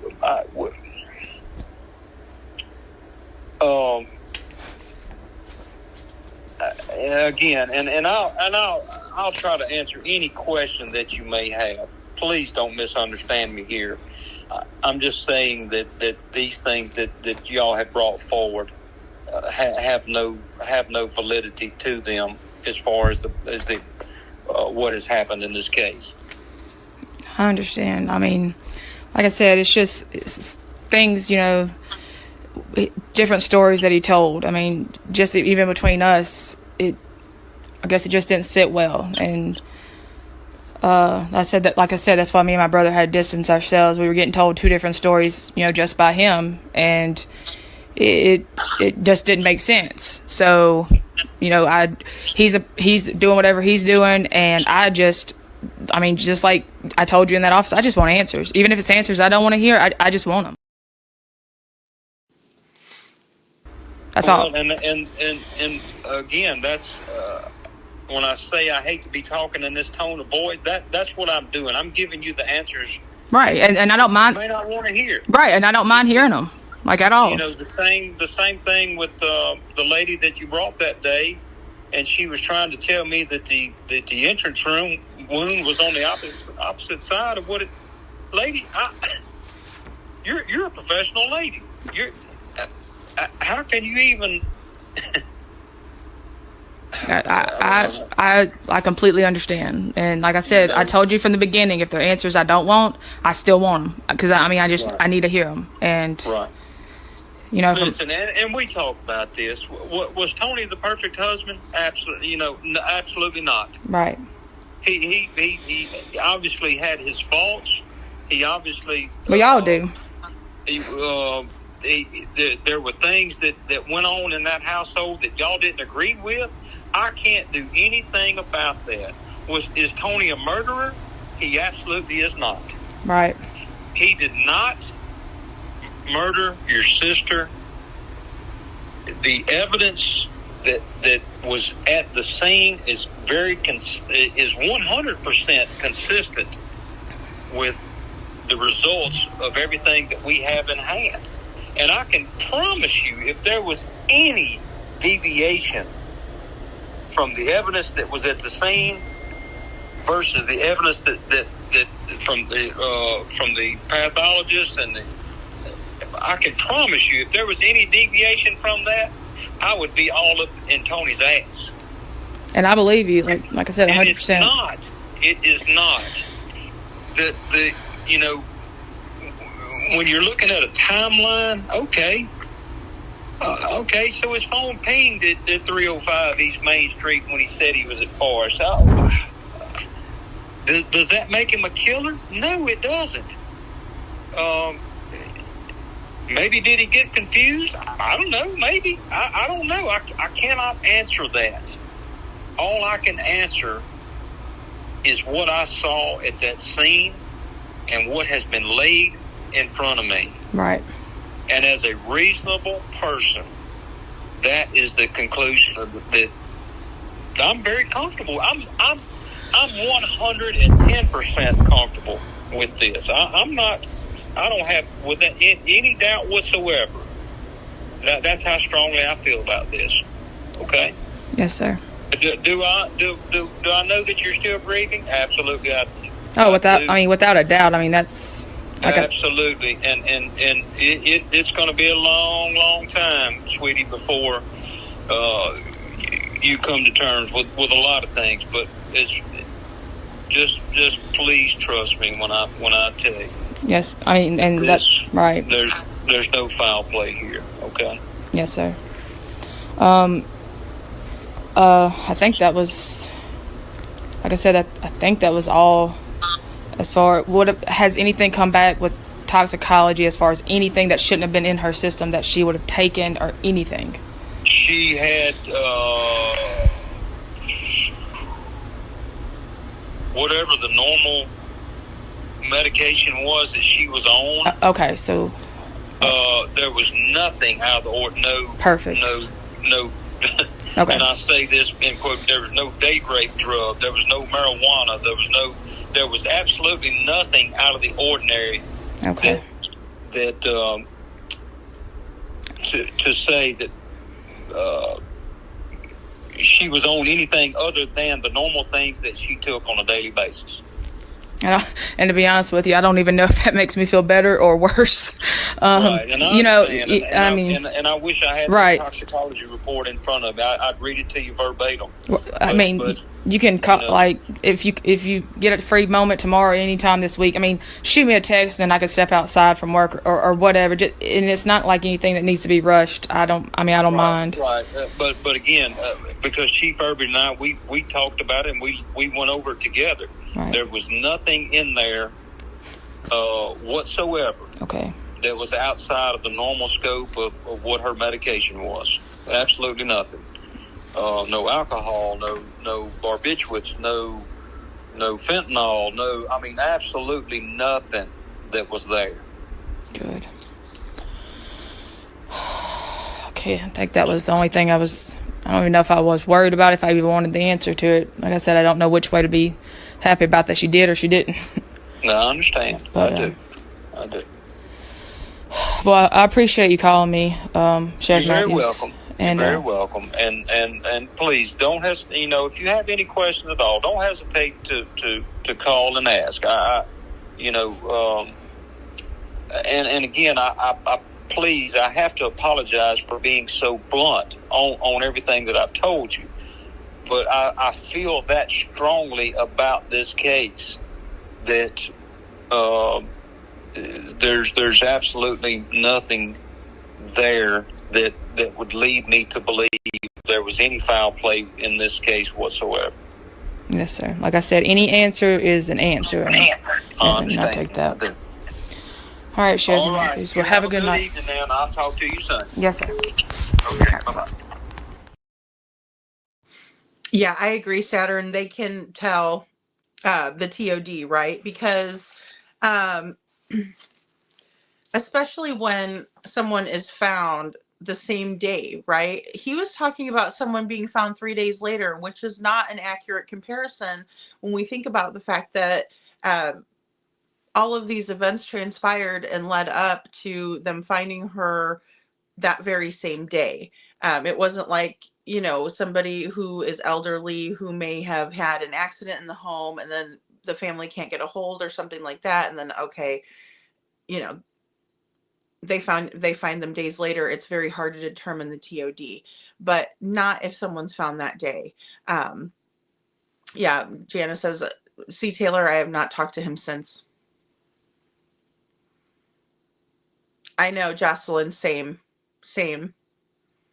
Yeah, exactly. Thank you, Detroit Rock City. Yeah, apologies aren't needed. Do your effing job. So let's see. When we go back to the beginning, Sheriff Matthews asks Jana, why would he come to the office? And I think that's what Jana wanted to know, right? Because the phone pings at that office, but that was never mentioned in the initial statement that was taken by Alan Irby. And so that's what everybody kind of wants to know, like, what was he doing over there?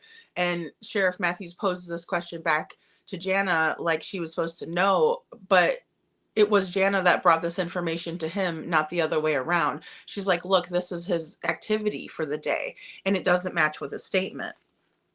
Now, on the death certificate, the time of death was marked as 11 a.m. And he starts spouting off that no one can tell that. It's not an exact time of death. Can't make that determination. And he asked Jana, you know, who said that? Because no one can do that. And he got very worked up, right? He was visibly worked up, even though, you know, we're listening. But we can just kind of tell by his tone of voice and, you know, when I imagine him in my head, it's like he's getting worked up, right? And he says, no one can say an exact time of death, which I will say that is true. It is an estimation, right? But we can tell these things, especially when someone is found very soon afterwards, because there are things like livor mortis, rigor mortis, which is the stiffening of, you know, your body after you pass away. Livor mortis is that your blood is not flowing anymore, right? And so it's going to start pulling because of gravity. Excuse me. So there are definite ways of that. If the body temperature, right? There's many factors that come into play where they can give a fairly accurate, more accurate timing than just a wild guess, right? It's not like it's a wild guess. They wouldn't have put it on the death certificate if that was the case. This is an official document, a state document. And he even asked Jana, like, where'd you get this? Where'd you get that information from? And she's like, vital check, you know, I got it. The coroner's the one that wrote it on there. And he's like, there's no way. No way. Nuh-uh. And she's like, well, you know, yeah, I got it from vital check through the state. And she said, it's my understanding that Wes Carroll was the one that put the time of death, right? And he said, absolutely false. And then he goes into this, you know, bull crap about 3 days later, somebody found 3 days later. Do you think we could really determine that? Well, no, probably not. But we're not talking about somebody that was found 3 days later. We're talking about somebody who was found that very day, within like a 5-hour window, give or take. I mean, just of the time of death that's listed. And he also asks, let's see. I'm sorry, let me go through this really quick. Oh, okay. And then he goes on and on about the fact that they can't make this determination and the 3 days later, right? And then we also hear him challenging Jana. So she says, okay, well, let me go grab that really quick and let me let you know. And so the sheriff doesn't want to wait. He's like sitting there and he's like, he goes, you know, at best, listen, just send it to me later. So he's not even willing to wait for her to grab this document that he is completely shutting down and saying it's completely false, but he's not allowing her the opportunity to grab the document in question, which I find that to be highly suspicious. What are you afraid of, Sheriff Matthews? What are you afraid of? So then he says, you know, and then Jana says, well, hold on, I've just put my hands on it, you know, settle down there, Sparky. And he's like, no, at best, just listen. He says that the time of death is just an estimation. And he says that you can pose that question to the coroner, but he just discredited the coroner and said that they can't make that determination. So again, he contradicts himself. And he says it's a speculated estimation. Okay. I mean, that's fair enough. It is. However, when someone's found shortly afterwards, they can determine that quicker, and they can determine that more accurately, in my opinion. And so Jana tells him, the certifier is Lewis Carter, who is the coroner. Again, it's the coroner. And he says, oh, that's not valid. Anything that you brought me, nothing's valid that you're bringing me. Everything's irrelevant. He also states that Devin George, the state registrar, is also not a good record keeper. And that's just some clerk in the office, and they're not really worth anything. They're just, what do they know? Well, I'm sure they certify these documents every day. I'm guessing it wasn't his first day on the job. So either way, I wanted to bring up another point. He goes into another statement that I find to be very curious and inaccurate on his part. He goes, well, it could have happened at 9 a.m. Well, guess what? According to Tony's statements and the records, he spoke to Crystal at 10:08 a.m. So no, Sheriff Matthews, that's false, and that's not possible. Okay? Then he says it could have happened at 2 p.m. Again, just doesn't match up, just doesn't add up. And if it happened at 2 p.m. and she was found 2.5 to 3 hours later, then I would think that the time of death would have been at 2 p.m. and not 11 a.m. Just saying. And I don't think that Crystal would still be in her bathrobe with her hair not done and only her makeup done at 2 p.m. That's another reason why I know that's a whole load of bullshit. So either way, Jana tells him, look, this just didn't sit well with us, right? My brother and I distanced ourselves from Tony because we were sick and tired of his lies. And Sheriff Matthews was the one that conceded the point that Tony is a complete asshole liar, but he can't arrest somebody for being an asshole, right? He continuously told that to Jana's family during the meeting that he had in his office. He just sat there and told them all this. And, this is a good segue. So if we all remember Julie did a fantastic job. Jana did a wonderful job of staying calm. Dane also did a wonderful job of staying calm. I know that he did have to leave the room for a moment. That probably would have been me, where I would be calm at first, have to leave the room, and then I would excuse myself and come back. Or maybe I might even be a little irate like Julie, I have to say, because this is complete bullshit, right? So he's still mad because he says that Julie, that lady that you brought with you last time, didn't use her name, didn't say your sister-in-law, didn't say your family member. He said that lady that you brought with you last time, that professional lady. Yeah, I'll say that she was professional. I think she was 10 times smarter than Sheriff Matthews, and she wasn't going to let you feed her that line of crap. And so she told him, and she was adamant. Julie kept saying, I will show you the pictures that we took, that the funeral home asked us to take of my sister, of her head, and the entrance wounds and the exit wounds were not in the appropriate spots, not what you guys are trying to make us believe. She tells them that the entrance wounds were on the left and the exit was on the right. And, he's arguing back and forth with her. He raised his voice at her. He talked about Donald Trump having a pimp. It was just a whole shit show for no good reason besides to, I don't know, cover his ass, cover Tony's ass, maybe Irby's ass, possibly Chuck Harris's ass. They're all in cahoots. They're all together. They're all law enforcement. And so then he starts yelling at Jana. It's not. He just can't handle it. He has zero people skills, in my opinion. And how are you elected? But let me just show you guys this one more time, because this is amazing to me, how he treated Jana.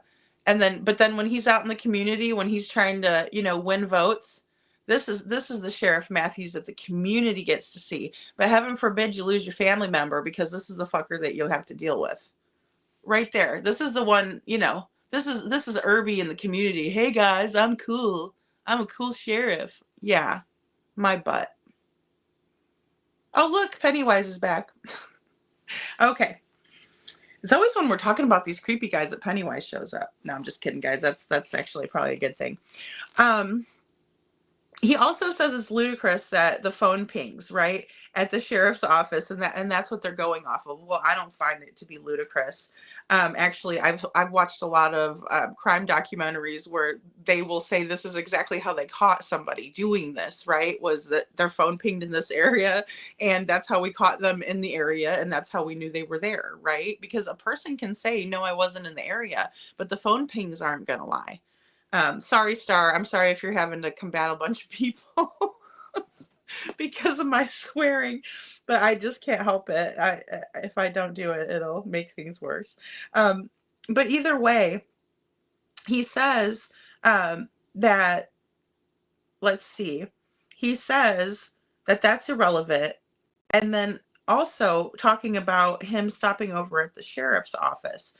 That is Sheriff Scott Matthews' office that Tony stopped at. So how the hell doesn't he know why he was there or what he was doing there? Or do you not know what's going on in your own office, Sheriff? Because I'm pretty sure there's, it's a small office of people, not very many people to keep tabs on, and it is a small community. So how the hell didn't you know what was going on in your own office? I'd really like to know that too. And you can email me, ladyfreedomsrawnarratives@gmail.com. But I bet you I'll never get any kind of answers from you. Or your lawyer can also speak with me if you'd like to. He also says he has no idea why his phone would ping at his office. Sheriff Matthews says, I don't know why his phone would have pinged at my office when he was supposed to have been at Forest High School, or when he said he was over at Forest High School. Well, I mean, Jesus. You got detectives, right? Put somebody on it. You got investigators, put somebody on it. What are you doing? Because I'll be damned if somebody is going to tarnish my reputation over something they did. I don't know what you're thinking, but I wouldn't be doing that. I'm not a sheriff or anything, but. And he tells Jana, just trust me. There's no foul play here. Okay, whatever. And then Jana says, well, what about the tox report, And he goes, well, all of the normal meds were in there, in her system that we would have expected to see, right? Without going into too much detail. He said there was nothing out of the ordinary, like date grape drugs, marijuana. Okay, Sheriff Matthews. And nobody ever alleged that there was any kind of like date grape drugs or any marijuana or anything. Mary Jane, I probably should have said Mary Jane. Either way, he goes on to say, well, I don't have the tox in front of me. I don't have that in front of me. He goes, but me and Chief Irby, like this is supposed to make Jana feel better, right? He assures her, he says, me and Chief Irby went over that tox report together. Well, gee whiz. Thank God for that, right? Now she can feel better. No, I don't think so. Not so fast. And then I have a question also. Was Tony privy to this conversation? Was he in the room when the tox report was looked over? Because I wouldn't be surprised. You guys seem to like to tell him a whole lot of information about what y'all do in private. And it seems to be okay that he was at your office the day that this all transpired. So, just a question. Just a question. Yeah, Pennywise. Oh, that's the title for the next one. That's the next title. Jana. Let me go through your guys' comments here. I mean, it's just absolutely ridiculous. And it's maddening, really, because it's like, how on earth are we to believe somebody? You know what I mean? How are we to believe them? Okay, let's see.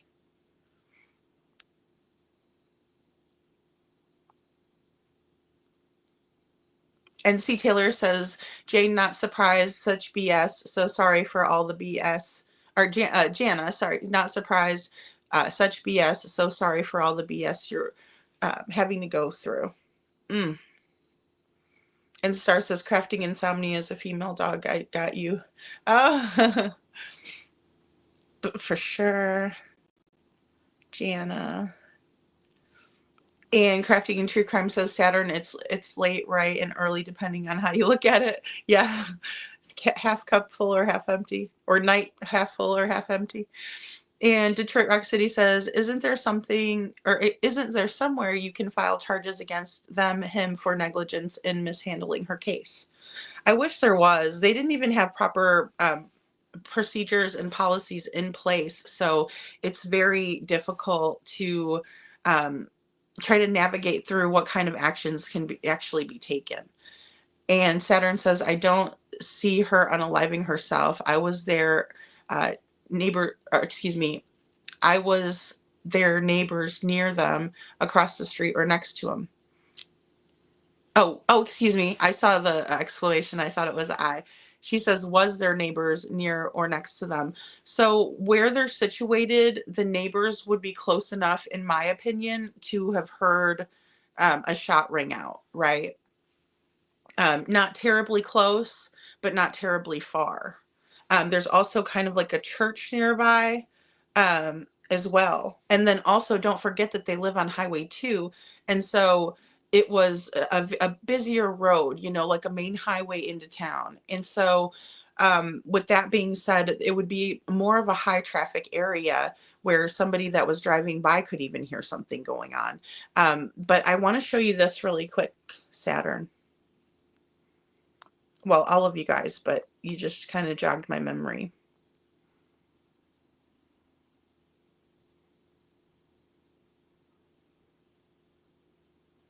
Oh, I don't know what's wrong with StreamYard some days. Hold on, I got it right here, though. And this is going to be a little bit hard to look at, guys.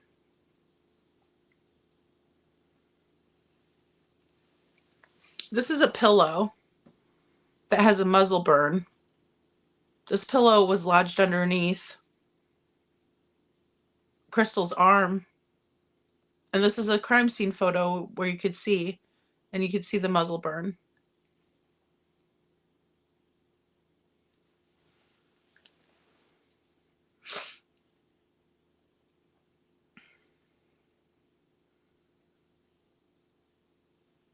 So I believe, in my opinion, that the pillow was used as a silencer. And that's my opinion. But it looks that way to me. I'm trying to think if I could get a little bit of a closer pic.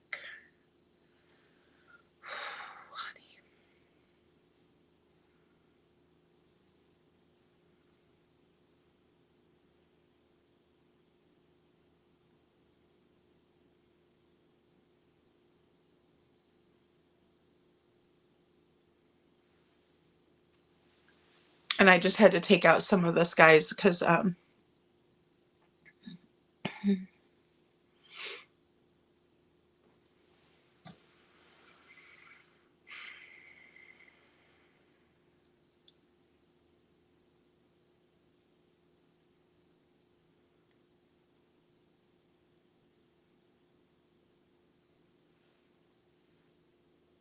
just 1 minute. I just kind of got to blur stuff, so that way.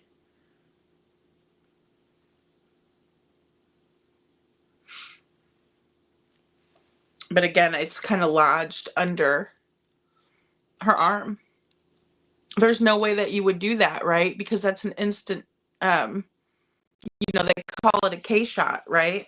It's going to instantly take someone's life the minute it happens, right? It's you're getting, it's a wound to the head, right? The same thing would happen, most likely if you hit the right place, and had a, shot to the heart or something like that, right? It would take your life instantly.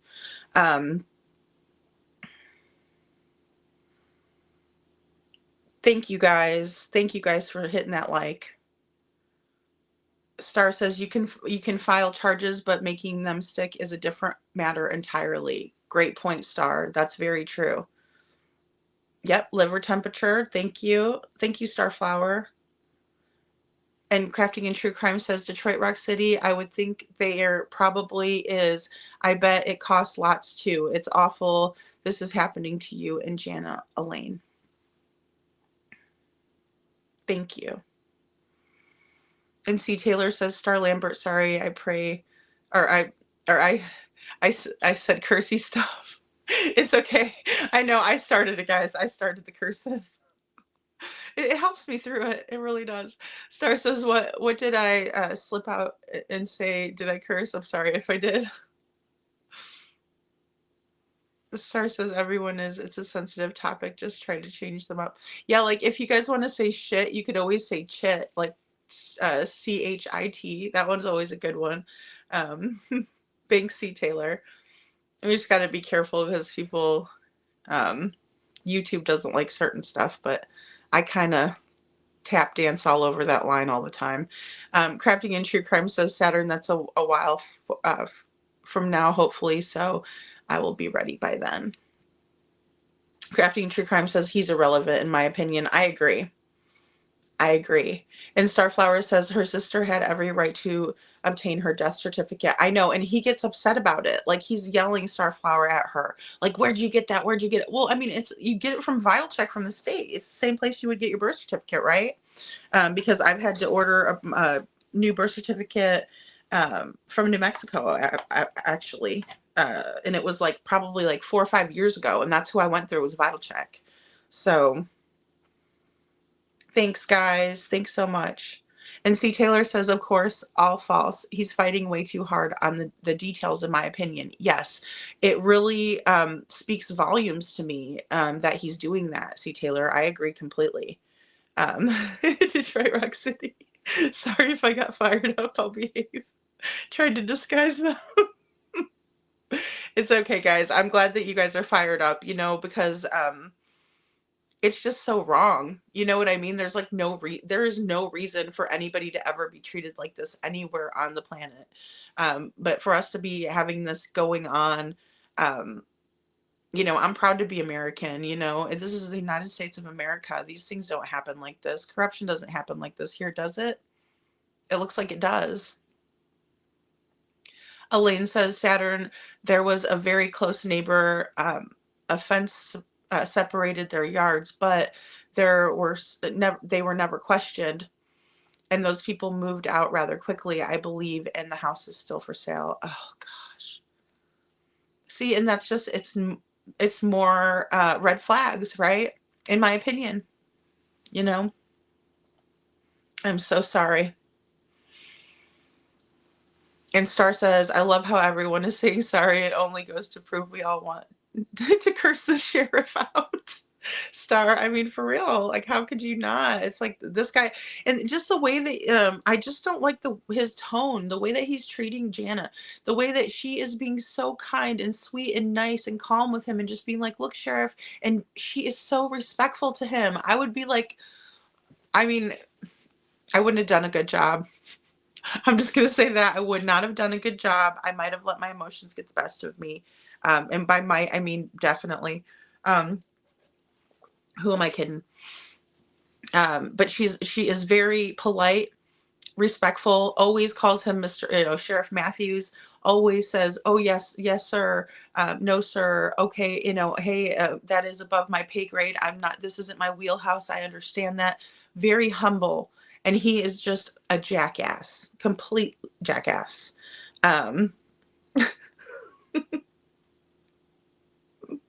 Thanks, guys. And Detroit Rock City says, Elaine, did anyone talk to the neighbors? I wonder if they heard something. It doesn't sound like anybody. Yeah. Jana says, nope. And see, that's the first thing that you would think of, right? In an investigation like this. What did you all hear? Did you all hear anything? Were you home? Were the kids out in the yard? Were you sitting in the porch? Were you, whatever the case may be. I mean, yeah, it's February 9th, 2023 is when this happened.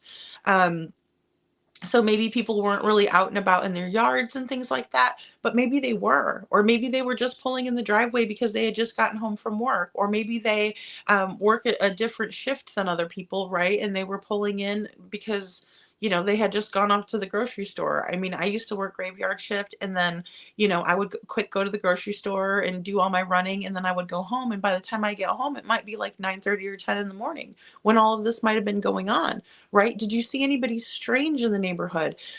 Did you hear any fighting coming from the house? Anything, but nope.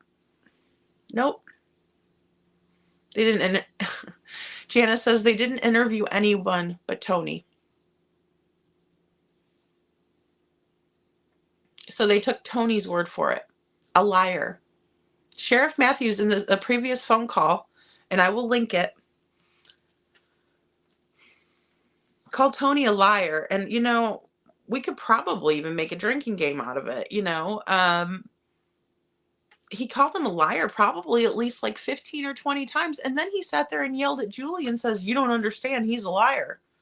You're not the one that's understanding." He's gaslighting her. And he's like, "You're not the one that's understanding that this man is a liar. But is he a red rummer? No. That doesn't make him someone who would do red rum." Well, you wouldn't know because you didn't ask anybody, did you? You didn't do gunshot residue testing.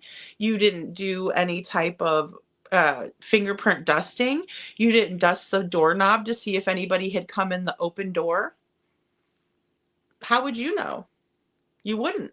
You didn't even test Crystal to see if there was gunshot residue on her hands. If you said that she did this to herself, then I want you to prove that. But they didn't. And here's another interesting point. In Louisiana, it is a crime to take your own life. So they should have done a thorough investigation because a crime occurred. Elaine says no. Sorry, guys. Elaine says no, they were never questioned. I don't even know where to find them now. They're probably hiding out. I might be if I lived next door to this crazy person and his friends. NC Taylor says Star Lambert, yes, he's just a ... And Crafty and True Crime says he's gross. Who wouldn't?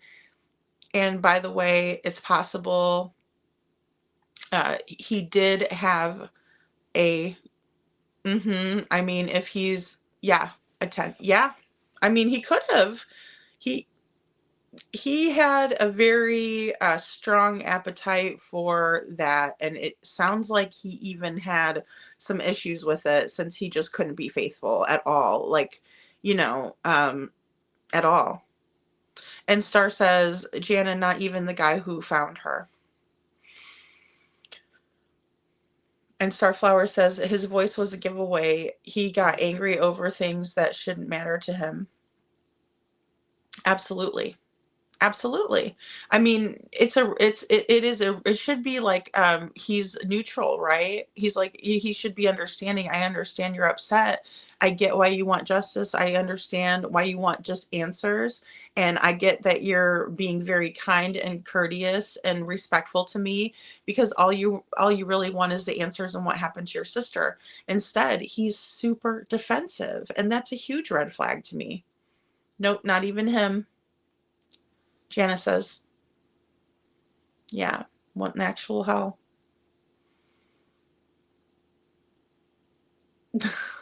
Now I get the corner. Oh man, I'd be stuck there for a while. You guys would be like, let her out already.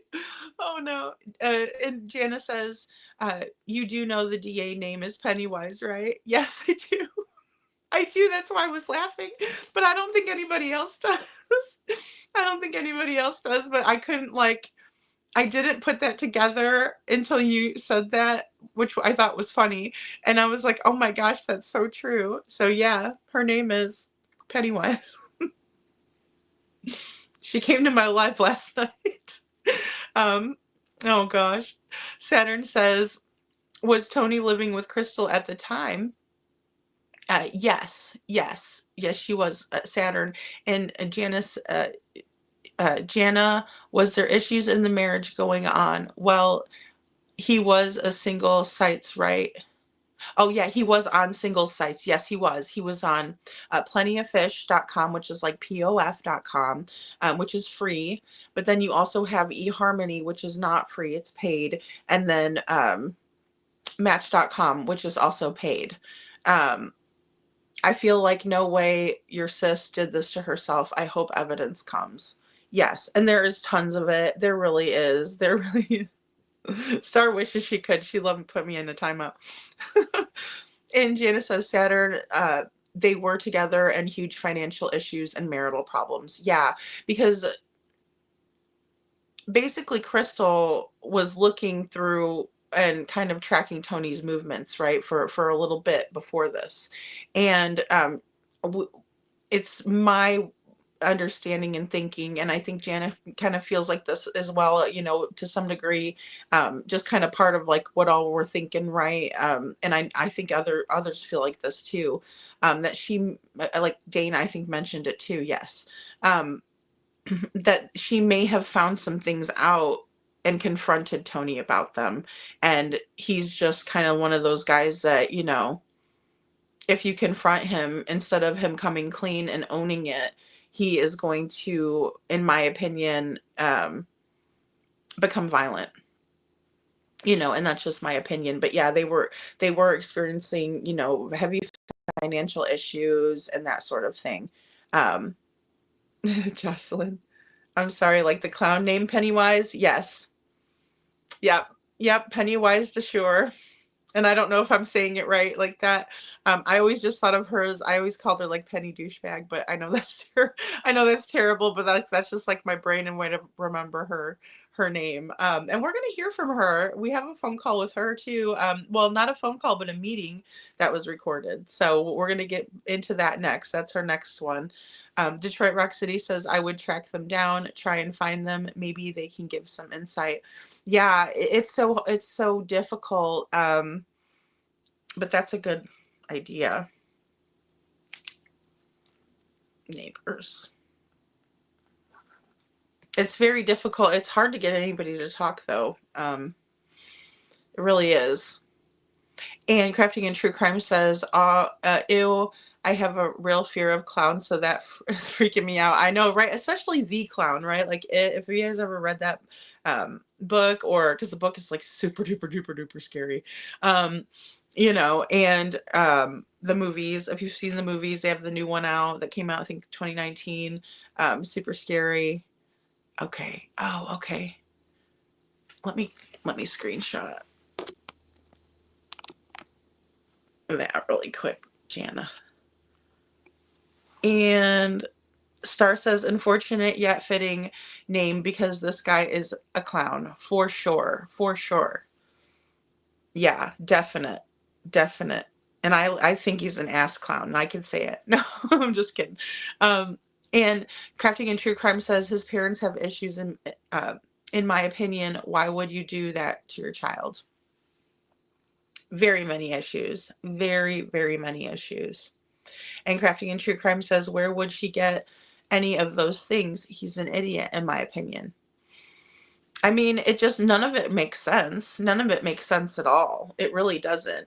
And Saturn, he did not receive life insurance, but earlier I was telling you guys how he had called and told Crystal's supervisor that she would be at State Farm Insurance, because she was an insurance agent, that she was going to be coming back to work.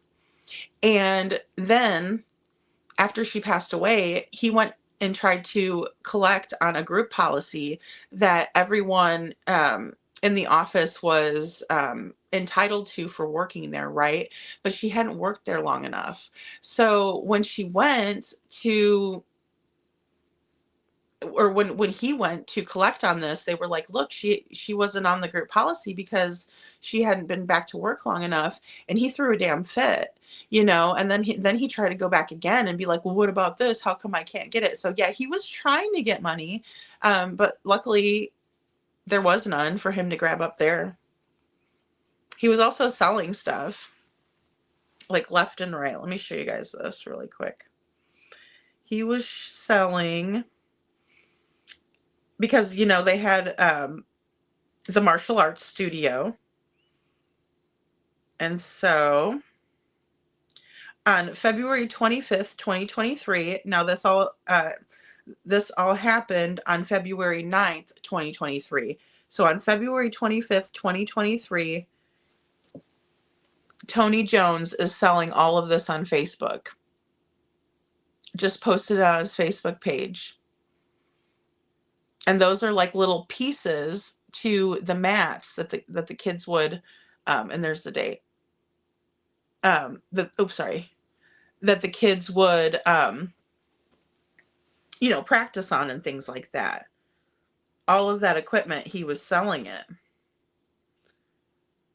And somebody on Facebook said, will you be selling any of the interlocking mats? And Tony said, I sold them all. Like, immediately he sold them all.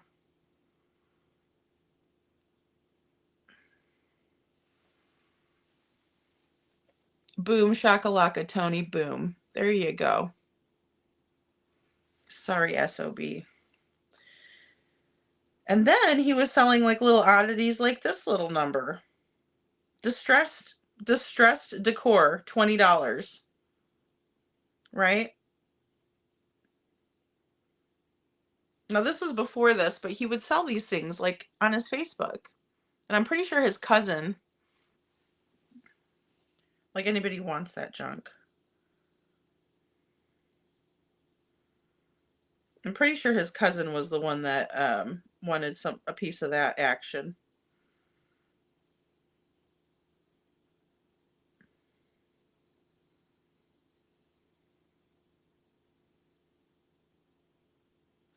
Now this is Tony on March 10th, 2023.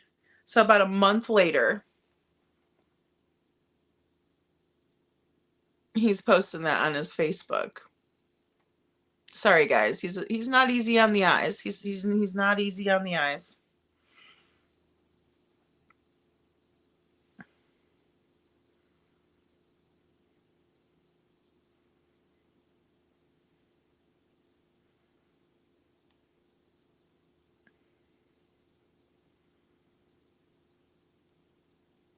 And there was one more I wanted to show you all.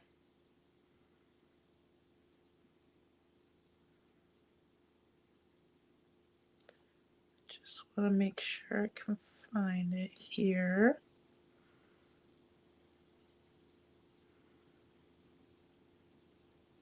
Crystal wrote notes like a lot, right? She wrote notes to let people know that how much she loved them.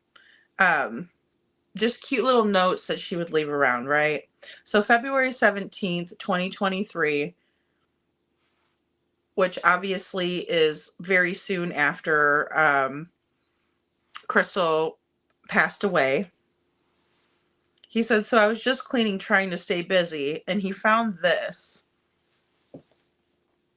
And it's like a little tin bucket that you could put, you know, little odds and ends in. And there's the date on it, just so y'all see it. And there we go. And the note says, Tony, thank you for being the only man that has ever followed, excuse me. Oh, excuse me. It says, Tony, thank you for being the only man that has ever allowed I'm sorry guys. It's in cursive, so I'm bad. It's my fault. Tony, thank you for being the only man that has ever allowed or followed through with the promise to love me, your wife, right? Followed through with the promise to love me, love your wife. And she wrote that little note to him, you know, which was really sweet of her. What a love.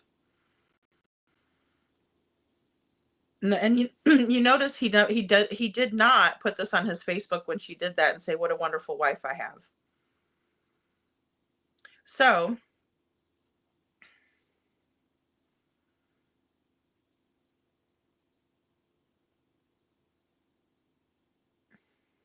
then we have this other little note somewhere in here. I'm sorry, guys. I took them not in the same spot. So they're going to be in different spots, I do believe. But there was no note that was ever found. And for someone who writes notes to people all the time, I would think if there was something that happened, like you would, leave your family behind for any reason, I would absolutely bet my bottom dollar that she would have left a note. And she didn't. She did not.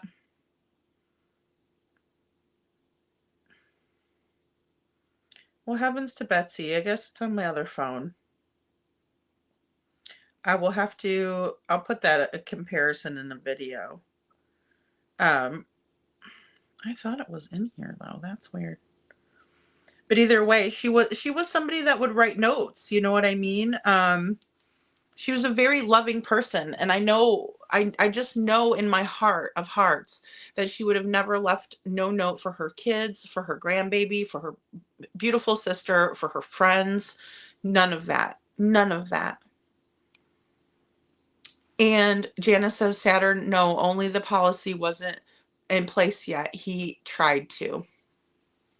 What a jerk, who thinks about those things? Like, I don't think about those things. And the thing is like, it's kind of sick too, because he wasn't even paying for the funeral expenses and things like that. He was just like, he just wanted the money. He just wanted the money. And Detroit Rock City said, maybe see if you can find the previous owner on the web in the city county building. Yeah, like at the assessor's office. Yeah, absolutely. Crafting True Crime says he assures her, to trust him. He's a good guy. Yeah, I know. And that's what's weird is like, he's always keeps saying like, trust me, giving these personal anecdotes. It's so strange. Yeah, I'm so glad he didn't get the life insurance. I know. Haha to him, right? He's not as smart as he thinks he is, right? Detroit Rock City.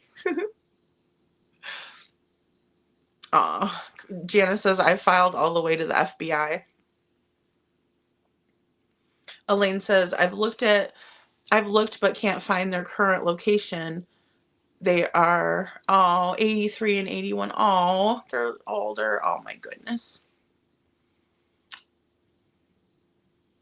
Poor dears. They probably didn't want anything. Oh God. I bet you they knew how he was. Star Lambert says, is it to prove a whole lot now that she's cremated? I would imagine the pictures and the old circumstances might at least give the FBI cause. I would think so too. I mean, just those pictures alone, like I couldn't even believe it. I was like freaking out because even with all of the other evidence, it was like very clear to me that justice needed to be served in this case. But then when I saw that, I was like, oh my God, like I lost it. I lost it. Do we need to protest? I think we do. Thanks, Star, for showing Tony without a trigger warning. Yeah, absolutely. Thank you, C. Taylor. Harder. Yeah, thank you. Harder to prove. Sometimes I can understand it. Thanks, Star. Oh no. Yeah. Who has the pillow evidence? I'm hoping so. That's a great question, Detroit Rock City. Who has the pillow? Yeah. Was it taken into evidence, or did they leave it for Tony? Saturn says, Elaine, my security guard on shift at my apartment building can find people. Do you have the names? Saturn, you cracking me up. And Elaine says, Emmett and Mary Bankston was the neighbors. Aw, poor little Emmett and Mary. I could just picture them in my head. I live around a lot of elderly neighbors, and they're just like my favorite people ever. I love where I live because of them. They're just the sweetest people. Just, a lot of retirees and stuff. Just sweet. And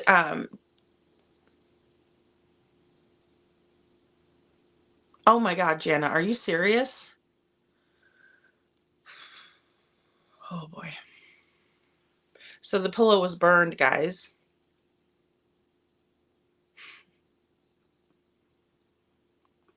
Saturn says, is that for the neighbors that moved Elaine ages? Yeah. Aw. Oh my goodness. Thank you, Saturn. Thank you.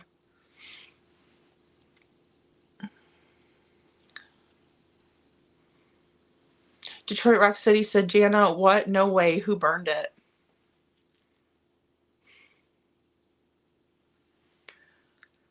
Jana says, Detroit, Tony did. They allowed him to burn the bed also. 4 days after her death.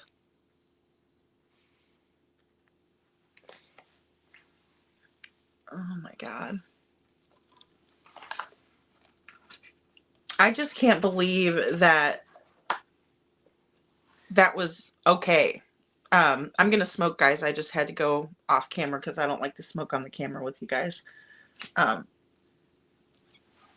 It's a horrible habit. Oh.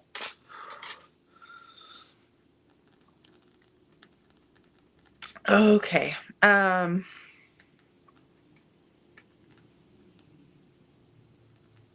just can't believe they wouldn't take that. I mean, that needs to be that needed to be in evidence someplace. I mean, at the very least. Oh my gosh. I mean, I just can't even. Elaine says Detroit, Tony and his family were allowed to burn the bed and everything. Oh my God.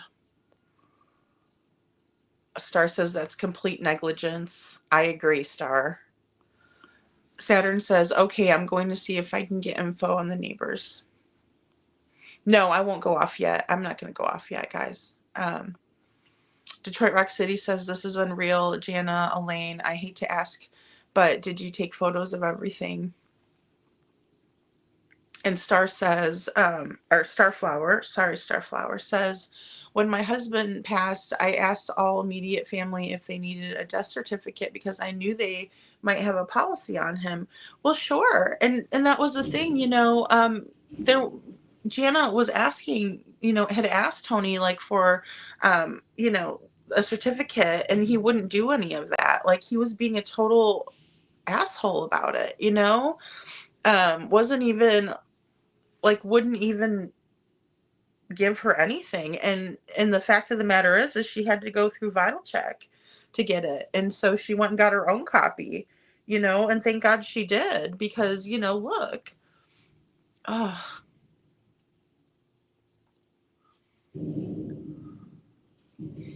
Jana said Detroit, they didn't get any pictures of him burning anything because unfortunately she wasn't there. Oh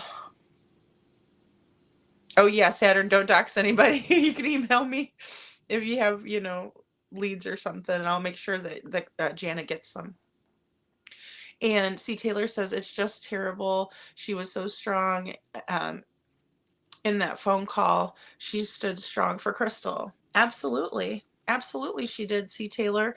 And, I'm glad that she did, because, that man was irate with her. And I think matching that energy wouldn't have been a good thing at that point.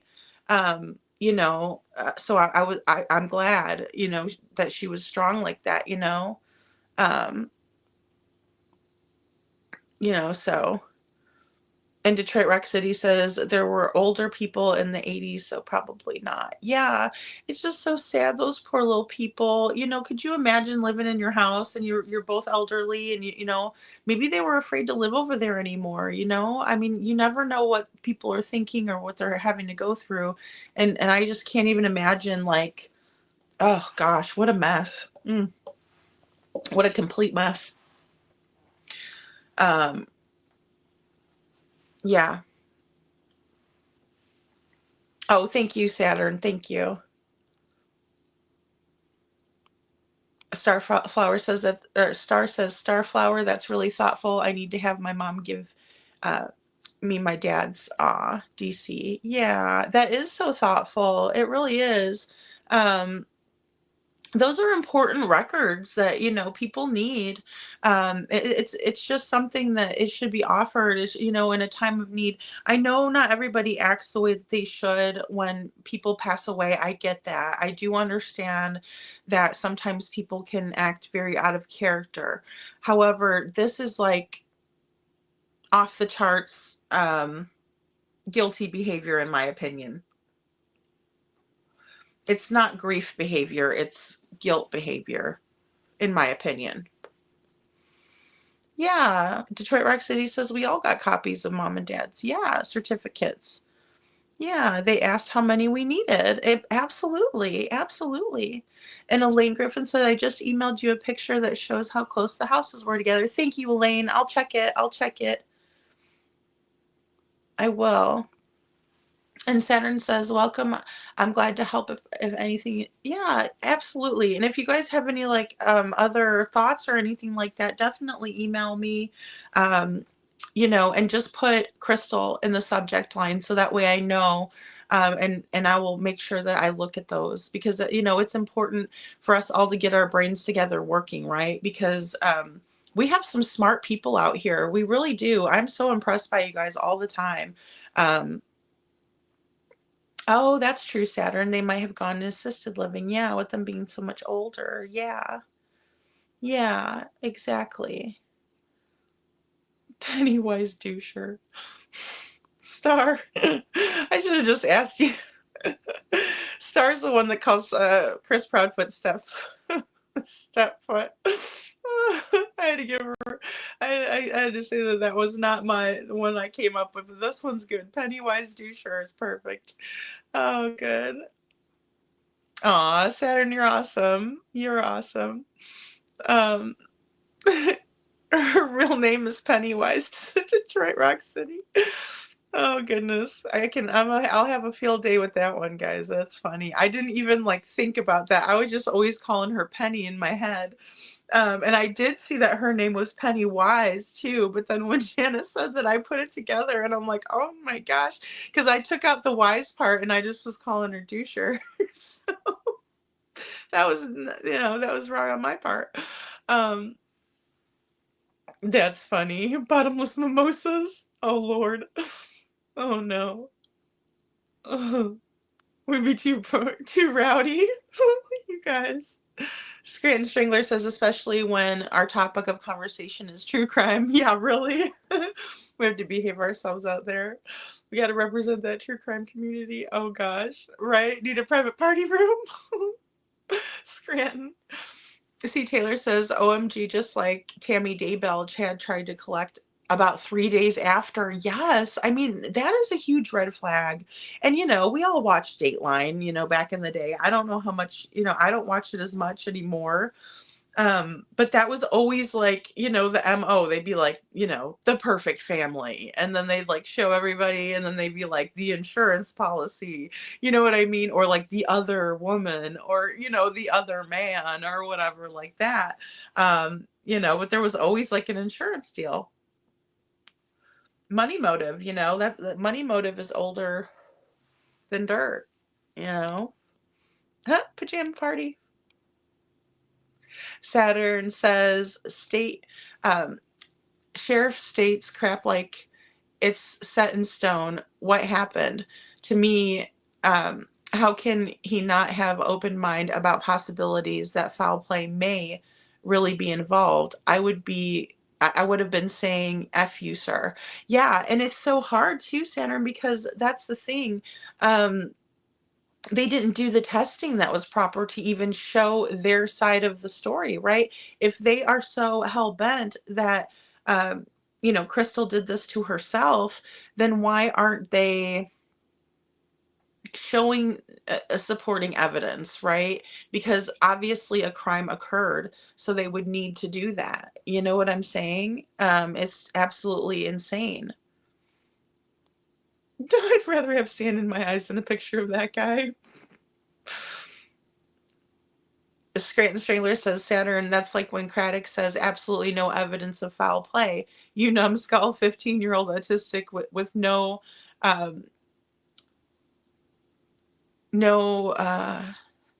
HX of elopement. Oh, okay. No history. Thank you. No history of elopement. Don't just vanish. Yeah.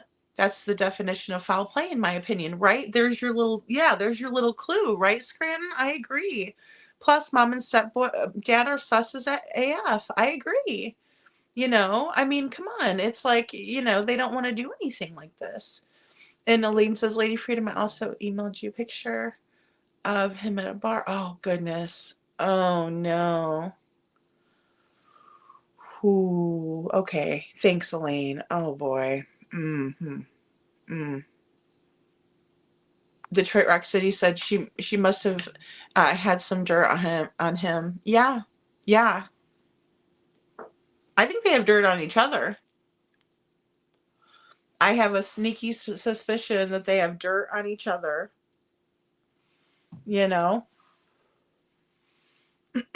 This is maddening. I would Detroit Rock City says this is maddening. I would go to the highest court. Jana has done that. Hey Tony, good morning, honey. I'm glad you're here. Good to see you, sweetheart. And Detroit Rock City said, can you save the information to your community page? I would love to share this with many people as I can, please. And thank you. Yeah, I will. I will, Detroit Rock City. Yeah. Page. I'll get all those links up too. Thank you. Yes, I will definitely do that. Thank you. Oh, no, True Crime Channel. I was wondering. I got your email, or I emailed you back. My building is old people 15th floor apartment building. I know. I love all the elderly people. They're so sweet. They really are. And, they're funny. They like to party. Tonight they were out there partying and dancing in the pavilion and stuff. Like Friday nights, their jam night. And that's why I go on a little bit later, because I live kind of close to the pavilion. And I love just watching them have fun. Really, I do. Crap, I left subject line blank in mind. That's okay. That's all right. No, I will definitely look. Thank you, Elaine. And C. Taylor says, Detroit Rock City, I agree. She probably did know more, and he wouldn't stand for that getting out. Exactly. That's what I'm very much worried about. And then also another little detail, too, I want to share with you all. The parents at the martial arts studio were pulling kids left and right from the program that they were in, and it wasn't because of Crystal. We'll just put it that way. Yes, I know. Smoking's so bad. Smoking is so bad. Thank you, Saturn. Thank you. Not supposed to smoke in the apartment, but guess what? Smoking in the girls' room. That's funny. They're going to put the 15th floor, like, can't we? Altitude? Yeah. Oh, maybe even out the window, too. Yeah. Yeah. Exactly. It sounds like it might be something like that, where they, are definitely interested in little girls they shouldn't be.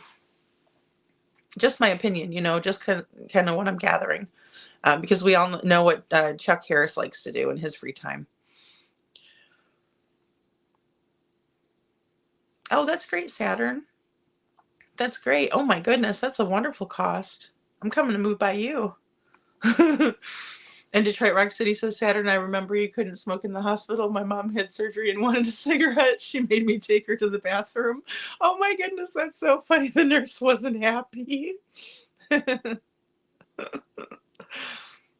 I know exactly. Yeah, really. That's close to the utility bill, huh, Scranton? Okay, guys. So I want to give you all a couple of updates too, and I will post these. These updates I'll put on the community wall with the links too, because Unnamed True Crime Channel had sent me this too, which I really thank her for. So we have the more petitions is the one thing. So we have the one at change.org to reopen the investigation in Crystal McCrory Jones's case, right?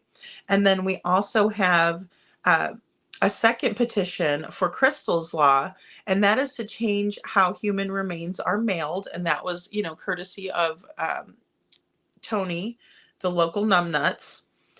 And then we have a third, which isn't named yet, but it's to change investigation procedures related to people who take their own lives. I think that is the most fantastic thing that can happen here.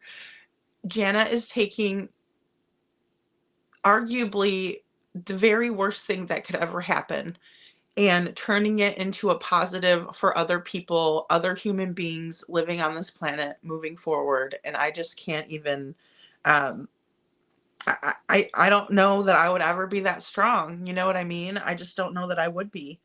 Um, there's also a book that's available to be viewed now. It's $10 to view, and Jana's on the 40th chapter, and the money is going to go for fighting for Crystal, because there are billboards up, right, guys? So there's 2 billboards, and you all know that who've been following the case with me. But just for those that don't know, there are 2 billboards. One of them was in danger of not being able to be put up because people were fighting about it. They were fighting it very hard. But nevertheless, it was put up because Jana paid good money for it, and her money is good just like anybody else's. Thank the Lord. There are cameras on these billboards, though, guys, and that's because there's been some threats of vandalism. How dare they, is all I got to say for those sorry SOBs. And there was a fundraiser and kind of like a 2-year gathering memorial for Crystal that Jana put on, and it was very successful. And I did share that with y'all before, but just to reiterate, it was very successful and went very well. So happy about that. God's watching. He's on the side of good. And fundraising will also go towards a second opinion on an autopsy report. So they're wanting to get a second opinion on that autopsy report. So those are where the funds will be going to. And here's one. This is awesome.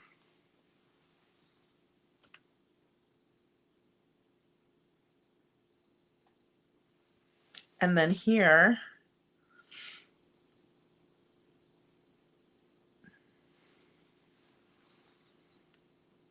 is the other. Justice denied. A sister's fight for justice.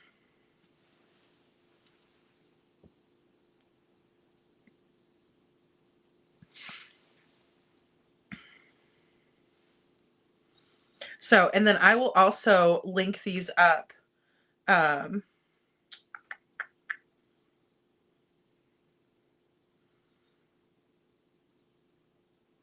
In here. Oh, there we go. I just want to star that one. And I will link these up on my community tab, guys, for you. And then I could also link some in the description too. That way, if you just want to go down into the description and see. And let's see what y'all have to say here.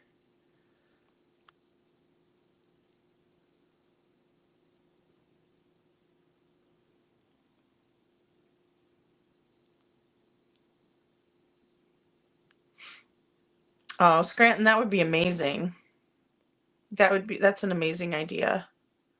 Definitely something I bet Seth would like to do. Scranton Strangler says, I think there should be also Sebastian's Law. Any missing kids case that involves a kid with any kind of disability should be deemed foul play from jump. Yeah, I think I have a similar one, Scranton Strangler. I think that whenever there is a missing child, they need to exhaust every single option. Do not only assume that they ran away. Don't only assume that somebody took them. Don't only assume that there was foul play. You need to explore every single option. And so I second that totally. I think that is a wonderful law for Sebastian and for other children, you know. Yes, our star.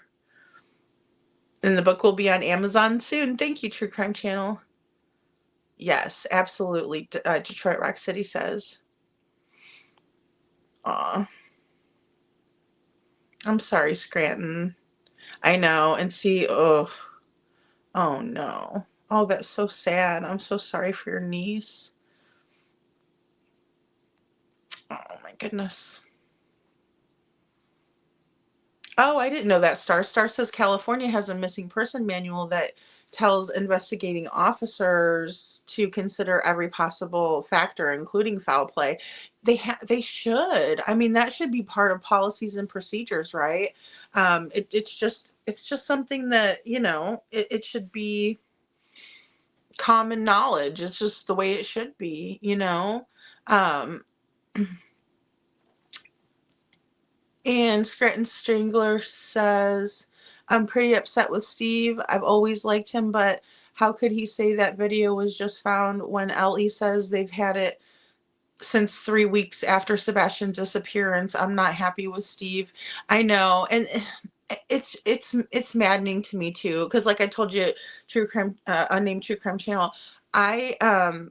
I never disliked him either, and even in the Riley Strain case, he was very cordial to me and like answered my question right away and things like that. And sometimes, when you have questions and stuff, they won't be able to see, you know what I mean, and they don't pay attention. And he was paying attention and really involved.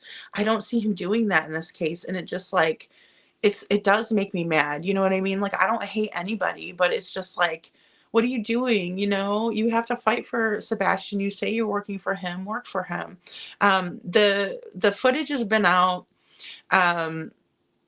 since, the first couple of weeks of March. It is a part of Sebastian's case file.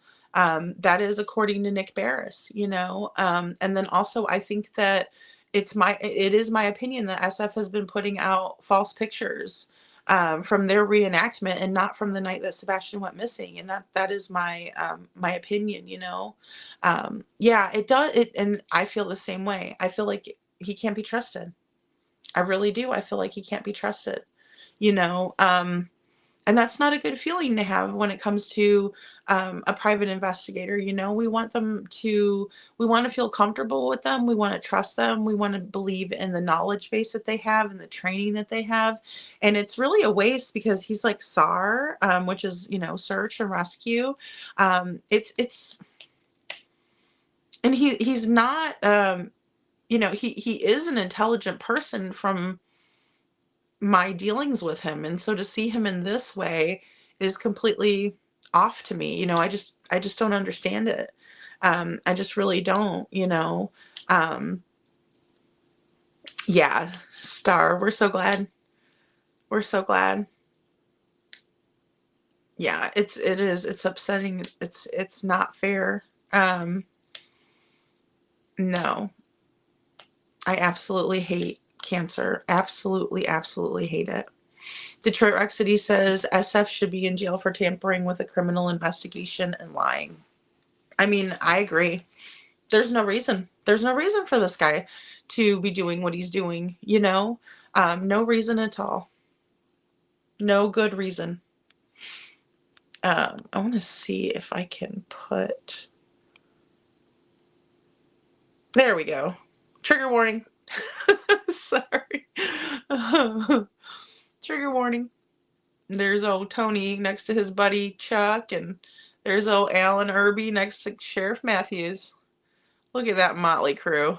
And they're just plugging up Lady Justice's ears. Plugging them ears.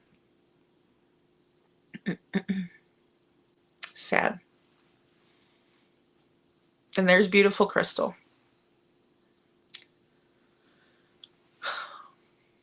Oh, Lori, I'm glad you're back. Steve Taylor. Oh, I'm sorry, Unnamed True Crime Channel. Aw. Yeah, he is. He didn't even make it. He just got like the uniform and everything so he could wear it around town and pretend like he's a cop. I think he does dirty deeds in it, and that's my opinion. Because, why wouldn't he? He hasn't shown us any different. What? Scranton Strangler with the scoop. Is that true?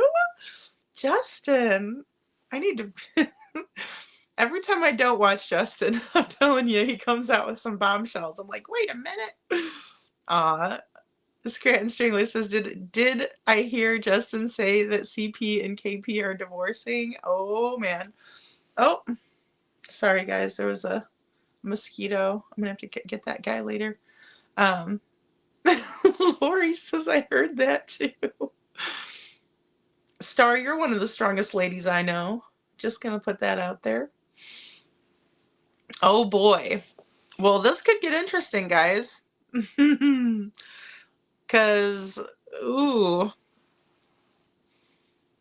Let's take a quick poll on that one. In the spirit of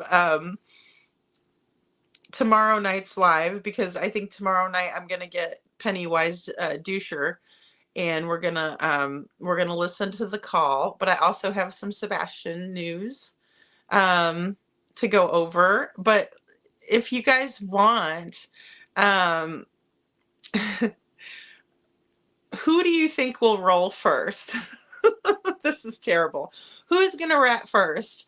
Do you guys think it's gonna be Chris, or do you think it's gonna be Katie? And you could just put your vote in the comments. You know what I mean? So who will roll on who? Do you think they're gonna, who will take a plea deal first? This is terrible. This is all alleged in my opinion.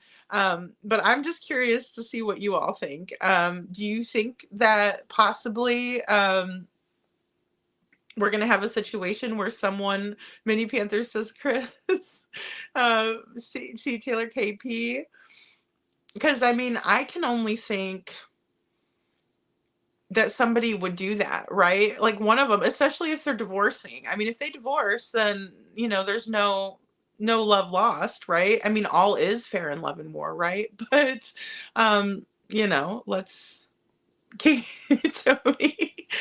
with KP. I know, I can't believe it. I don't know. True Crime, unnamed True Crime Channel, possibly. Justin's makeup is so on point, and I don't know. I would just love him to give me a quick tutorial. He just has to, just FaceTime me real quick and just show me what he does. Like the contouring is perfect. Like everything is perfect. I'm so bad at doing makeup. Like I just need some help over here. CP definitely. Yeah. I think so. I think poor Katie would go right under the bus. That's my opinion, too. So, but then again, I don't know. I think maybe we do underestimate Katie in some instances. You know what I mean? Because she is she plays that timid role. It's hard to tell. He has done Mini Panthers. What? Oh, I need to go dig in. I need to dig a little bit. His makeup is always on point. Oh man, Scranton Strangler, that is crazy.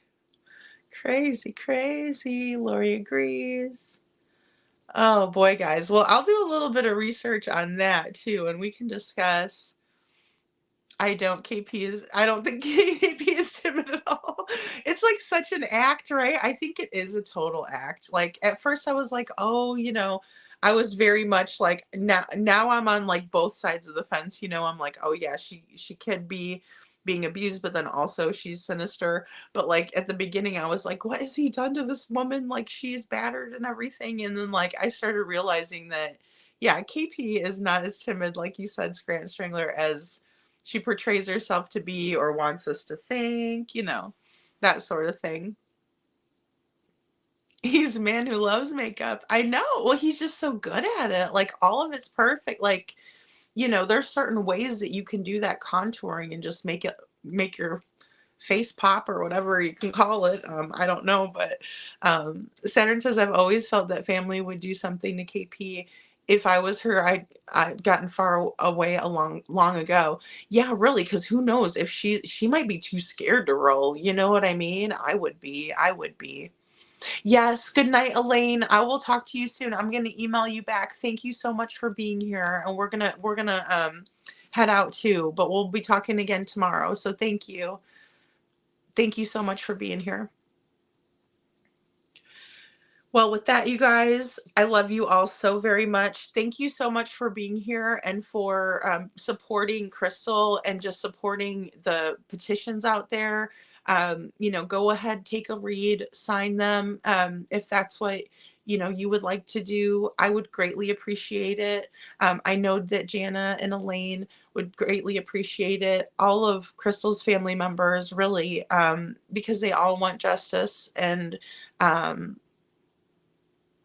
Scranton says, I think she's a sociopath and uses her little southern accent when she wants to look innocent, but she drops it when she's not paying attention. Totally, Scranton, totally. Oh my gosh, that's so true. And I know that she's been for like all she's in the Navy, right? So she's lived in a lot of different places. And sometimes I do have like I've noticed it a little bit that I picked up a little bit of a Missouri accent. I definitely have a Chicago one. I know that. But then like I did definitely picked up a little bit like that. And now I'm like further south now. So I might even, but I mean, I don't know. There's a lot of people, like especially snowbirds and stuff, like Chicago and then like, up by New York and that sort of thing. So I don't know. It's kind of a bigger melting pot here. But definitely Katie with the accents. She's always changing it up. Yeah, thank you, Star. Thank you. All right, you guys. Oh, read my above comment, please. Mini Panther says. Mini Panthers. Oh, yeah. Mini Panthers. That's such a good question. Or that's a good That's a very good comment. Mini Panther says you should ask Justin to feature Crystal's story and have you on panel and get her story out. Oh, that is such a good idea.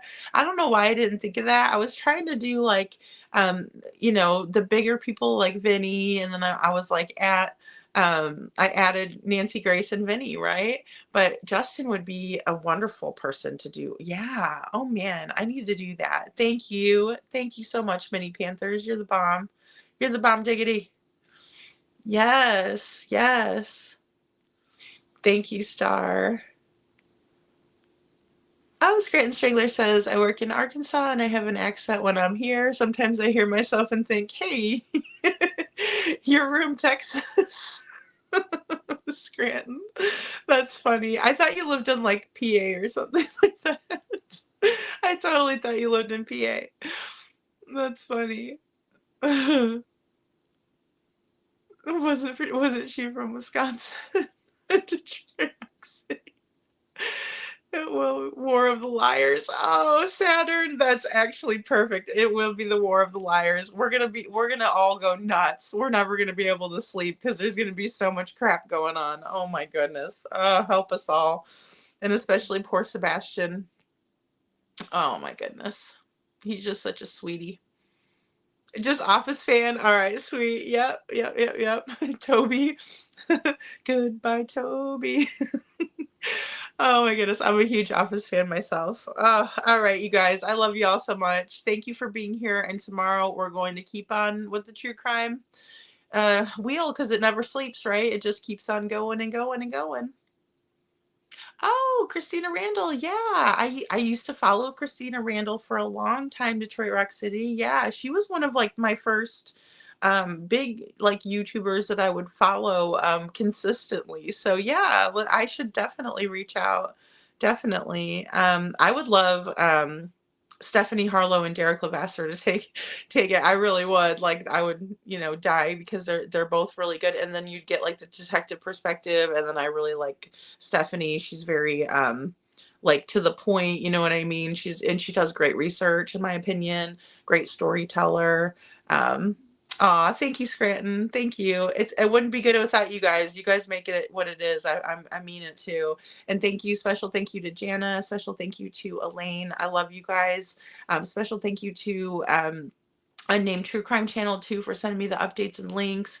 You guys are just amazing. Thank you. Thank you. And I'm so glad Tony was here. Tony, we love you. She would definitely deep dive. Yeah, she would definitely deep dive it. Yeah, for sure.